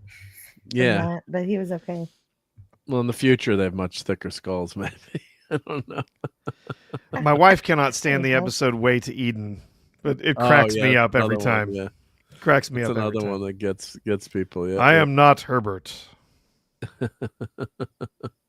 Right? We reach. Oh yeah, I reach you. So so what are you? Well, I know Jill, you're not a huge Bond person right I'm now. working on it. You're working on it, but what do you think's going to happen with this Amazon? It doesn't sound fun. It's just the same thing that happens with television. The problem with television in general just keeps happening over and over again.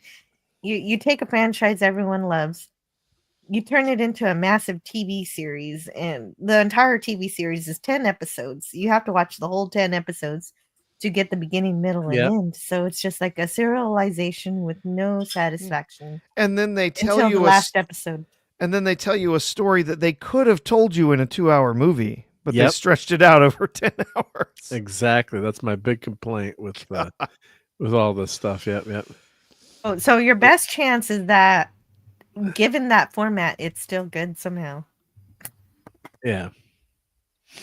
So I hope it's good, but I think it's going to be continuation of the bad stuff. But, and people accuse us and being negative all the time. Oh, you just want things to be bad. You never like anything, and it's just like, no, I want things to be good, but they're apparently not capable of that. No, and I'm not gonna just like some people say. I was taking someone to task the other day in a chat, said when they say, well, just turn your brain off and enjoy it, I'm like, I'm not gonna do that. I'm sorry, I can't do it. It's Bond. Can't do it.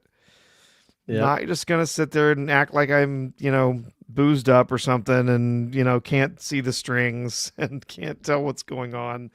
I'm not gonna turn my brain off. No, like, you need to entertain me on all these different levels. Now, if I'm watching a kids movie, it's different. It's like, I know it's not going to be up to the same level as, adult entertainment. It's not going to be that as high quality, but it still needs to make sense, and it still needs to be sort of, cohesive story. If it's a little lighthearted and a little silly, that's fine. But I want good movies. I really do. I really hope the Fantastic Four First Steps is good. I want it to be good. I just don't see that happening. I think the casting is all wrong. And I just don't see how they're going to make a good movie out of it. Yeah, I think Pedro is Mr. Fantastic is not good. But Thing's voice should be lowered. It's all Thing's wrong. voice is wrong. I want Amazon MGM Studios. I want them to make a good Bond movie. I really do. We're overdue. We haven't had one in quite some time. Yeah. We need a good Bond movie. I don't see that they've got the talent and the skill to actually make a good James Bond movie. Unfortunately not. Yeah. This article here, a fewer total duds. Live and Let Die, GoldenEye. What? The guy, I liked the article until I read that. I thought that was nuts. Yep. GoldenEye is not a dud. It's not a pretty enjoyable movie. So, but for the most part, this article is pretty on the spot. Yes, Live and Let Die is kind of funny when that guy just blows up like a balloon. Yeah. Oh, it was great. That was so good. Yeah. Oh, that was so fun. Yeah. So actually, I do have that clip. Actually, let me upload. Jill, did you enjoy the black man wearing blackface? Well, yeah, that was okay. It's an interesting twist. I guess I can't be offended. No. Yeah. It's like, oh, look at that. It's Yaphet Kotto. He just had stuff on his face. Great actor. Yeah. But we're it's just a shame that we've had, Bond is one of those iconic franchises you want to be good. Yeah. And it's just a shame when it's just totally the wrong direction. These movies have been the Daniel Craig movies have been so bad. They did very well at the box office. I mean, they're popular, but I just, it always confounded me. I'm like, who was enjoying this? Was it like an event, something to see an event, or I don't know, but I haven't met anyone who liked them. I mean, I don't think we've got the writers with the experience, the background to actually be able to write a character like James Bond anymore. Yeah, they're so disconnected from the experiences that sort of informed who James Bond was as a character. World War II and all the the spy and the Cold War and everything that came after it, and I just don't know that they can, even if they tried. I don't know that they can write a good Bond movie anymore. Yeah, no, it's just they just screw up and screw up and screw up. That's when you get something good. That's like the Spider-Man series I did like. I was very surprised that it was even half decent. I'm like, this is going to be horrible. Oh, here we go. Here, I got the clip. Here we go. Well, he always did have an inflated opinion of himself.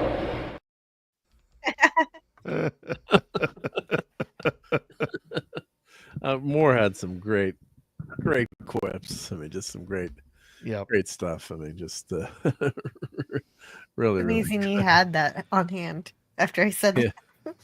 Yeah. And Live and Let Die is one of my favorite. Lemon Pie is here. He says, I loved Roger Moore. Yeah, and that's why I grew up with Roger Moore, so that's why it was just so much fun, seeing those movies. And here, this is another great Roger Moore. Hopefully, I gotta delete a clip here.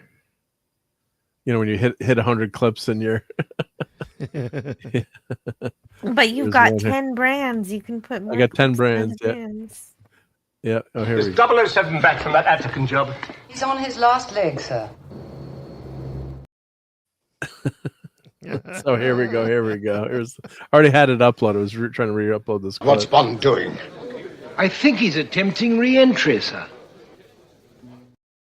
Oh, attempting re-entry. Is that Moonraker? That is Moonraker. That's Moonraker. That one. I can't wait to. I'm close. And Dolly did have braces in that movie, just so you know. Yeah. Well, that's what Clobberin Time says, so I believe it. Yeah. No, it's crazy because I was there in the movie theater. Yeah, it was just nuts. Yeah. There's another clip. Butterhook. Yeah, when we do these movies on Toxic Tuesday, we end up clipping them all. Yeah. But yeah, it was just great double entendre, right? Yeah. Right, Rob. Yep. But there was one line in here, one part of this article that was Raquel would have appreciated too. I know. The universe of corporately controlled movie franchises, the Bond series felt like a last pure franchise. It was controlled not by a corporation but by a family. The same way the New York Times is controlled by a family, is therefore able to exercise its free will as a journalistic entity outside the specter, pun intended, of corporate control. These holdouts that remain major forces mean something big. They're not just the exception that proves the rule. They're the independent entities that make stretching the rules possible.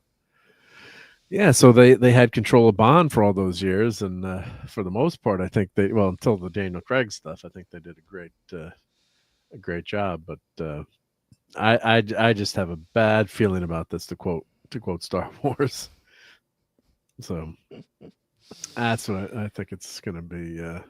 I think we're going to get some crappy movies, and I'm guessing R2, you probably think the same thing, right? Unfortunately, yeah. Yeah. I mean, we'll wait and see. Maybe they find someone really good to run the property. Maybe they find a great actor. I don't know. I hope so. I would love to see that. I would love to see a good Bond movie. Just like I really want to see a good Star Trek movie. I really want to see a good Star Wars movie. I want to see good Marvel movies. But and another thing that Amazon has control over, that I'm really nervous about is Stargate. I'm a huge fan of Stargate. Oh yeah. Stargate's great. And they have shut the creator out. The creator. Oh, they shut the Brad creator of White. Stargate out? Yeah, they kind of have. He has an Oh, idea. no. He knows how to move things forward in a sequel manner. But they've decided, nope, we want to do a reboot, and they don't want him. Oh, So God. things don't. I'm not that optimistic about Amazon. They're have going to to go be with very safe. Stargate Extreme instead. Yeah. Right. Wormhole Extreme. Yeah. Wormhole Extreme. That was it. Right. Yeah. Does it say Colonel on my uniform? Right. Well, let's do a little bit of eatery so everyone gets hungry at 2 a.m. Eastern time. But thank you for Gwagnar for doing that, and of course Clobber Times made this for me because we always we try to do a segment on the show on food because why not? I'm not about losing weight here. So this was a restaurant we went to in Brooklyn for my wife's anniversary with the kids. My Moon. It was empty. The food was amazing, and of course Clobber Times would have gotten a big kick out of the food I'm going to show, but there was no one there. It was on we were on a Thursday night, and we were going to see Hans Zimmer. Went to see the Hans Zimmer concert at the Barclays Center, which was awesome. I should do a short video, and it's tough to do a video on that when you can't play the music, but Hans Zimmer was fantastic. And so we went to dinner early, but then we're like, when you're early at a restaurant, you're like, oh, well, other people show up. There was no one there. We had the whole place. It was funny. My wife called to make the reservation earlier, and like, no problem, or make it later, excuse me. Yeah. So this was like a zucchini soup that they just gave us. And probably they made the soup and then they had to throw it out. I don't know who showed up that night, but the food was wonderful. Oh, it was great. That was like a freebie. Yeah, they gave us a freebie. That's cool. Yeah, so it was really good. It was not something I would have ordered, maybe like zucchini soup, but it was good. It was really good. So the restaurant was great. Presentation is fantastic. Yeah, no, it was good. So it's My Moon in Brooklyn. So yeah, other than it being empty, I mean, I don't know if it was maybe the night or it was a Spanish restaurant. They do a lot of events. So let me put their link in the chat. Is that pomegranate? What's that drink? This was a whatchamacallit, let me put the restaurant in here. Sangria, red wine sangria. Yep. Remember Beefsteak Charlie's. It was good. Actually, the white sangria actually was better than the red wine one, I have to say. But it was Davina says, great picks, Mark. Thank you. It's tough to take food pictures sometimes, but yeah, that place. Yeah, I should upload that to the website. I am a guide on Google, and a couple of my photos have taken off where I've gotten restaurant photos have gotten quite a few views, which is fun to see. But yeah, they do event. I'm sure the restaurant does well, but it was weird. It was so empty that night. And it was in an old factory, so that's the boiler, top of the boiler they hung on the wall. Huh. So it's an old converted factory in Brooklyn. But really cool ambiance. But yeah, there's no one. That's funny. No one there. I think it was like a 6 o'clock on a was it a Wednesday or Thursday? Nope. Good night, Lemon Pie. Take care. Thanks for hanging out. Good night, Lemon. Night. Yeah, we must go now. Watching this will make me raid my pantry. Well, maybe not if you don't like seafood. There's a lot of seafood coming up. Oh, so. Love seafood. Never get to eat it. I can't remember what this was, but it was damn good. Was that like it's a Mexican Spanish place. These were like fondue rolls with cheese. Those are really good. I'm trying to remember what this was, but it was. I have to look at the menu. Potatoes. It's potatoes. Yeah, with like a. Yeah, with I think it was sauce and sour cream on it, maybe cream. It was damn good. Whatever. Yeah. Like green onions. Yep. Yeah. But it makes sense. You're getting a lot of views on Instagram for these pictures because you're so good at. Very good. Oh, thank you. You're becoming a great photographer. I've seen you in real life taking these pictures, so you're serious. Thank you. Yeah, I'll have to go back to the. I'm going to go to My Moon. I'm going to go to the menu here. Well, see if I can do two things at once, just so I can see what that was. But it was really your dinner menu while I'm showing that. Yeah. What the heck was RobAltis that? says no clams. No clams. Yeah. Right. Oh god. Let's see. Was it tap? Oh, it was a tapas place. Yeah. So was it goat cheese and zucchini flatbread? Oh no, we didn't get the calamari. Was it chorizo? Maybe it was chorizo. I don't know. Whatever the hell it was. Oh, pasta. Chorizo? Patatas bravas. I think that's what it was. Crispy potatoes, lemon, garlic, aioli, brava sauce. I think that's what that is. Yeah. Yeah, that's got to be what that is. Did you say that again? I was talking over it. Patatas bravas, I think is how you say that. Here's the dinner menu. Yep. I think that's what that is. Anyone can pronounce the Spanish. I'm bad at the pronunciation. Patatas bravas. Crispy potatoes. Yeah. So you guys got it right. And lemon, and then garlic aioli. Aioli, yeah. It was good, yeah. Oh, I love a garlic aioli. Oh, and that was fried brie cheese with chipotle pineapple jam. That's what that queso brie frito. Yeah. That's what that other dish. That's what that other dish is up here. Nice.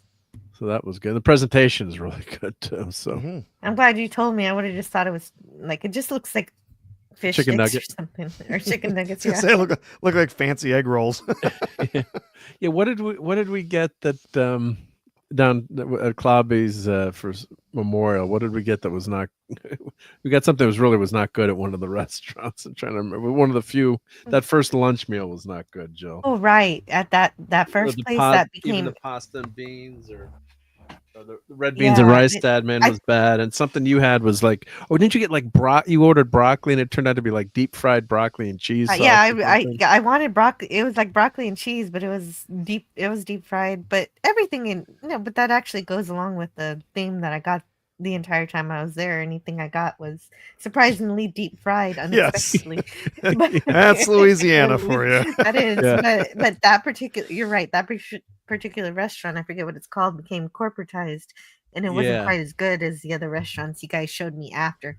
I'm just glad I got the bad restaurant first, and then the good ones later. Yeah, because it was that was not a good play, and it used to be really good. Steve Mitchum took us there, and he was kind of bummed out because, and we were just landed, and we're just out of the airport, like trying to find something, and I'm like, Steve, whatever is fine. It's fine. And it looked like it was going to be good because it was, clean, neat, big place, but very corporatized, I guess. So yeah, and that and the service was slow. The service was super slow. Yeah.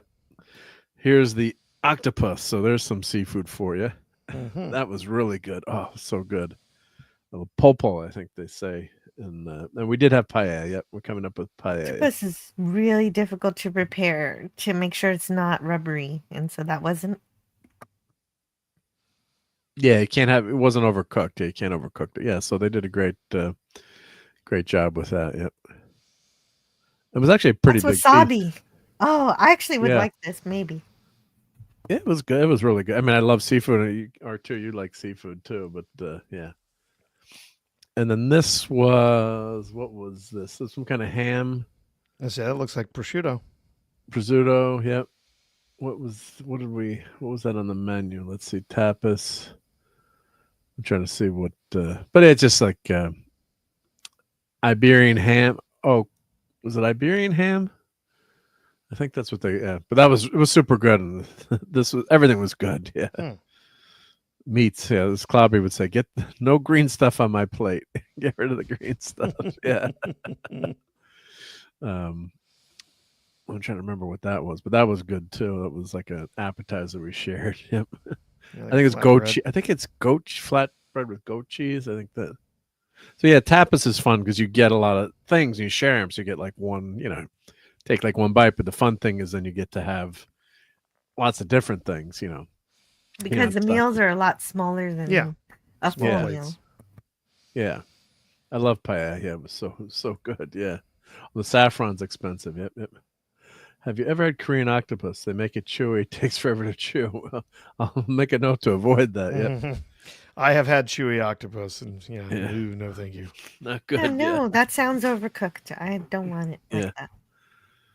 So we got, I think, did we get one? I think we just got one paella dish because we had so many. We got like a ton of appetizers. So mussels and sea bugs and what else was in there? And this was, Found out of I course, do the classic not like paella rice. mussels. I tried mussels. Not a fan.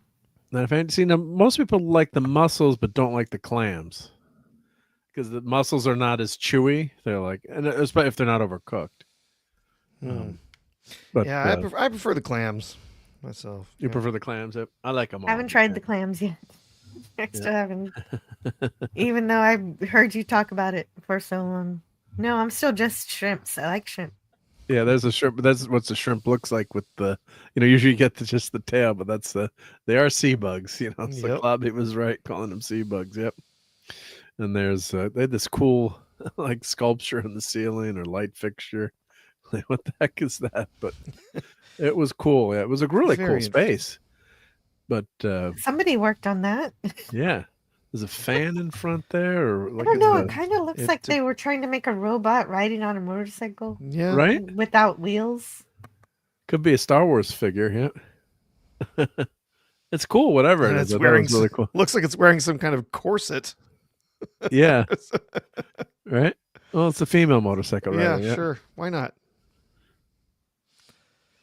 So, but it was a cool place. Yeah, it was a cool space, but no one was there, which is fine. We got good service. I did show these pictures last week. That was the French restaurant, steak tartare. Do you want to? So you guys have all seen these, but I did want. No, then I did. I wasn't here last week, so no, I didn't get to see these. All right. No, you don't have to. You don't have to stop on. Well, them. we'll go through. We'll go I've through seen them. quick. Yeah. There's some steak tartare. Yeah, maybe some. I've never had raw beef, and I don't think I want to try it. It was cooked really well. It was perfect. French onion soup. And we've got some escargot, or as Mr. Furley says, escargots. Snails. Snails, I've never had snails either. Oh, they're so good. Oh, sorry. That's one thing I've never brought myself to try. I will eat lots of stuff. I've never tried escargot. Even if you don't like the escargot, you love the butter garlic. It's some of the best tasting butter with the garlic in there and the flavor of the snails. And I got to admit too, if I saw the snail crawling, I wouldn't want to eat it. But as a kid, I didn't know really what it was, and I fell in love with them. And they do. Even my son, he's like, "Oh God, Dad, these are so good." He's like, "I've never had them before. These are so good." Well, that's part of the key. If you had it as a kid, then it makes it a bit different. You can like it more. But the idea of it is gross. Yeah, that is what looked good to me out of leg of lamb. What you showed. Leg of lamb. Yeah, that was really good. Oh, it was so good with some broccoli, or not broccoli. What is it? I think it was broccoli. It was broccoli rabe or something, and potato. Like they made layered potatoes, really good. So they're not mashed, but really soft potatoes with like butter and cheese. Yep. But that was really super good meal. Yep. It looks really marbled somehow. Oh, it was so good. Yeah. And this was coq de vin, which is a red wine reduction for chicken. I got to be careful how I say that in French. You can get in trouble. But yeah, that was really good too. Yeah. Cooked perfectly. Yeah. The French have some great food, and that's classic steak frites, piece of steak and French fries and lots of butter and some sauce. Yep. My wife acts like I'm crazy when I put butter on my steak. No, you're not. I'm like, what are you talking about? It's delicious. You're not crazy. It's really good seasoned steak with some butter, like especially like garlic butter. Oh yeah, amazing. Garlic butter. Well, actually, when one of the techniques to cooking it, I try to watch a lot of cooking videos and recipes, and most of the recipes you see the guys they're putting garlic butter in the cast iron frying pan to sear it. Yeah, they use a lot of butter. I mean, so it doesn't burn. And I use the big green egg and I sear it, so I can't use butter on the big green egg. But if I do it on the cast iron, I'll cook the steak sous vide, or as we joke around here, sous vide. And then finish it, or if I'm too lazy to set up the green egg, I'll finish on a cast iron pan. But they say use butter. Yeah, I'm planning to buy a new flat grill for the outdoors. Nice. this summer. So yeah, do No, some those are steaks on great the flat views, grill too. with a bunch of butter. Oh yeah, there you Your go. family will appreciate that. Oh yes, they will. We're doing. I've seen people do stir fried rice on those flat grills. Oh yeah, I've done that.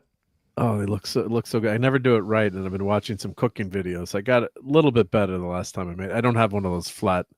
Well, I do have like a big griddle I can put on my grill, Yeah, but yeah. it's not a flat. It's on the flame. So Yeah, well, our propane grill out back is kind of on its last legs. So and we're talking about That's replacing worth it, it. and I was like, I'd rather get a flat grill. I'd rather get that.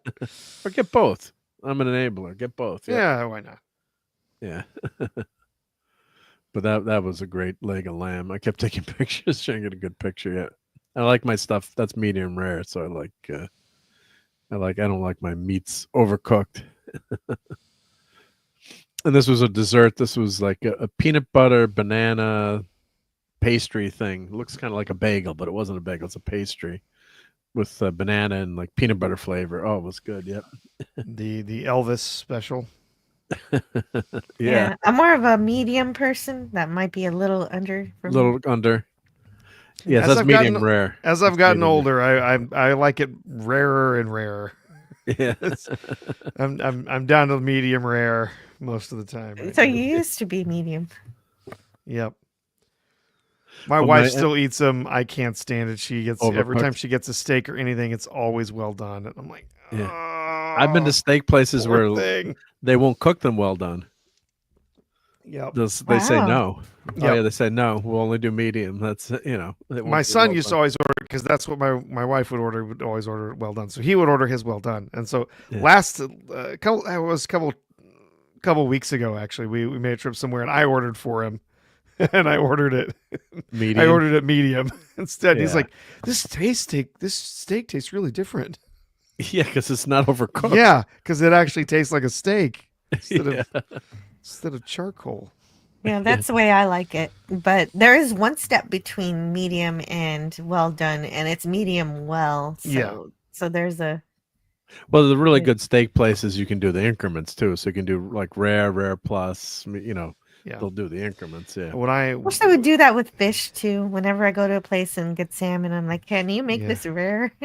But Yeah, 'cause they no, kill we the cook it salmon way a we lot of cook it. times. Oh yeah, they do. They dry it. They really Kill the dry it out. salmon. When I brief time in high school working at a restaurant, we had a customer that regularly came in and he would order his steak 10 seconds on each side. 10 seconds. Yep. That's all. That was it. He wanted it thrown on the grill, 10 seconds on each side and served. He would order it that Yeah. way, and the manager would make him sign the receipt that he ordered it that They way in ordered it case so he got he- sick. Sick. Yeah. Yeah. And Sashi's here. Hail, Sashi's. I sensed someone discussing food. I was summoned here. It summoned me here. Greetings, everyone. Yeah. You have I been love that. summoned. Yeah. Hi, I like Sashi. it when it's summoned. Yep. Yeah. Thank you, everyone. We got a lot of people still hanging out with us. So thank you, everyone. Yep. So this was my Super Bowl pulled pork that I made. Unfortunately, one of our friends, the husband, passed, and I had said this on the stream last when I talked about this, but he passed away. And so we're all doing a food cooking for the wife and the kids. So Yeah. food, what do they call it? Food train, or so they requested my pulled. They'd had my pulled pork before, so they requested that for the Super Bowl. So even though it was snowing out and I wanted to, I said, "Oh God, I can't let them down." So as you can see, there's There you snow. go. In the snow cooking. Thank God the green egg has a lot of insulation. Yeah. Like me. You can get away with that with the green egg. Yeah. And Yeah. And that's so good of you to help out like that. That's terrible. Yeah, it was a sad thing. So yeah, they really appreciate it. They loved it. So it said, they were very thankful. Yep. So that looks like the brain. What does it look like? A brain? Yeah. And that's my computer. So Jill, I don't know if you've seen my grill before with the computer setup. So it's kind of hidden under there, but that's got Oh, all right. It's covered with snow. covered. But hopefully you covered. Plastic bag. I've got a bag on it. Yeah. I can see that. Yeah. So, but there's got the temperature sensor. So there's a probe for the temperature of the grill, probe in the meat, and then it controls the fan speed. So it turns into an oven. It's a fancy way of turning your green egg into an oven. So it's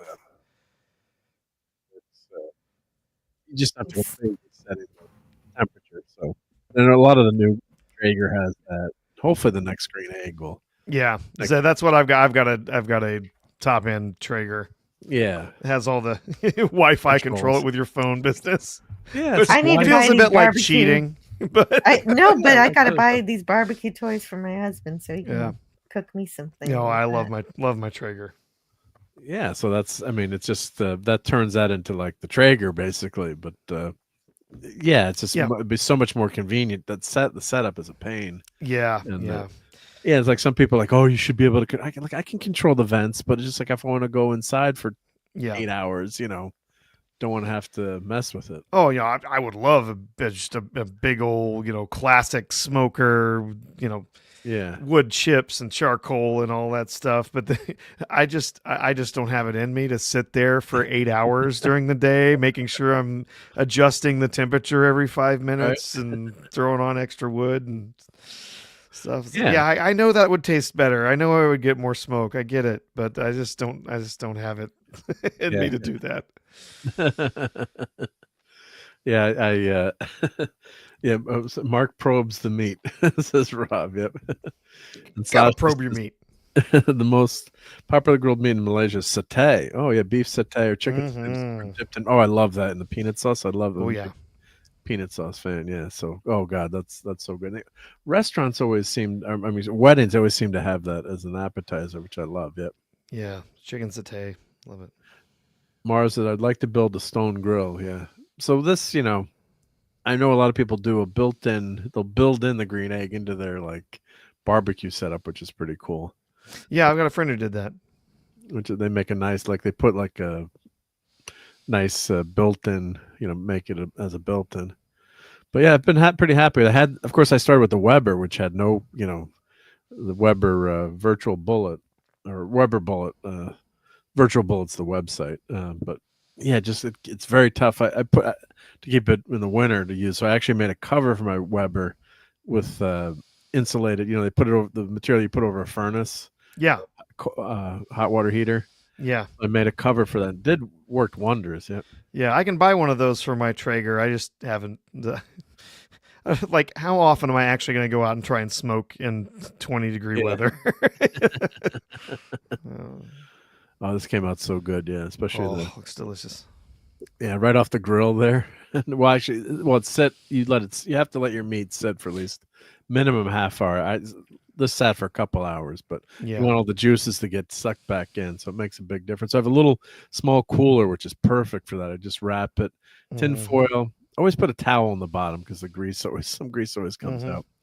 And God, it's so good. Yeah, that's the trick with brisket. You got to let it rest for a long time, so all of that moisture gets pulled back into the meat. Yep.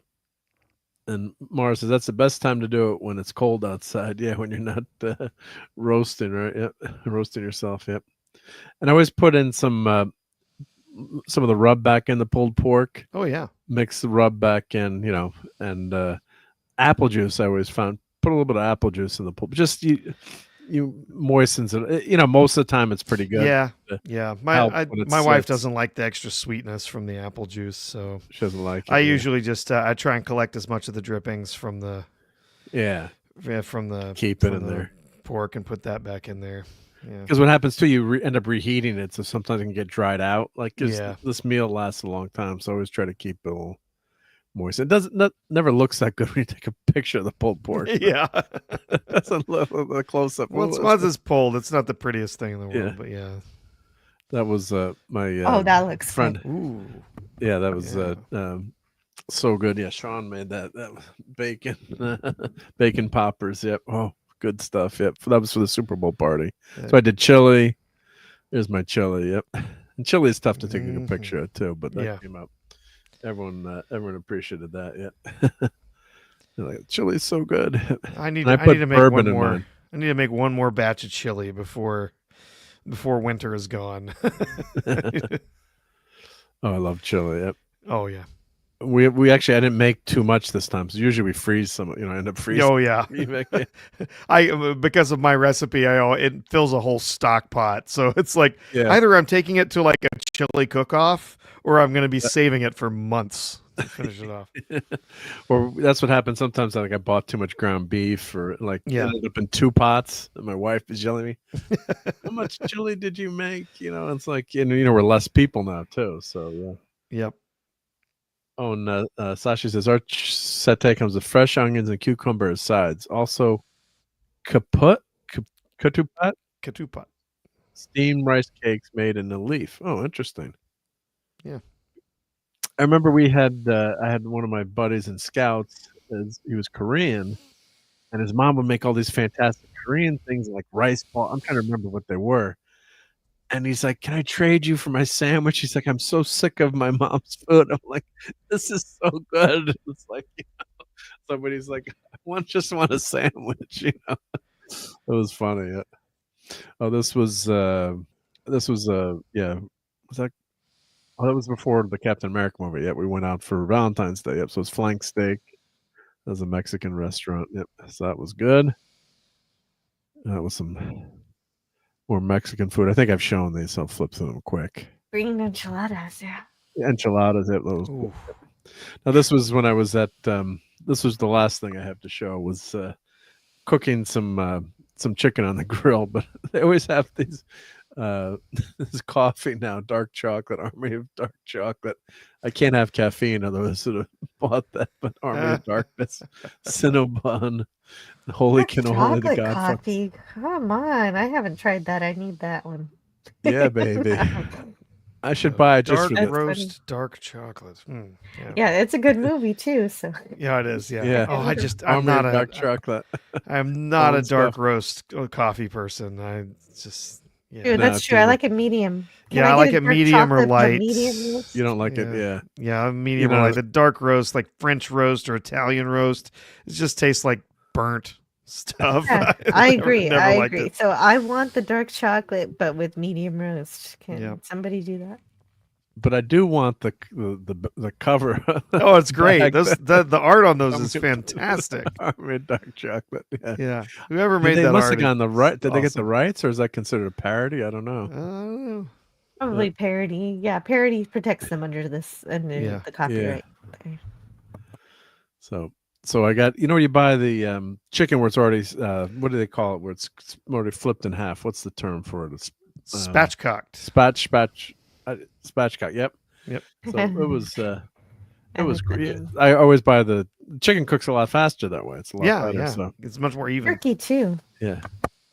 Turkey's a little bit tougher to cut that way because I've watched videos and I've never attempted it. And then I just bought some thighs to have. That's my rub going on there. So, but it was nice when you have the green egg. You can have two levels of cooking. So, but the thighs cook a lot faster. So that's my Bluetooth thermometer. That's nice to have too. So, so I have it goes to an app on the phone, so I can just be lazy and sit inside and see what I didn't set up the computer fan, but I just had I was playing with the vents.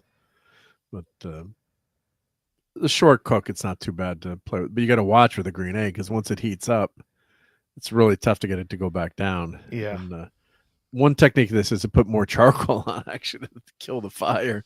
It's counterintuitive, but you put the charcoal on and kind of gets the temperature down. Yep. So there's the chicken cooked. That's an okay picture, but I think I did a video. But everyone was raving about you always, as a cook, you always feel this is so good. So you just can't beat that smoke flavor on chicken. It's just and especially when it's not, overcooked or dried out to hell. You get the chicken that's just so overcooked. Yeah. Let's see. What about Kopi Luwak? It's one of the most expensive coffees, but I won't ever drink it. Look up how it's made. Oh, that's the one with the cat. Is that the one with the cat urine? It's also comes from a type of cherry or something, but it's eaten by a civet, a cat. Yeah, and then digested. Digested, right? Yeah. digested beans that were pooped out by a cat. Yep. Yeah. There's another one. There's another one. Was that in the bucket list movie, or was that? Was it? I don't remember. There's another one that's actually it's eaten by like monkeys, and it's berries that are then collected from monkey droppings. Yeah. Well, I eat snails, so yep. All right, and then we went to desserts. My wife made tiramisu, which is awesome. So that came out really, really good. Oh, where's my latest tiramisu picture? It didn't end up in the. I had a picture of but yeah, tiramisu was. Oh, it didn't take. I thought my picture. Oh, my. Still haven't tried tiramisu yet. Oh God, looks great, and you made it homemade. Yeah, so tiramisu is lady fingers, and then what's the alcohol you use with it? It's use rum, I think. You dip them in rum. And Stephen Mack says, "Yeah, I'm so hungry." Yeah, and you dip it in rum, and then it's whip. You make like the whipped cream, and then you put that's actually coffee on top. Yeah. So yeah, and there's I think some people use amaretto, maybe. Okay, amaretto. Yep. That would work with that. I'm an amaretto fan. Yep. Yeah, and then some espresso. Yeah, Espresso it's delicious on top. Yeah, so half of it is still. Maybe I'll go get some nuts. Where she marked a line on it. How much did you get? Don't touch it. Yeah, but it was really. I thought I had a picture that I'd taken a picture of. Well, anyway, just that's all good. But it just really, really great stuff. Yeah, I've never tried making it at home. I may have to do that one day. But I love tiramisu. And it was like 15 minutes for her to make. I think, she said, it's not complicated. Yeah. No, but it's one of those simple things. And she said she was watching some recipes and people were making the lady fingers from scratch. It's like, well, you're just putting it in the cake, the thing anyway. Yeah. So why make it? Just going to soak it in liquor and espresso. Yeah, so don't bother. Yeah. So tiramisu is awesome. Yep. Yeah, a cup of tea. Yeah, so I had a good cup of coffee with that. So that was good. Yep. All right. Well, now that everyone is sufficiently hungry, I think it's a good time to say goodnight to everyone so everyone can get to work tomorrow. But this is fun tonight. Yeah. So I'm glad. Thank you, R2, for joining me, and Jill, much appreciated. You're welcome. It was my pleasure. I'm glad I get a chance to drop by when I want. Yeah. And let me plug Jill's channel, of course. So let me put your link. I'm sure everyone here is sub to Jill, but just on the off chance if you're not, or if you're lurking or watch us on a rewind and catch us later, Jill's got some fantastic videos. And what do you have your a show tomorrow at lunchtime? Tuesday at 11 a.m. Central. I had to move up the time to 11 a.m. because you moved to 11 a.m. Yeah, because then I have to pick up my children afterwards. And then on Friday, also at 11 a.m. I'm not sure what I'm doing on Friday. Actually, I am. I'm going to do Roger Rabbit on Friday. Oh, great. On Tuesday, I'm going I like the way she's drawn. Yeah, right? She is. She's not bad. She's just drawn that way. Just drawn that way. And Tuesday, I'm exploring all of the Twilight Zone. So on Tuesday, I cover entire series in order. And on Friday, I do everything out of order. So what are you up to on the Twilight Zone right now? I First season still? Or yeah, I'm still in the first season. First season, right? Yeah. I'm still in the first season. I passed up Time Enough at Last, which was my favorite episode. No, that's a good one. And Professor R2, your channel's not so active, so I guess, right? No, I don't really do much on my own. I have a jobby job, right. So yeah. I show up on other people's channels and and have fun. So over on Price of Reason Live, where we do Tuesday and Thursday nights, Price of Reason. Yep. And I will do the Night Owl at that's 11:45 Eastern time every Tuesday and Thursday night. So yeah. Yeah, so there's Price's channel link. So if you're not subbed to Price, and you can find R2 there, as he said. So, and I think it's the live channel, but you can click on the link on his. He's got a link there to the Price of Reason Live. Yeah, and he's got a website too, and Rumble too. You guys, Rumble's your main home, but Price of Reason's cool. I like him. Great guy. Yep. You guys have a great show, and a lot of times I'm lurking, late at night there, and or doing a project or painting or something. Yeah, but, you guys keep me company late at night. Oh well, we appreciate it. Yeah.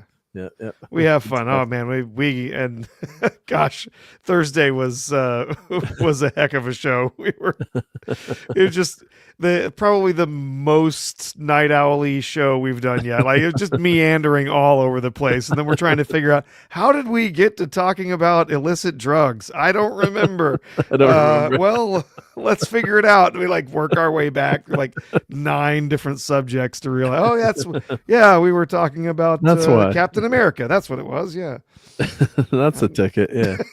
And Captain America, we didn't talk about it tonight, but way down. We're 80% drop in the box office. So 68% this week. Yeah. And I'm guessing it's going to be significantly more than that. I had initially, my estimate was 450 or 450 million was what I thought it was going to make. I might not seriously doubt it's even going to break 400 at this point. Ouch. Yeah. No one cares. How much of those tickets are bought by Disney too? But that you'll never know. Who knows? But it's just kind of like the budget. We may never know what the true budget was, but if it makes only 400, right, that would mean no matter what, they've lost money. Even if they claim the movie was only cost 180 million, once you account for marketing, it had to have been way more than 180. Yeah, and all the reshoots. So, and Harrison Ford, I'm sure, got paid a pretty penny. Oh yeah. Put all the reshoots, marketing, everything in there. This easily set Disney back 500 million. So they're going to lose a huge chunk of change on this. Bring back the real Captain America. Yep. Team him with Falcon again. They're going to bring if Chris Evans won't do it, recast the guy. They're going to bring him back as Captain Hydra first, probably. Oh God, ridiculous. Yep. All right. Well, let's thank all the super chats tonight. So thank you. Wow, usually I don't get that many super chats, which is totally fine. I don't expect super chats. But the Dead Man with the super chats, Keto Simple Dustin, my buddy from Toxic Tuesday, check out his channel. Great Joe's Atmosphere, the Great Wrench Eric K, and who is also a fantastic barbecue guy too. If you've seen his meats. Great cook, and JT Kirk with a member chat, and the Dead Man several times too. So thank you so much, everyone. The Dead Man was really generous on my show last night too. He was really great. Thank you. Yeah, much appreciated. Yeah, you don't have to, but it does help us out. With paying for the StreamYards and the stuff that we review and. So it does make a difference helping to keep especially since keep the lights on. StreamYard doubled their price. Yeah. Ridiculous. Yep. Hey, that's me. Yep. Thank you, Eric. Thank you so much. Yep. Eric, what a great barbecue. God, those beef ribs you cooked. Oh, I love beef ribs. Oh, they're so good. Yep. And thank you, Jonathan. Good night. Yep.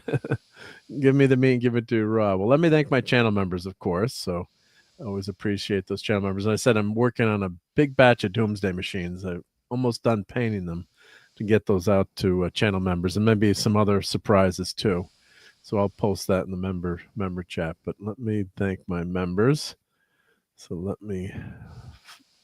let's see. Let's go to the member list here. Oh, come on, YouTube. There we go. That's me. Okay. I'm a member. You're a member too, yeah, and Professor R2 as well. Much appreciated. Yep. Mm-hmm. So let's go. So of course, Professor R2, Philip Story, Stark of Iron, the Mandalorian, Nick Weiser, Dadman Walking, RRTNZ, Max Redstone, RobAltis, Wes Cagle, DJ Ronnie G, Christian DeLorme, that's 70s rock fan, Dave C, Shooter, Eric K, Jill, JT Kirk, and Brian Hepburn. Thank you. Much appreciated. So all those channel members out there. So which is great to have you helping helping me out just a little bit, or a big bit, as I should say. So really appreciate that. So yes, I want to do give something back to the channel members. I haven't done a lot lately since Mike passed. I don't even think I've done a member stream, so I got to get back to that. And just was it was just been tough. But thank you everyone, and life goes on. But Mara says, "Oh, StreamYard, what? Yeah." In our case, says the beef ribs turned out amazing. Yep. Can we? Yep. So Little Bit Doomsday Machines headed out to channel members. Yeah. So I think you're allowed to say that you give things away. Yeah. I got to be careful on the YouTubes, but I'll put that in the member chat. But and I got some other surprises for people too, since I've been having so much fun with the new 3D printers. So yeah, but I'm not responsible for destruction of the galaxy. So be careful what you do with them. But yeah. As long as they stay separated and they stay little, it's when they coalesce together and all of the Doomsday Machines get together and become a big one. That's big That's trouble, when there'll be a problem. So you got a new 3D? You got a resin printer now? I have a resin printer. I've had that for about a year, but I've gotten back into using it because I switched from I was having so many problems, and I switched from the water washable to regular resin. I don't recommend that water washable. The water washable was horrible. Just never. Certain prints came out okay, but a lot of them didn't. And oh well, actually, let me show you. Let me show the other thing I was working on to do as a giveaway too. This was pretty cool. Where's my Illustrator? Let me open up Illustrator. Where did Illustrator go? Where's my? Come on, damn you, Microsoft! You're moving moving all my stuff around here because I did this, and this you guys will think is pretty cool. So I had the sign that clobbering times, like there was a thing, parking only, violators will be clobbered. So what I want to do is do a 3D print of it, because I now have I've got the Bamboo Labs 4 color printer, so I can do a color printer, and I might do a limited run too of actually full size print on it. So let me open this. Open Wes Cagle just had a member chat, so let me put. Here we go. I was working on this. I'll show you guys.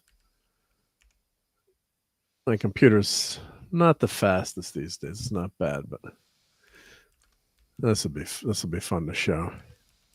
So Wes Cagle, of course, thank you, Wes Cagle, for being a member. Pure anti-proton, absolutely pure. Yep.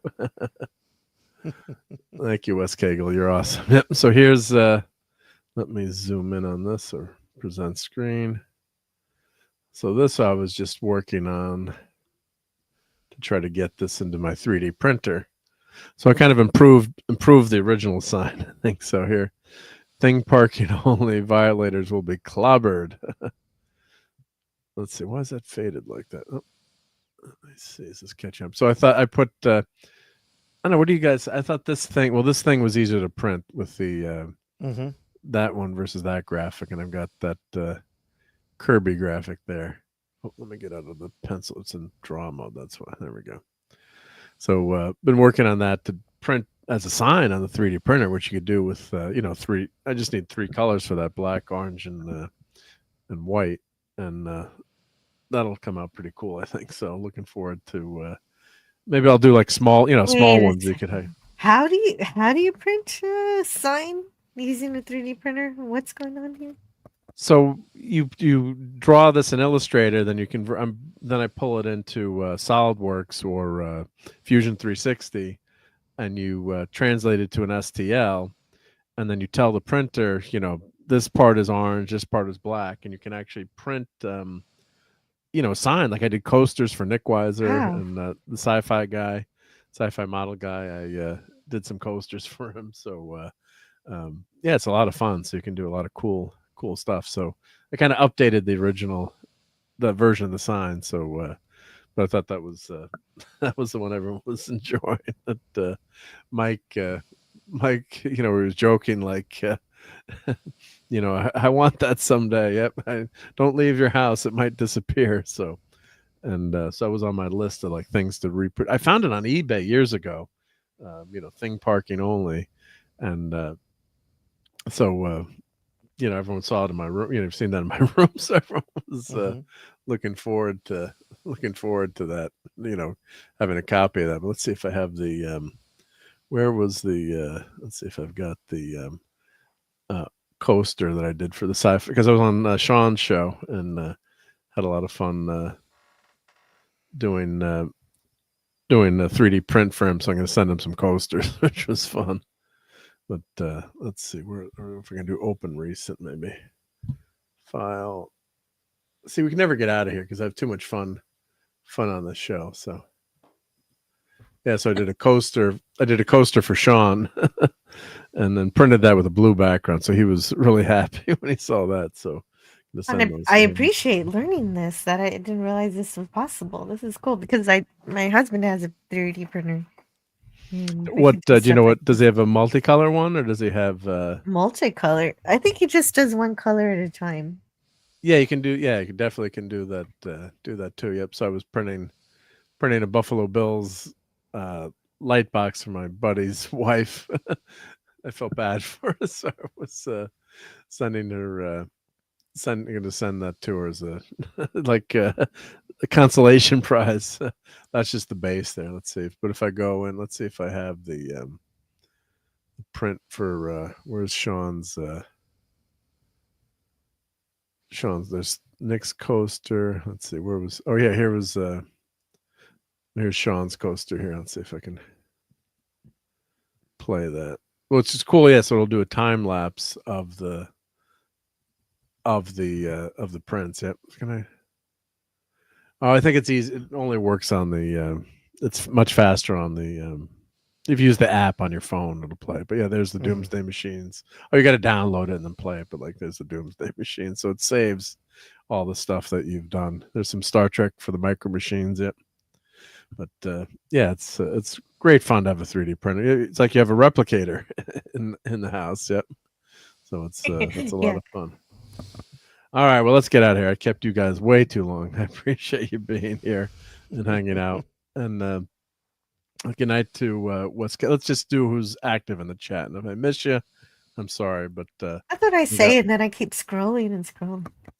Yeah, well, we've got Wes Cagle, Stream Element Spot. Oh, hit that like button. Thank you. RobAltis, Philip Story, Mars Monkey Max, Lisa in the chat. And I think we thanked everyone who did super chats, and of course the great Eric K. Thank you, Eric K. Jonathan Conroy. Yep. Philip. Sashi, yep. We'll just go Stephen Mack. We'll go back, scroll back just a little bit. Yep. Oliver Belmont.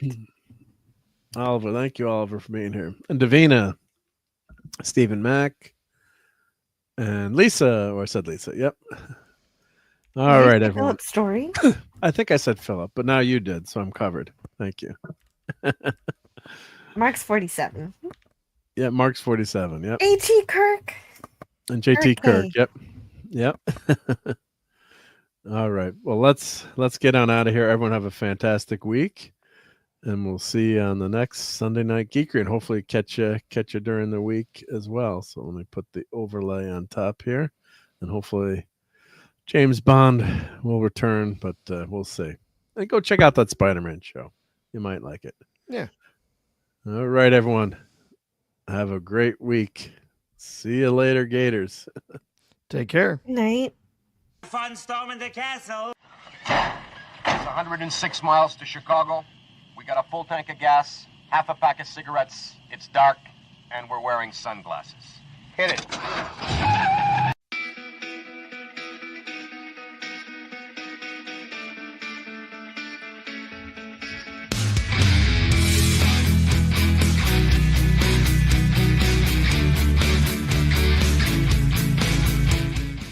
Still here?